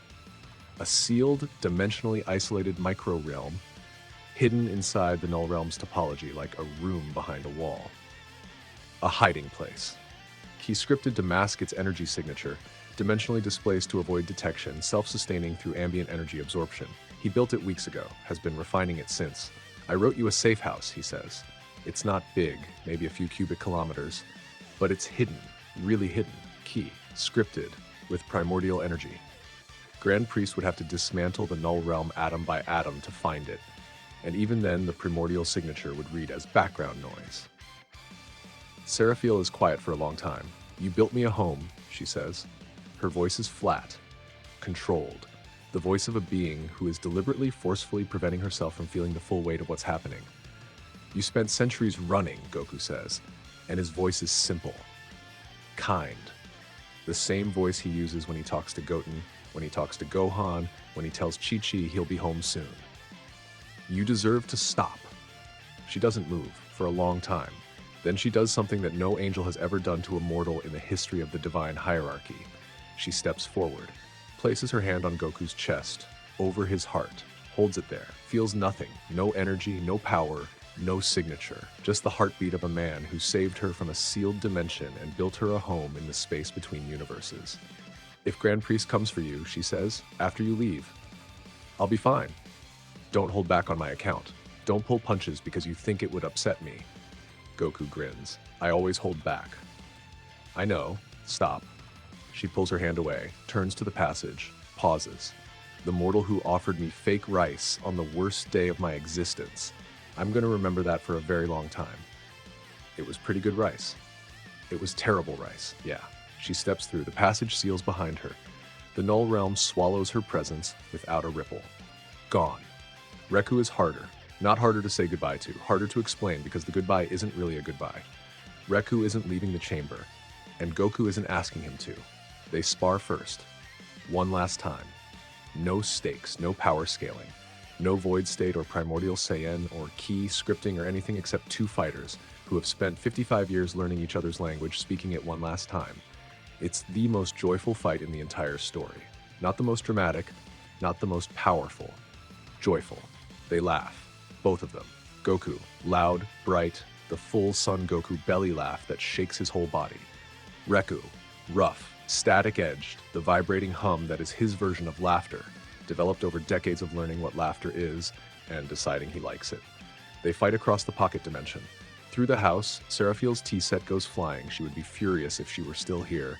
Over the river, up the hill, across the sky, no technique, no strategy, just two people who love fighting and love each other, playing in the space they share.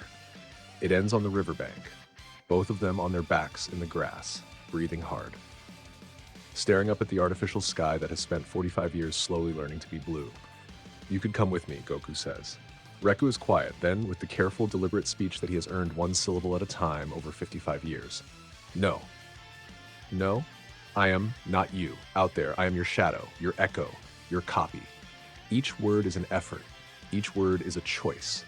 In here, I am Reku. I am myself, my own person, my own place. Goku turns his head, looks at his shadow son, the golden being made of static and stubbornness, born from a prison's defense mechanism, who chose his own name and built his own style and became his own person in a void that was designed to produce nothing but hostility. Yeah, Goku says, soft. Proud, the way a father sounds. Yeah, you are. Reku turns his head. Void static meets warm black. Take care of this place, Goku says. Not an order, a request. One caretaker to another. Reku's golden aura pulses. Once. Warm. Take care of the other one. Goku's breath catches for just a second. The other one, the outside world. Earth, home. The place with real grass and real rivers and real rice and a real woman who has been waiting unknowingly for 100 days while her husband lived a century. I will. They lie in the grass a while longer. The artificial sun sets. The artificial stars come out. Not accurate stars. The chamber doesn't know which stars Earth sees, but bright points of light scattered across a dark sky in patterns that feel like home even if they don't match any real constellation.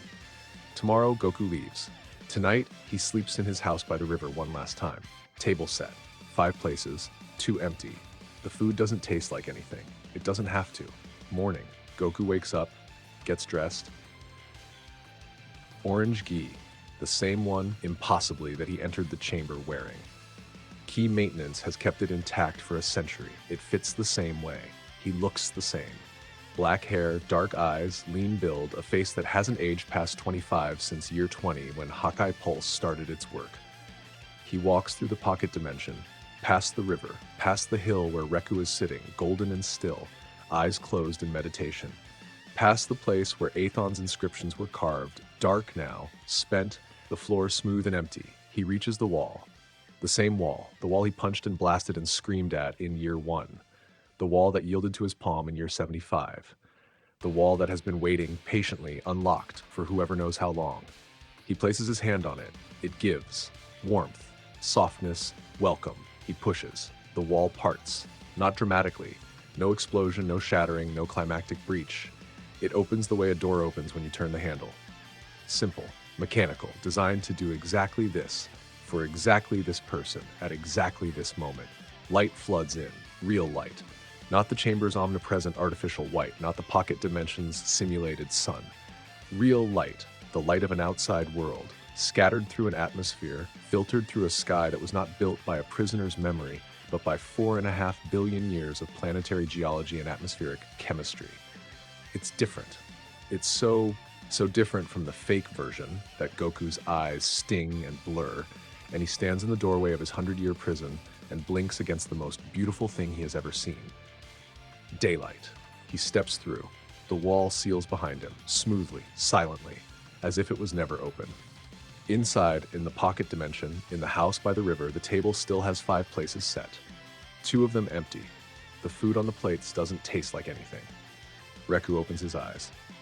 The air in the pocket dimension shifts, a warmth, a weight, a presence that was always there and has now gently departed.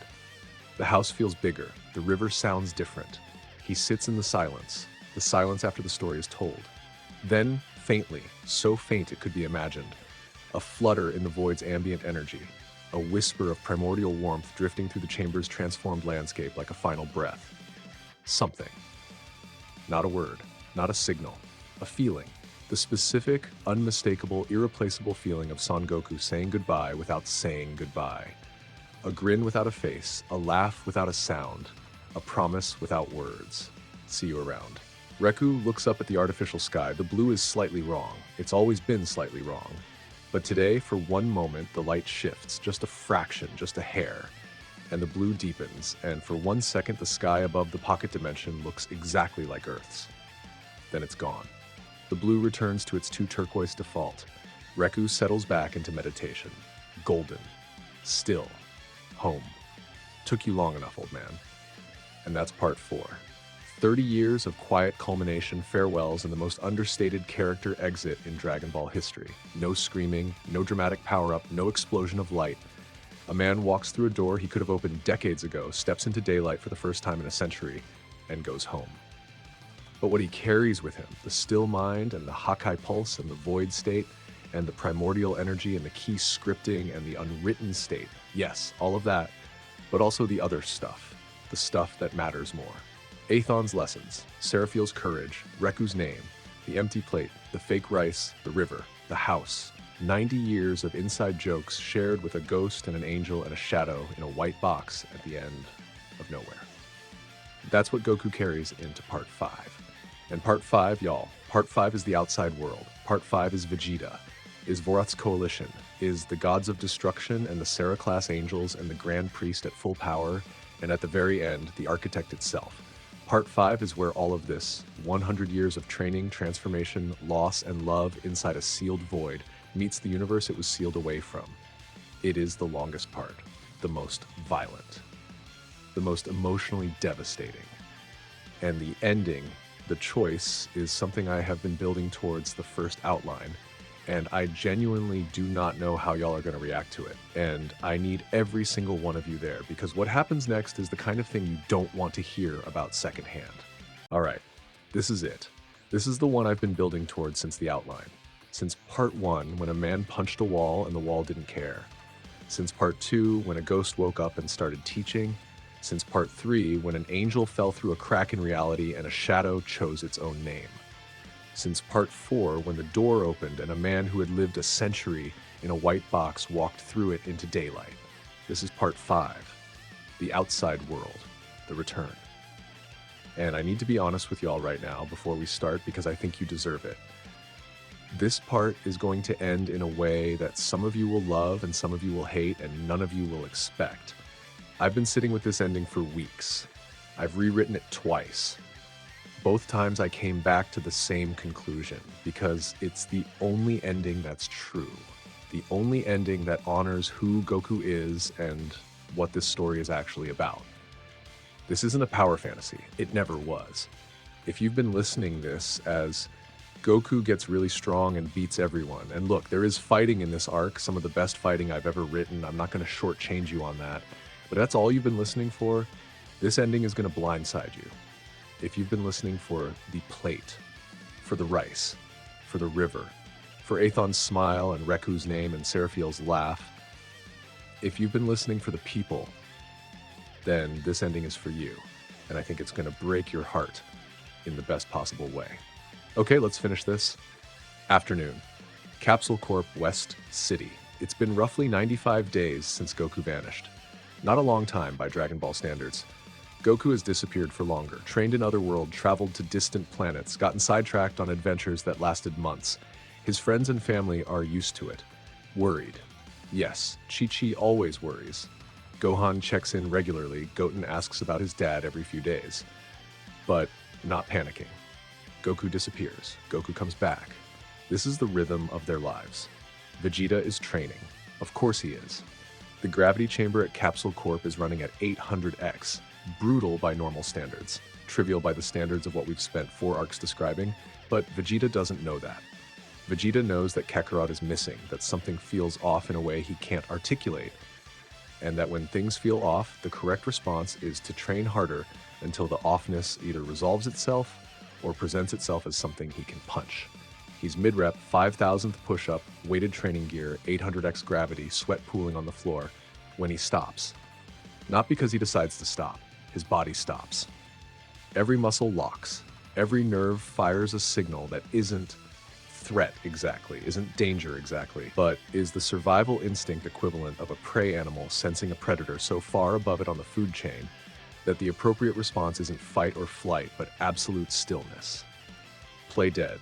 Don't move. Don't breathe. Maybe it won't notice you. Vegeta has felt power before. He's felt Beerus. He's felt Jiren. He's felt Broly at the peak of his berserk escalation. He's stood in the presence of beings that could erase him with a thought, and he's never frozen. He's too proud, too stubborn, too Vegeta. He's not frozen because of what he senses. He's frozen because of what he doesn't sense. There's a spot in his awareness, the passive key sensing field that every trained fighter maintains automatically, where a person is standing. He can feel the displacement, the physical presence, the air being moved, the floor bearing weight, the thermal signature of a living body approximately 3 meters behind him. But the spot has no energy.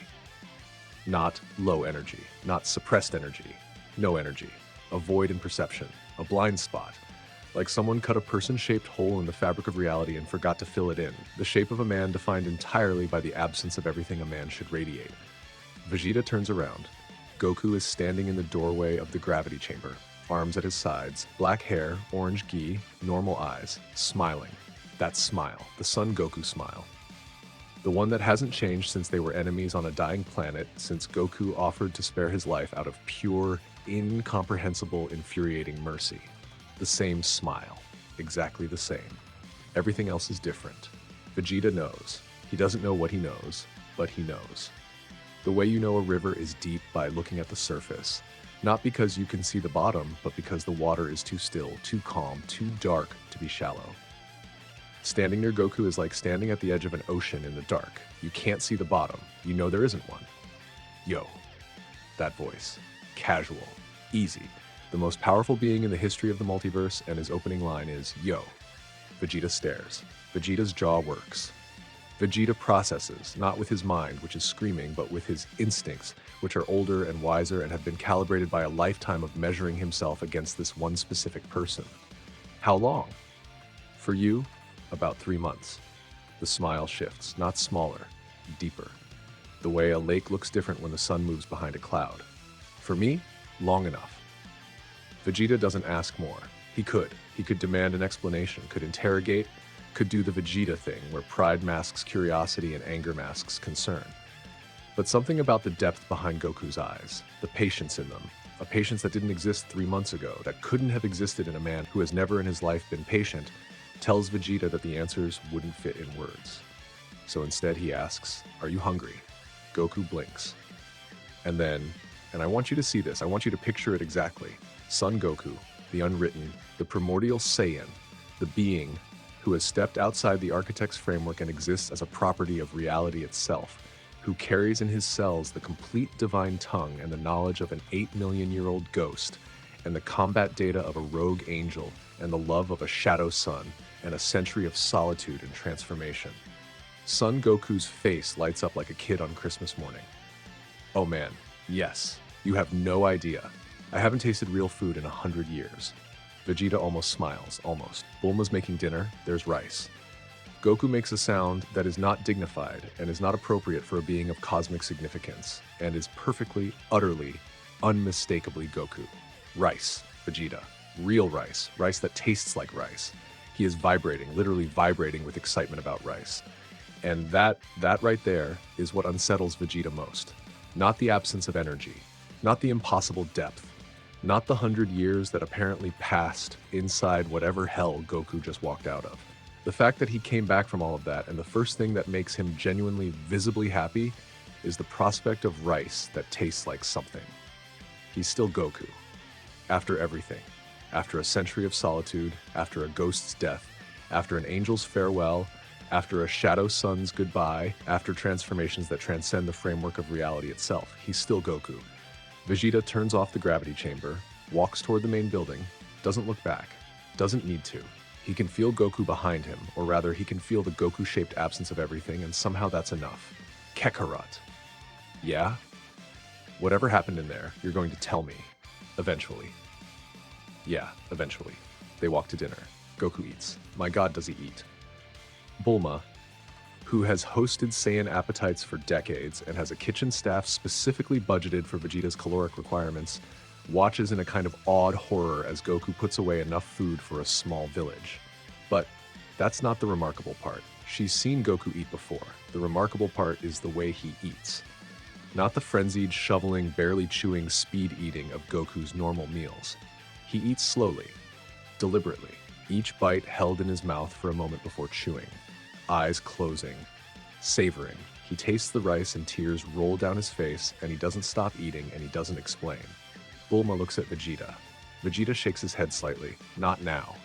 After dinner, Goku asks about his family. Normal questions. Normal voice. How's Chi-Chi? Is she okay? Is she angry? Did she replant the garden this year? How's Gohan? Is the research going? How's Goten? Is he training? Did he get taller? Normal questions from a man who has been gone for 100 years and 95 days and whose family doesn't know it's been more than the latter. He goes home that night. Flies to Mount Paozu, lands in the front yard. The house is the same, the garden is the same, the mountain is the same, everything is the same, because only 3 months have passed, and 3 months isn't enough for anything to change. Chi-Chi opens the door. And I'm not going to write this scene in detail because it's theirs. Whatever happens between Goku and Chi-Chi in the doorway of their home on Mount Paozu, in the golden light of a real sunset under a real sky, whatever words he says, whatever she says back, however long they stand there, that's not for us. That's not for the story. I'll tell you one thing, he doesn't explain. Not tonight. Not the full truth. He holds her and he's home, and the sky is the right shade of blue, and the rice at dinner tasted like rice, and that's enough. That's enough for now. The empty plate at the end of the table, inside a pocket mention, inside a sealed void, has done its work. The thread held, both ends. 100 years of distance, and it held. 3 days pass. Normal days. Goku sleeps in his own bed. Eats Chi-Chi's cooking, and if he cries at breakfast the first morning, Chi-Chi has the grace to pretend she doesn't notice, spars with Goten, visits Gohan and Pan, goes fishing, normal, blissfully, achingly, preciously normal. On day 4, Vorath's world ends. He's been monitoring the chamber's energy signature the way a doctor monitors a patient's vitals, obsessively, hourly, the data streaming into instruments he's checked 10,000 times since the seal was placed. And on day 4, the data stream goes flat, not elevated, not anomalous, flat. 0 output. The chamber's energy signature reads as inert, a sealed dimension containing nothing, empty, spent. For one wild, desperate second, Vorath allows himself to hope. Maybe the chamber won, maybe the gravity crushed him, maybe the echoes overwhelmed him, maybe 100 years of isolation did what isolation is supposed to do and broke the prisoner into something that can't threaten anyone. Then he checks the seal integrity. The seal is intact, undamaged. No breach, no fracture, no failure of any kind. And the door is open. Not broken. Open. Unlocked from the inside by a mechanism that Vorath didn't build, didn't know existed, and cannot explain. The prisoner didn't escape. The prisoner left. walked out through a door that was always there, that was always available, that required only one thing to open: the absence of the desire to use it. This is the worst case scenario. Not the prisoner broke free. That would imply desperation, instability, a being acting from rage or fear, predictable and containable. The prisoner chose to leave when he was ready implies control. Composure, a being who spent 100 years in a sealed dimension and walked out on his own terms, calmly, cleanly, with no damage to the seal because he didn't need to damage it. Vorath's hands shake. The instruments rattle in his grip. He assembles a coalition, not from malice. I've said this before and I'll say it again. Vorath is not evil.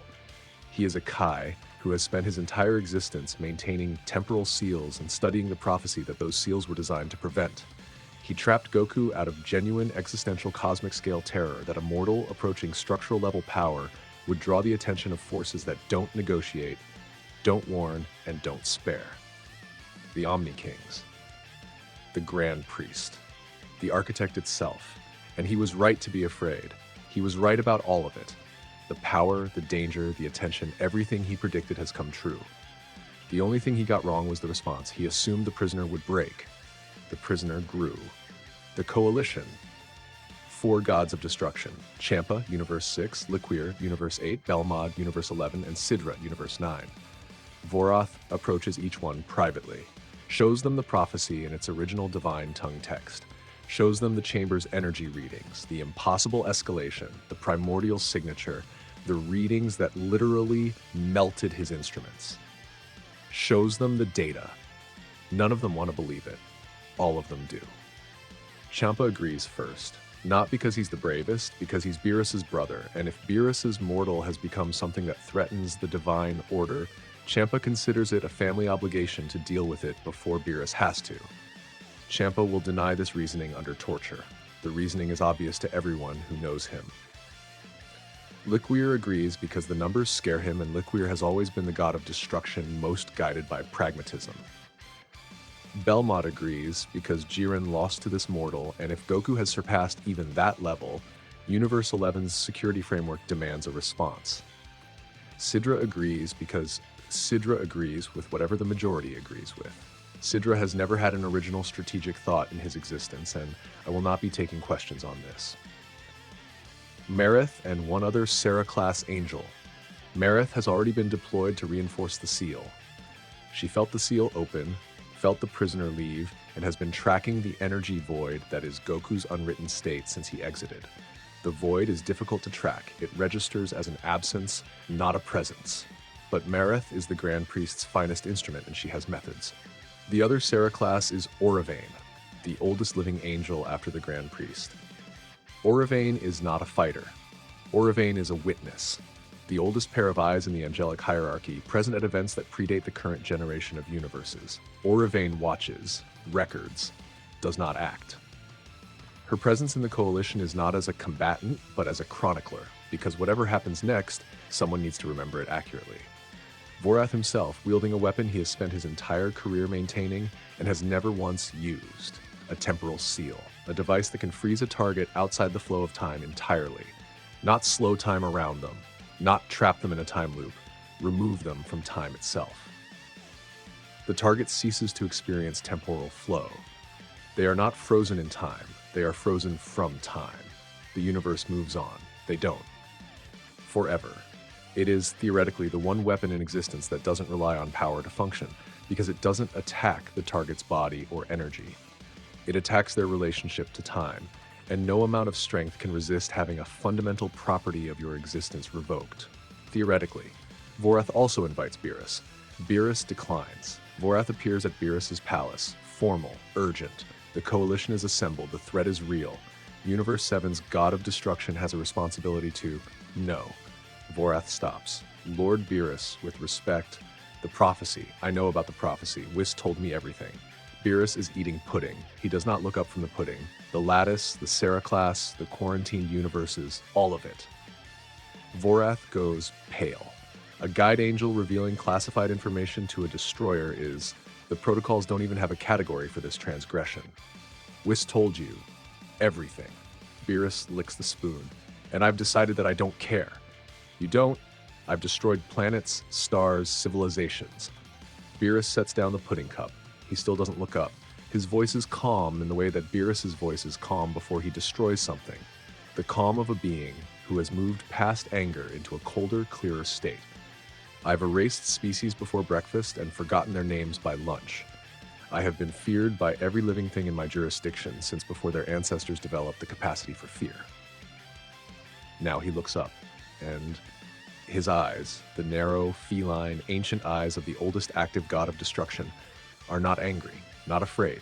They're clear. I know what a predator looks like when it's standing still. That thing walking around in Kakarot's skin is not something you fight. It's something you pray doesn't notice you.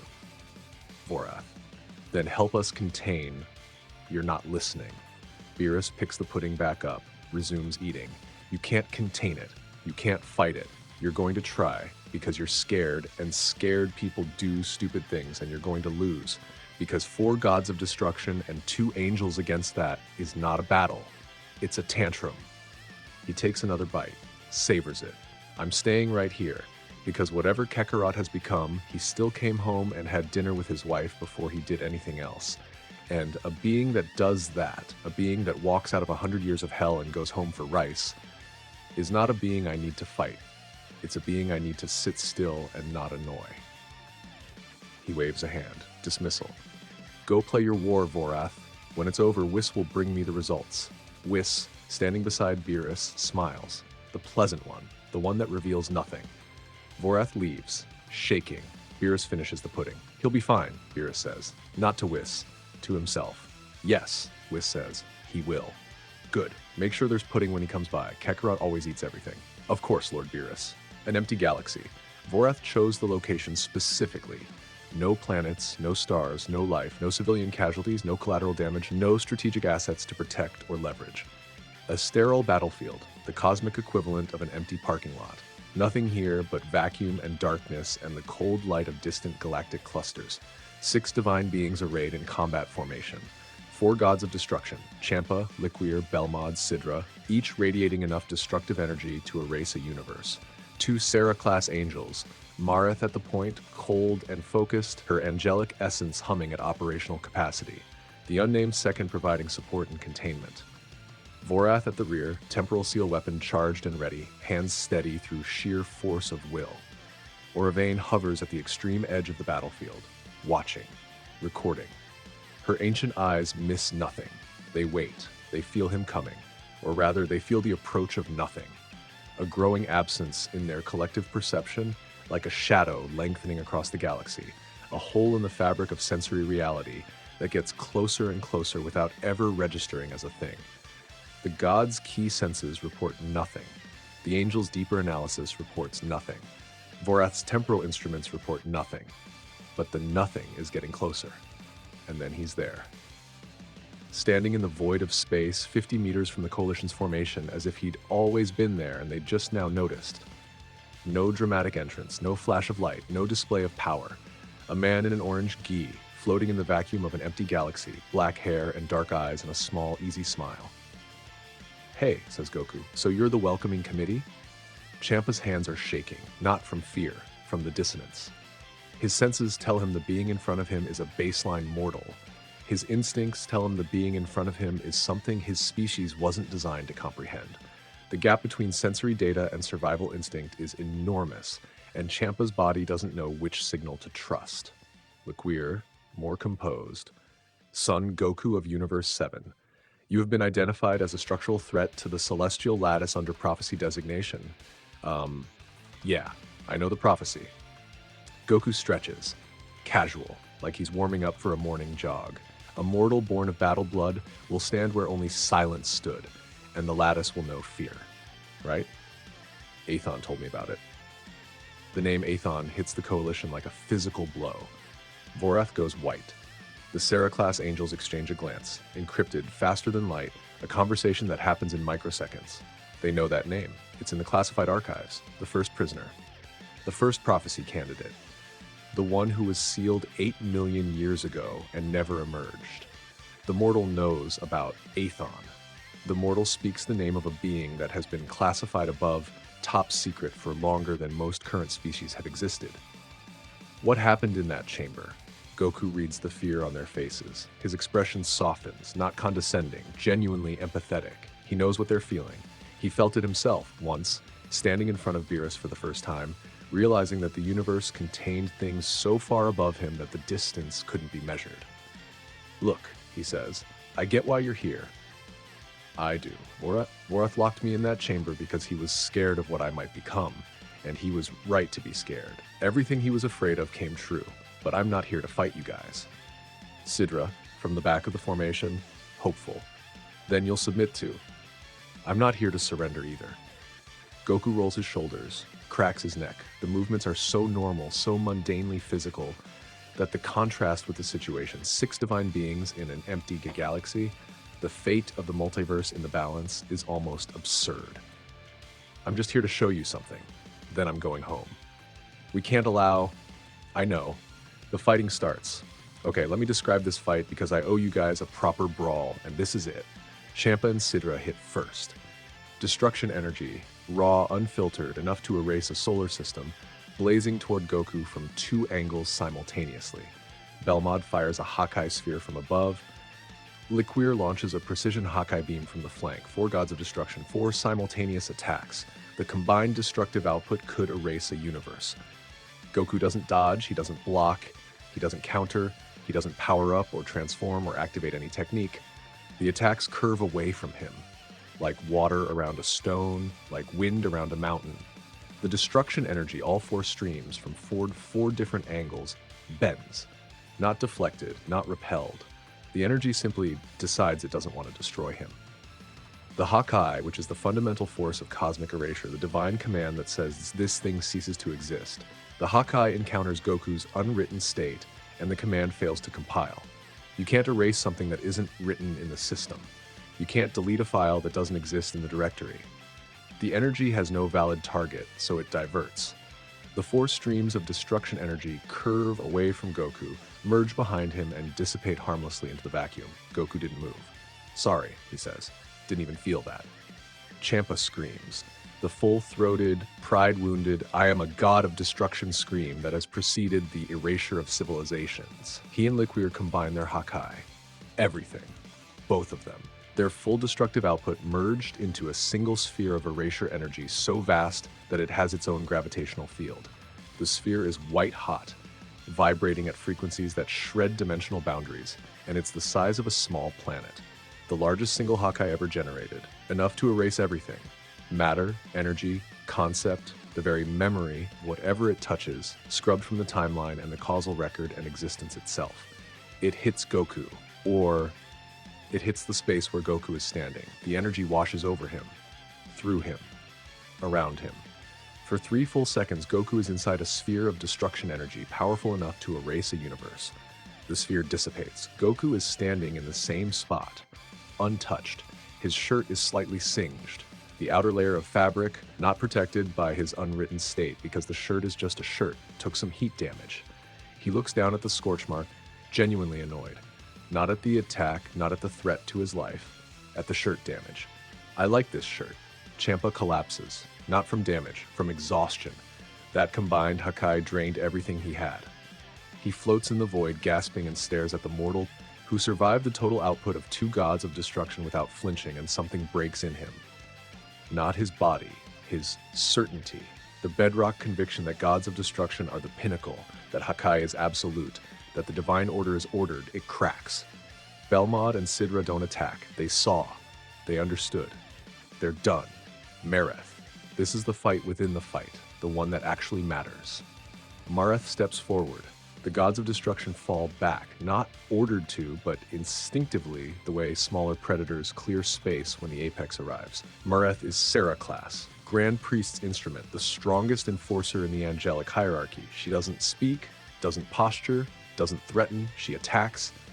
And y'all, I want you to understand the speed differential here. Gods of destruction are fast, incomprehensibly fast by mortal standards. But Mareth is to a god of destruction what a god of destruction is to a baseline human. She moves at speeds that the 4 destroyers present literally cannot perceive. To them, Mareth and Goku simply vanish and the shockwaves arrive a half second later. Mareth fights the way Sarah-class angels fight. Reality edits layered over physical combat, each strike accompanied by a local physics modification designed to maximize damage. She rewrites the gravitational constant in Goku's immediate vicinity. She inverts the electromagnetic force around his nervous system to disrupt his neural signals. She layers temporal distortions over spatial compressions, creating cascading reality modifications that Goku blocks her punch with one hand, blocks the reality edit with still mind. His nervous system pre-adapted to the modification before she deployed it because the edit is written in angelic script and Goku reads angelic script the way you read a street sign. She recalibrates, faster edits, more complex layering. She's pouring everything into this. Centuries of enforcer training, techniques developed personally by the Grand Priest, the absolute cutting edge of angelic combat methodology. She is fast and she is precise, and she is throwing everything the hierarchy has at a mortal in an orange gi, who is slowing down, not struggling, not failing, deliberately slowing down. Goku is matching her speed, has been matching her speed from the first exchange, and is now incrementally decelerating, pulling back, reducing his response time from instantaneous to merely superhuman to merely fast. He's slowing down so she can keep up. Mareth realizes this. She realizes it mid-exchange, mid-strike, mid-reality edit, reads it in the rhythm of his blocks, in the patience of his counters, in the gentleness with which he redirects her attacks. He's not fighting her, he's accommodating her, giving her a fight that feels competitive because the alternative, the real speed, the real power, the unwritten state at full engagement, wouldn't be a fight at all. It would be nothing. She stops, steps back. Her angelic essence, the carrier medium for her reality edits, the fundamental substance of her combat system, dims. Not in surrender, in recognition. The recognition of a being who has spent her entire existence as the strongest enforcer in the hierarchy, looking at something that makes strongest a meaningless word. She doesn't speak, doesn't need to. She steps back to the formation's rear line. Done. Vorath. The last one standing. The Kai who started all of this, temporal seal weapon in his trembling hands, the one device that doesn't rely on power, that attacks the target's relationship to time itself, that should work regardless of how strong the target is because it doesn't engage with strength at all. He fires. The temporal seal hits Goku dead center. For 1 second, one beautiful, terrible, hope-filled second, it works. Goku freezes, his body stops, his eyes lock, time ceases to flow through him. He is removed from the temporal stream, suspended outside causality, frozen not in time, but from time. 1 second. 2 seconds. Vorath's breath hitches. His eyes are wide. It's working. The weapon is working. The prophecy can be, Goku moves. He moves inside the freeze. His hand comes up, slowly, casually, like someone brushing a cobweb off their sleeve, and touches the temporal seal's energy field. And the field crumbles, not disperses. Crumbles, like old plaster, like something that was only ever held together by the assumption that it would work, and the assumption has been withdrawn. Because the temporal seal attacks the target's relationship to time, and Goku's relationship to time is, like all his relationships to fundamental forces, not defined by the framework. The seal tries to revoke his temporal flow, but his temporal flow isn't granted by the system. It's intrinsic, a property of him, not a property assigned to him. You can't revoke something you didn't give. The weapon shatters, physically shatters. The device in Vorath's hands cracks and crumbles and falls to pieces, the temporal energy that powered it bleeding away into nothing. And more than that, the backlash burns through Vorath's connection to temporal energy, his specialty, his life's work, the power that defines his role, his rank, his identity. Keeper of temporal seals, the Kai who maintains the locks. The backlash scorches those channels clean. Not damaged, erased. Vorath's temporal powers are gone, permanently. He collapses, alive, unhurt physically. But the part of him that was a temporal Kai, the part that could feel the flow of time, could touch the seals, could read the dimensional barriers, that part is dark, silent, empty. Goku floats down to him, kneels, looks at the Kai who locked him in a box for 100 years, the Kai who stole a century of his life, a century of Chi-Chi's marriage, a century of watching Gohan and Goten grow, a century of rivalries with Vegeta and friendships with Krillin and adventures he'll never have.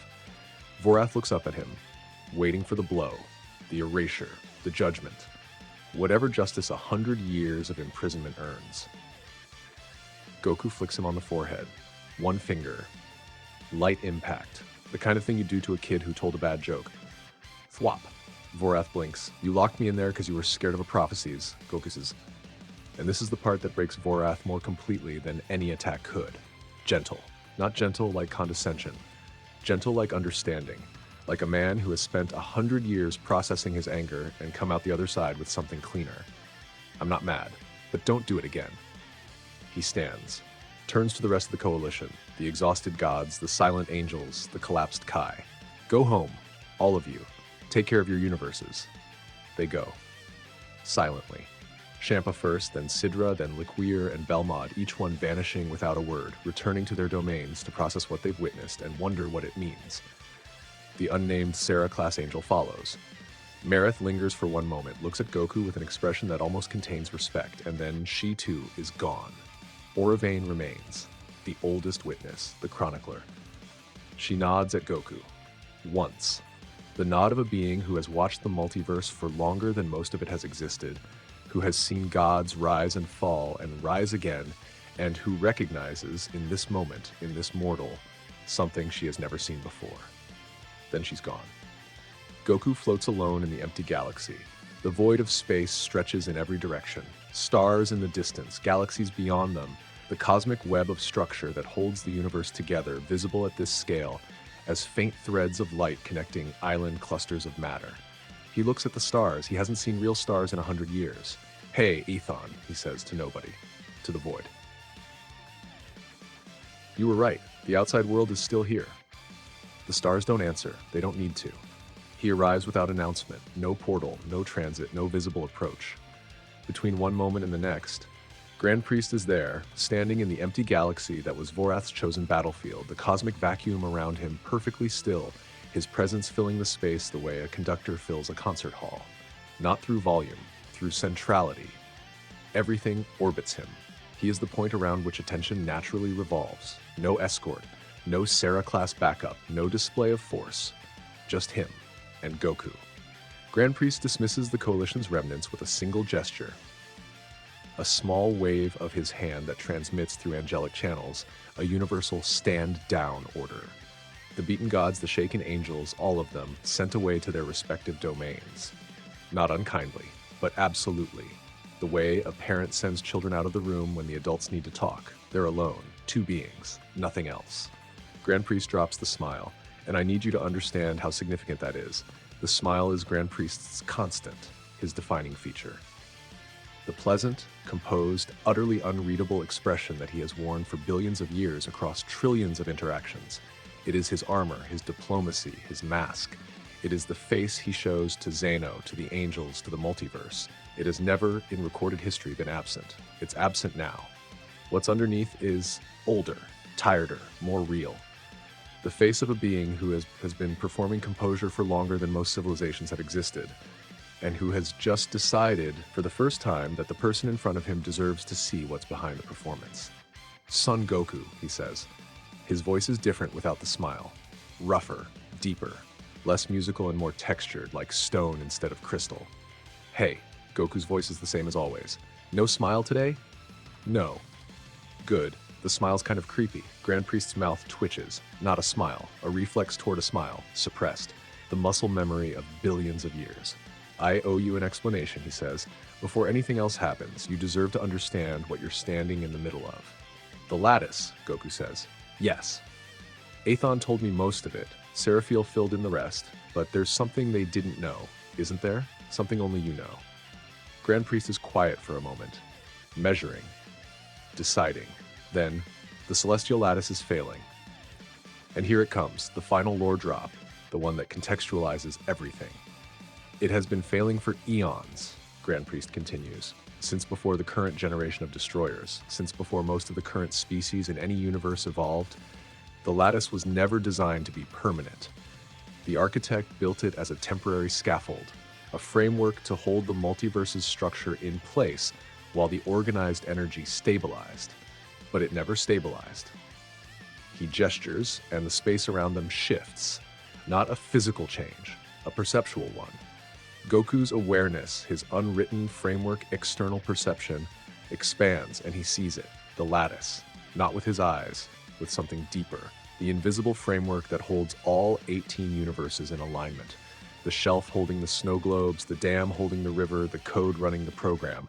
He sees it as a vast, intricate, beautiful web of interlocking structures, each one a miracle of engineering, each one a monument to the architect's design and Grand Priest's maintenance. And he sees the cracks, hairline fractures running through the web, patches, countless patches, billions of them, layered over each other like bandages on a wound that never heals. Reinforcements that have been reinforced, the original structure buried under so many repairs that some sections are more patch than foundation. The 6 quarantined universes are visible as dark spots, nodes disconnected from the web, drifting, their structural tethers severed to prevent their decay from spreading to the rest. 6 wounds that were cauterized rather than healed. It's breathtaking, and it's dying. I have maintained this alone, Grand Priest says, for billions of years, personally. Every crack, every fracture, every point of failure, patching, reinforcing, compensating. I cannot stop. I cannot rest. I cannot delegate because no being has ever been strong enough to share the burden.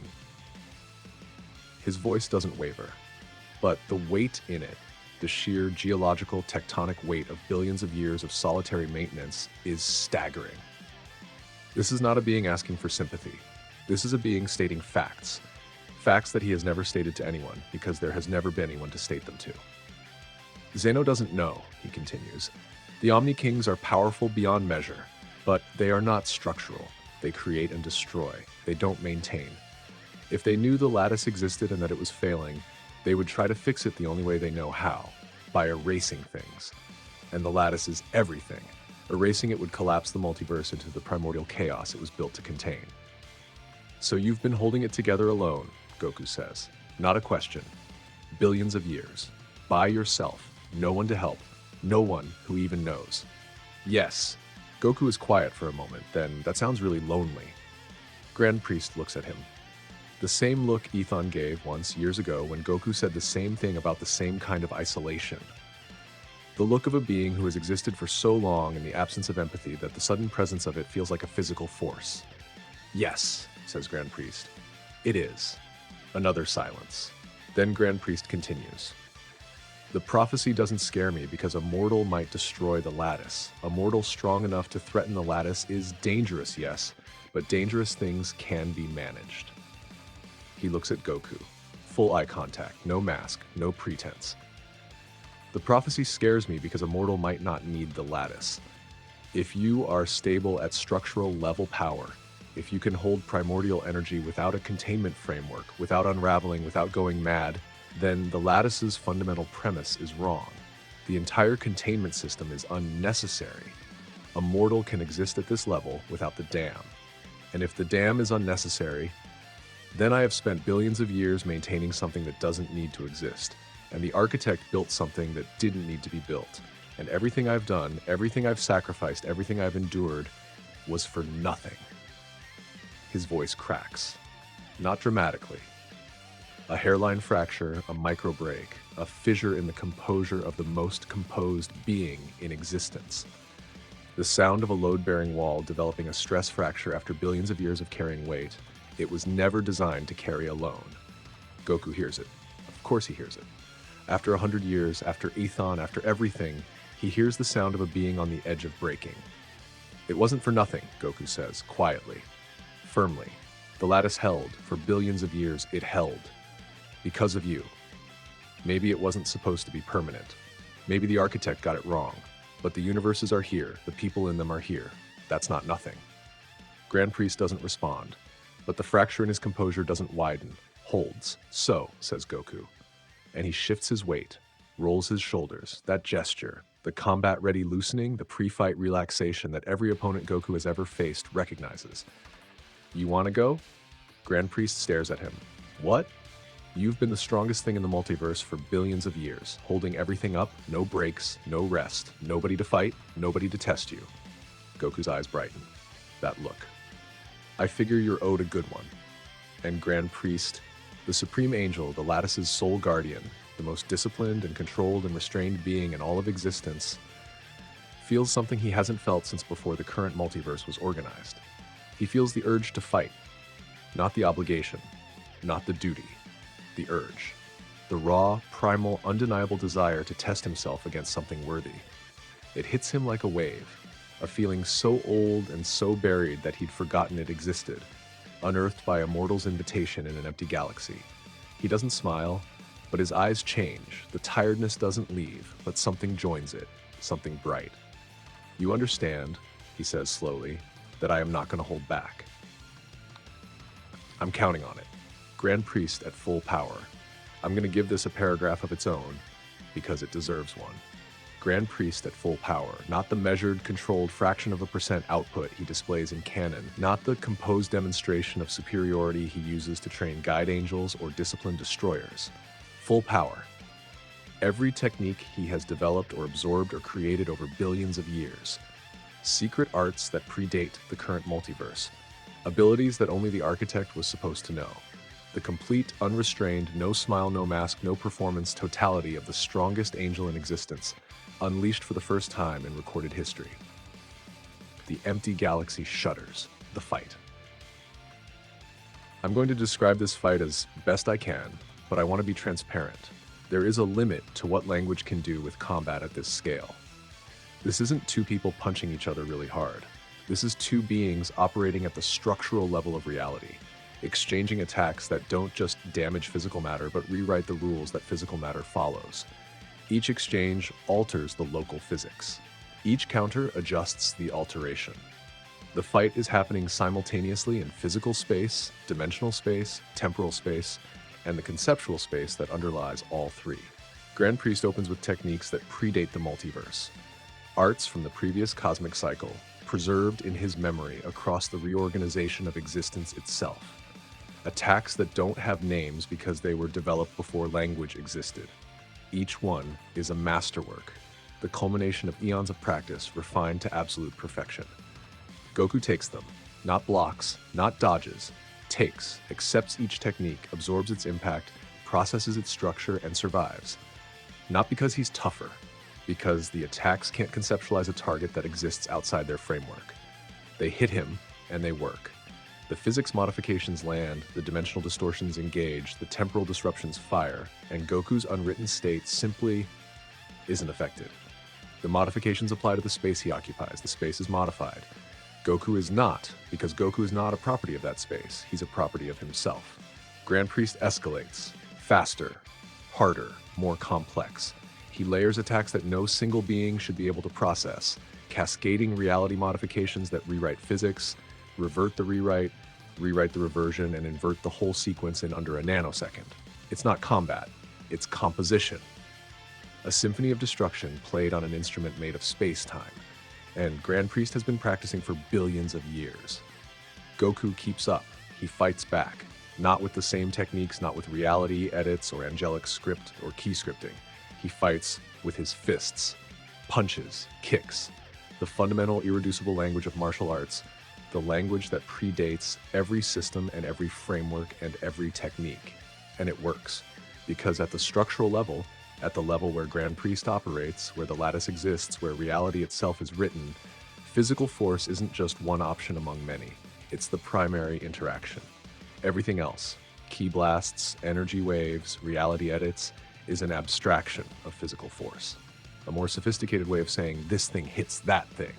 Strip away the abstraction and what's left is contact, impact, the fundamental interaction between two objects in space. Goku has spent 100 years stripping away abstractions. His fists hit the way a law of physics hits, not through force, but through definition. When Goku's fist connects with Grand Priest's guard, the impact doesn't just transfer kinetic energy. It asserts itself.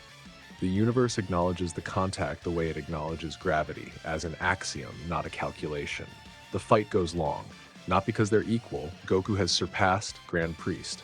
They both know it. Goku knew it before the fight started. Grand Priest knew it 30 seconds in. Goku lets it go long anyway, because he understands. He understands what this fight is. It's not a contest. It's a farewell. Grand Priest has been the strongest thing in existence for longer than the stars have burned. He has carried that weight alone, without rest, without recognition, without a single moment of respite. And now a mortal has arrived, who is beyond him, who surpassed him inside a prison, who grew past the structure Grand Priest has spent billions of years maintaining, and the era of Grand Priest as the multiverse's apex is over. Goku doesn't end it quickly, because Grand Priest deserves a real fight. Not a mercy, not a demonstration, a real fight. The kind Grand Priest hasn't had since before the lattice was built. The kind where you throw everything you have and someone throws it back and you feel it. So Goku gives him that, takes every attack, answers every technique, pushes Grand Priest to dig deeper and deeper into his arsenal, pulling out moves that haven't been used in eons, abilities that he'd forgotten he knew. Techniques from a version of himself so ancient that the muscle memory has to be excavated from geological layers of accumulated experience. And Grand Priest fights. For the first time in his existence, he fights without holding back, without calculating, without maintaining the lattice, or managing the hierarchy, or performing composure.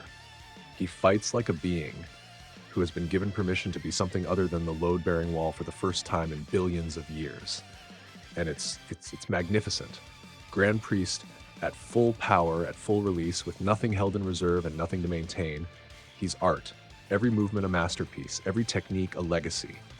Goku takes it all, answers it all, and gives Grand Priest the gift of trying, truly pushing, truly reaching, and falling short. Not humiliatingly, not painfully, honestly. The honest experience of meeting something greater and knowing it and being okay with it, because the reaching was the point, not the reaching's success. The fight ends when Grand Priest stops, not from defeat, from completion. He's thrown everything, every art, every technique, every ounce of power accumulated over billions of years. And the mortal in front of him is standing there, unhurt, smiling, not in triumph, in respect. Grand Priest breathes hard. For the first time in his existence, winded. The sensation is so alien to him, the physical experience of having exerted himself fully, that he stands in the vacuum of the empty galaxy and feels his chest heave and marvels at it. "You could replace me," he says, still breathing hard.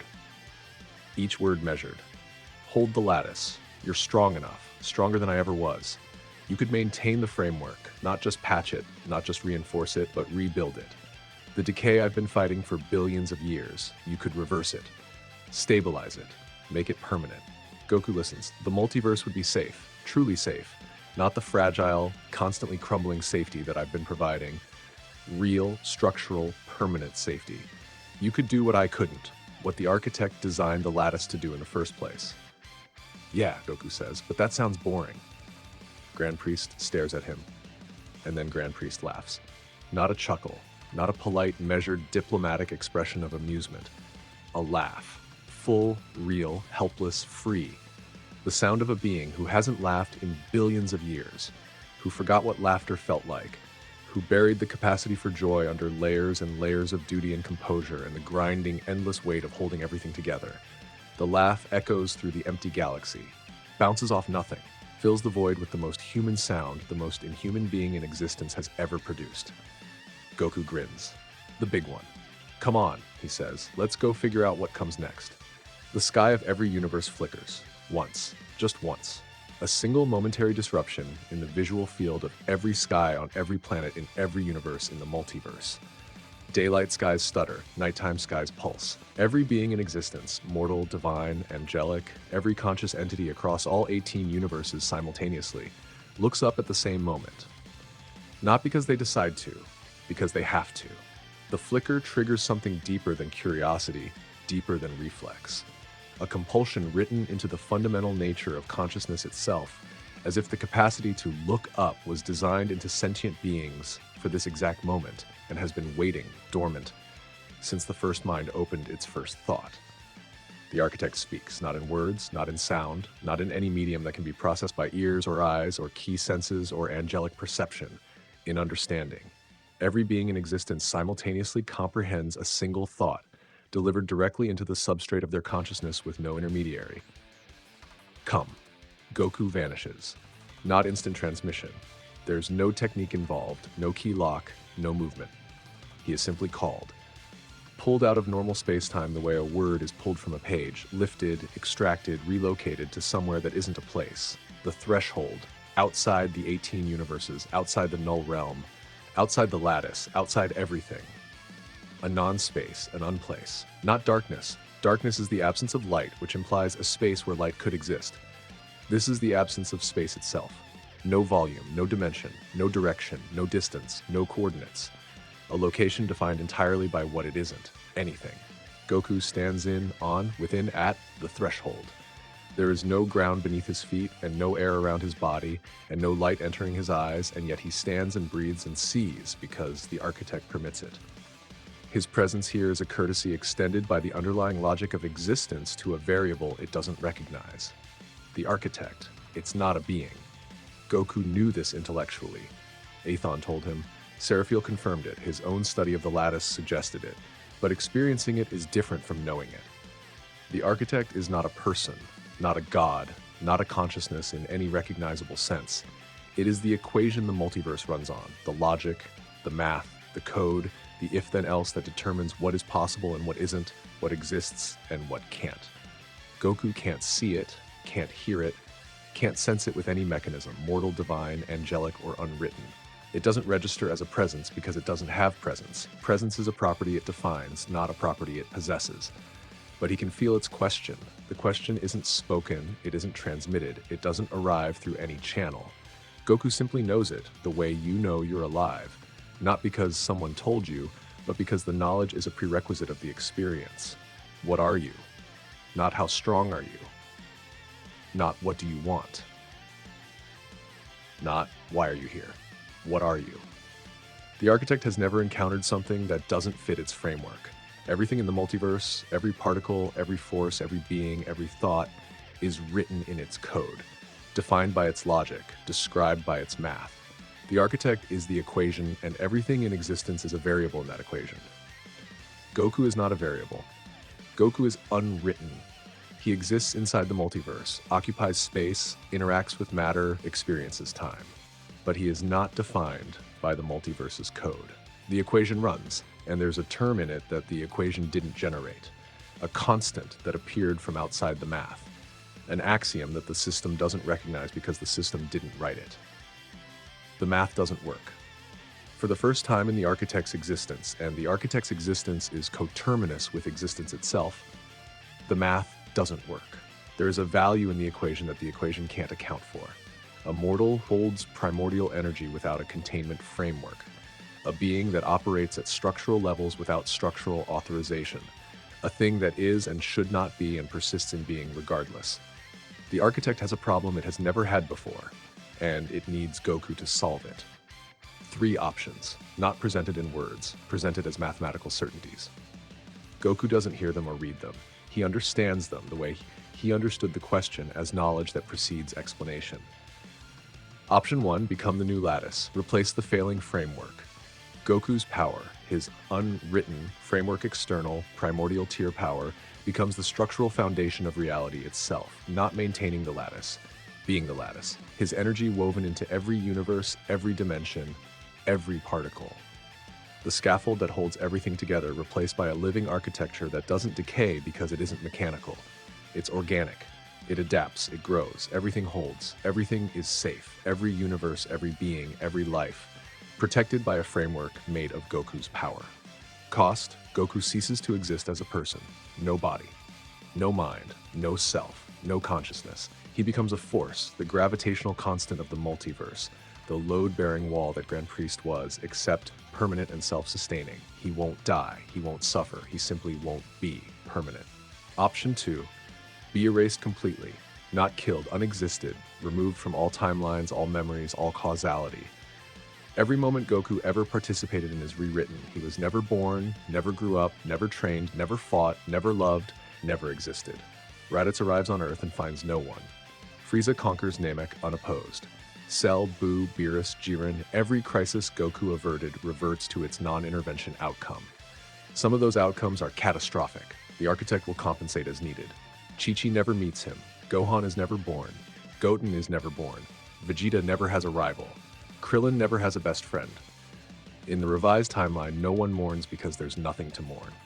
The lattice stabilizes because the anomaly is removed. The equation balances, permanent. Option 3, return sealed. Go home. Power locked to mortal levels, strong but not structural, not a threat to the lattice. Live a normal life. Watch Gohan's research, spar with Vegeta, eat rice that tastes like rice, grow old, die. The normal mortal experience, uninterrupted. The lattice continues its slow decay, Grand Priest continues his lonely maintenance. The problem isn't solved, it's deferred.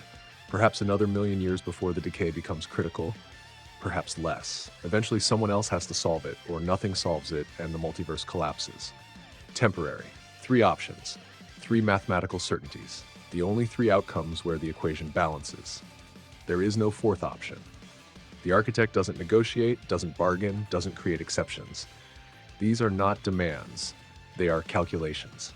The output of a formula. The only 3 answers the math permits. Goku stands at the threshold, the non-place beyond everything, alone with an equation that contains all of existence. And he is quiet for a very long time, the longest silence of his life. "You're the smartest thing that's ever existed, right?" he says, eventually, into the nothing, to the math. "The whole multiverse runs on your code?" The architect confirms, not in words, in certainty. "Then you already calculated what I'd pick. You knew before you asked. So why ask?" No response. And the absence of response is, for the first time in this entire encounter, uncertain. The architect operates on logic, and logic doesn't hesitate. But the silence after Goku's question has the texture of hesitation, of a system encountering an input it wasn't designed for. "You asked because you wanted to see a mortal choose." Goku's voice is calm, not the calm of emptiness, the calm of the river, the calm of still water running deep. Because in all your math, all your equations, across all of time, you've never once had someone stand here. You don't know what I'm going to do, and that scares you.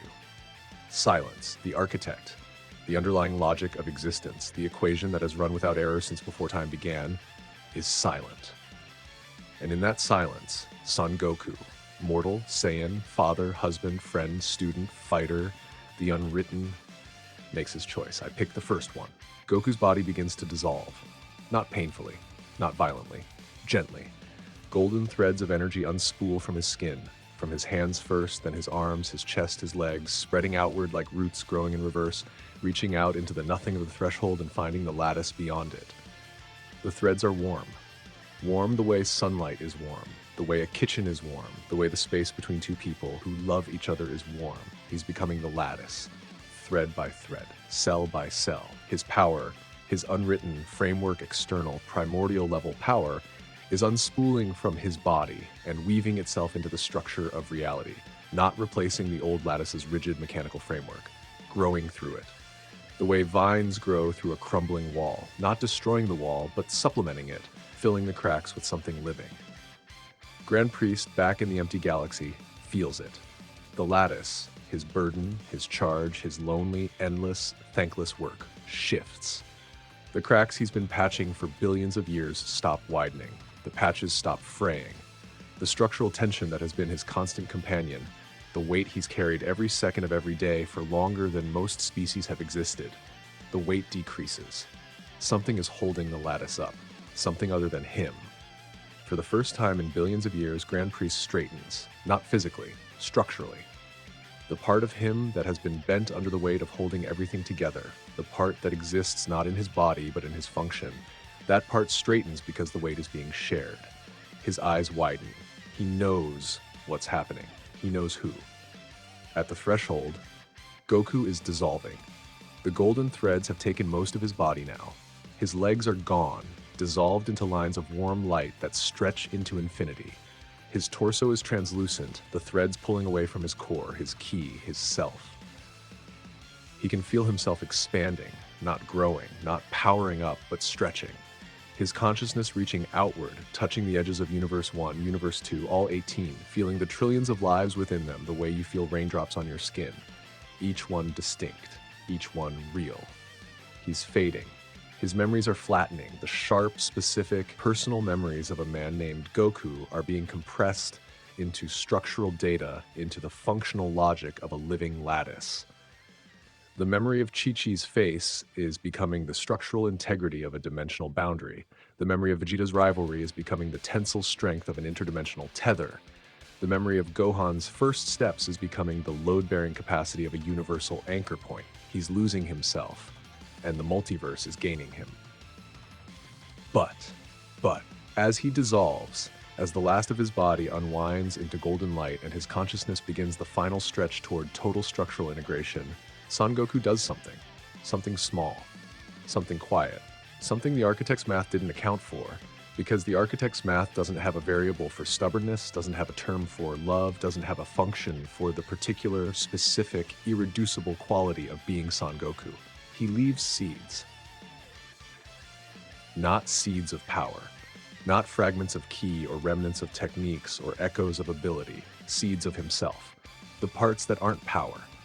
The parts that the lattice doesn't need and the architect didn't ask for and the equation can't use. The part that laughs when he's losing. The part that bows before a fight. The part that loves rice and naps and the sound of Chi-Chi's voice when she's pretending to be angry but isn't really. The part that set an empty plate every meal for 70 years.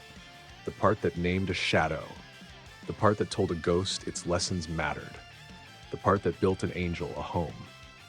He breaks these pieces off, tiny, invisible, impossibly small fragments of self, too small for the architect to notice, too personal to have structural value, too Goku to dissolve into function, and he hides them. He hides them inside the lattice, like stones in a river, like notes in a bottle, like inscriptions carved into a floor by a dying man who hoped someone would find them. The seeds scatter, riding the golden threads outward, drifting through the structure of reality, finding homes. One seed lands in Vegeta's ki. Capsule Corp, evening.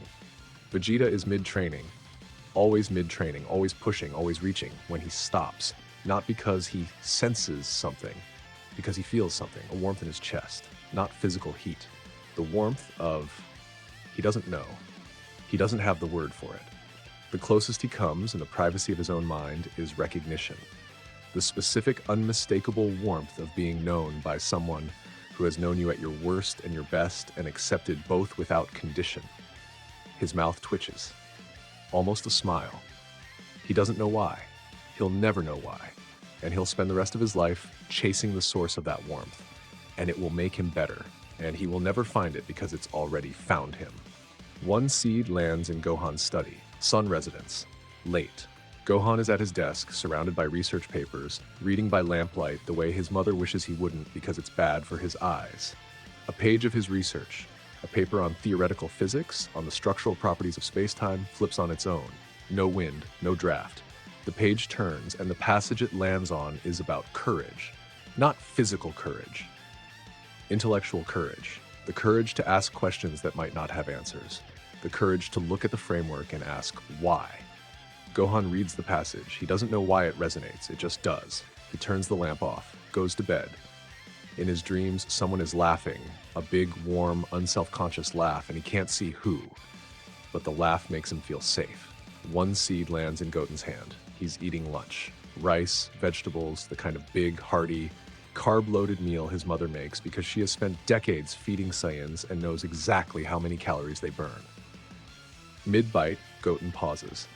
The rice in his mouth tastes different. Not bad different, better. Better than any rice has ever tasted. Better than food has any right to taste on a random Tuesday in a kitchen he's eaten in 1,000 times. His eyes water. He doesn't understand why. The rice tastes like... He doesn't have the word. The rice tastes like someone, like a specific person, a specific presence, a specific warmth that he associates with big hands and a bigger laugh and the feeling of being picked up as a small child by someone who could carry the weight of the world and chose to carry him instead. "Mom," he says, "this rice is really good." Chi-Chi, at the stove. "It's the same recipe as always." "Yeah," Goten says, swallows, wipes his eyes. "It's really good though." One seed lands in Chi-Chi's garden, Mount Paozu. The garden she's tended for decades. The garden she planted the first year she and Goku were married. The garden she maintained through every disappearance, every death, every departure, every "I'll be right back" that turned into months or years of absence. A flower blooms, out of season, wrong time of year. A small, golden flower in the corner of the garden, in the spot where the afternoon sun hits warmest. In the exact spot where Goku used to sit and watch her work while pretending he wasn't staring. Chi-Chi sees it, kneels down, touches the petals. She stares at it for a long time. A very long time. She doesn't say anything. She doesn't need to. She's been married to Son Goku for decades. She knows what it looks like when he does something impossible and expects her to just accept it. She waters the flower, goes back inside, makes dinner, sets the table, normal number of places, +1. One seed drifts into the hyperbolic time chamber, inside the pocket dimension, the house by the river, the table with the places set, the sky that's trying to be Earth's sky. Reku is meditating on the hill. The air shifts. Not a physical shift, a tonal shift, a change in the ambient quality of the void, the way a room changes when someone walks in. A warmth, a stubbornness, a grin without a face. Reku opens his eyes, looks at the sky. Old man? No answer. But the two turquoise blue of the artificial sky shifts, deepens. For one moment, one long, perfect, impossible moment, the sky above the pocket dimension is the exact shade of Earth's sky. Not the approximation, not the emotional extrapolation, the real thing. The sky Goku saw when he walked out of the chamber 100 days ago and blinked against the daylight for the first time in a century. The real sky, his gift, his goodbye. Then it fades, but not all the way. The blue stays a little richer, a little deeper, a little more right. Permanent. Reku watches the sky for a long time, then settles back into meditation, golden and still. Home. One seed reaches the null realm. A pocket, a hidden space, a safe house built by ki, scripting and primordial energy, tucked into the topology of a dimension between dimensions. Seraphiel is there, sitting in the small, quiet space Goku built her. Not running, not scanning, not vigilant. For the first time in centuries, still. Something drifts into the space, a mote of golden warmth. Tiny, invisible to any scan or instrument, it settles into her open palm without her noticing, and she closes her hand around it reflexively, the way you'd catch a snowflake without thinking. She opens her hand, nothing visible, but her palm is warm, and the warmth feels like... She closes her eyes. Laughter. It feels like laughter. Big, stupid, graceless, joyful laughter. The laughter of a mortal who offered a fugitive angel fake rice in a sealed prison and meant it with his whole heart. Seraphiel closes her hand, holds the warmth against her chest, and sits in silence in her safe house in the void between universes, holding a dead man's laughter in her palm. Goku is gone. He is the lattice now, his power woven through every universe, every dimension, every particle, every atom, every quantum fluctuation across the entirety of structured reality. The multiverse holds, not through rigid mechanical framework, not through the brittle, patched, crumbling scaffold that Grand Prix spent billions of years maintaining, but through something warmer, something that gives and flexes and refuses to break. A living architecture that adapts, that grows, that responds to stress with resilience rather than rigidity. Grand Priest feels the change immediately. The lattice isn't mechanical anymore. It feels alive, like a heart beating, like a river flowing, like a stubborn, kind, impossibly optimistic force that holds everything together, not because it was designed to, but because it wants to. No one except Grand Priest, Whis, Beerus, and Vegeta knows what happened. To everyone else, Goku simply left one day on another adventure and hasn't come back yet. He'll be back, right? He always comes back. Months pass. He doesn't come back. Gohan starts asking questions. Goten starts looking at the sky. Krillin calls, asks if anyone's heard from him. Piccolo meditates and searches for a key signature that no longer exists and finds nothing and tells no one about the nothing. Chi-Chi tends her garden. The golden flower grows. She waters it every day. She doesn't explain it to anyone. She knows. She doesn't know what she knows, but she knows. An empty galaxy, the same one. The same void of space where Vorath's coalition stood and failed and went home. Cold, dark, silent. No planets, no stars, nothing. Vegeta stands alone, full Saiyan armor, white gloves, blue bodysuit, arms crossed. The posture hasn't changed since the day he landed on Earth. Spine straight, chin up, every line of his body communicating the precise, deliberate, aggressive dignity that is Vegeta's alternative to vulnerability. He powers up everything he has, every transformation, every technique, every ounce of Saiyan pride compressed into a single pillar of ki that erupts from his body and lights the empty galaxy like a dying star. Blue light, the blue of Super Saiyan blue, of Ultra Ego of every form Vegeta has ever achieved, blazing outward, filling the darkness, casting the void in the color of Vegeta's unyielding, unbreakable, utterly relentless refusal to accept any outcome he hasn't approved. He screams into the void, not grief. He will not give this the satisfaction of being grief. This is challenge. pure, undiluted, Saiyan-blooded challenge, the fundamental interaction that has defined Goku and Vegeta's relationship since the moment they met. The eternal, unresolvable, essential contest between two men who make each other more by refusing to be less. I know you're in there, Kakarot. His voice cracks the silence, echoes off nothing, fades into the dark, woven into every damn atom in this universe. I know you can hear me. Nothing. The galaxy is empty. The stars are far away. The void doesn't answer because the void is just void, isn't it? It's just cold, empty space and there's no one here and... You think becoming the multiverse means you get to quit? His voice breaks. Not from weakness, from volume. From the force of pushing every feeling he has never expressed through a throat that was not designed for expression. Vegeta does not say what he feels. Vegeta screams what he feels into galaxies where no one can hear, and that is the only vulnerability the Prince of all Saiyans will ever allow himself. You think you get to disappear before I surpass you? Nothing. The void is silent, the energy fades, the blue light dims. The galaxy returns to darkness, one star at a time, like candles blown out. Vegeta stands there, fists clenched, jaw tight, breathing hard. The sweat on his skin is cold in the vacuum, sustained by ki, and his arms are shaking and his chest is heaving, and he is alone in a way he has never been alone before, because the one person who made alone bearable is gone. He stands there for a long time. Then, so faint it could be imagined, so subtle it might be nothing at all, the stars around him pulse once, like a heartbeat. Not all the stars, just the ones closest to Vegeta. A tiny fluctuation in their luminosity, a microsecond variation in the light output of a handful of stellar bodies in a random galaxy in a random corner of Universe 7. The kind of fluctuation that astrophysicists would call noise, random, meaningless. Except it happens in rhythm, and the rhythm matches a heartbeat. And the heartbeat matches the rhythm of a man who used to put his hand on his chest to feel his own pulse when he was nervous before a fight, a habit he never knew he had, a habit that only one person in the universe ever noticed because only one person in the universe ever watched him closely enough. The stars pulse. Once. Like a heartbeat, like a grin. And somewhere in the lattice of reality, woven into the fabric of 18 universes, threaded through every star and every planet and every grain of sand on every world that has ever existed or will ever exist, somewhere in the living architecture that holds everything together, in the warm, stubborn, unbreakable framework that replaced the cold, crumbling, mechanical scaffold that came before, Goku grins. Vegeta feels it. He doesn't have the senses to feel it. No mortal does. No god does. The signal is too deep, too structural, too woven into the substrate of reality to be perceived by anything that exists within reality, but the seed in his ki does.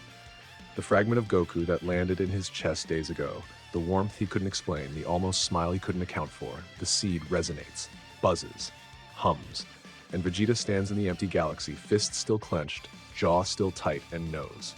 He knows. His rival is out there, woven into everything, listening, grinning, waiting. Vegeta unclenches his fists. Slowly, deliberately, he powers up again, not the explosive, galaxy-lighting scream of a moment ago. A quiet power-up, controlled. The kind of power-up that isn't about force, it's about promise. The promise of a man who intends to get stronger, who intends to push further, who intends to stand in this exact spot, in this exact galaxy, and issue this exact challenge again and again and again, until the distance between them closes and the stars pulse twice instead of once. The stars are still. I'll always be back. 100 years later, real time, a planet in Universe 6, remote, uncharted.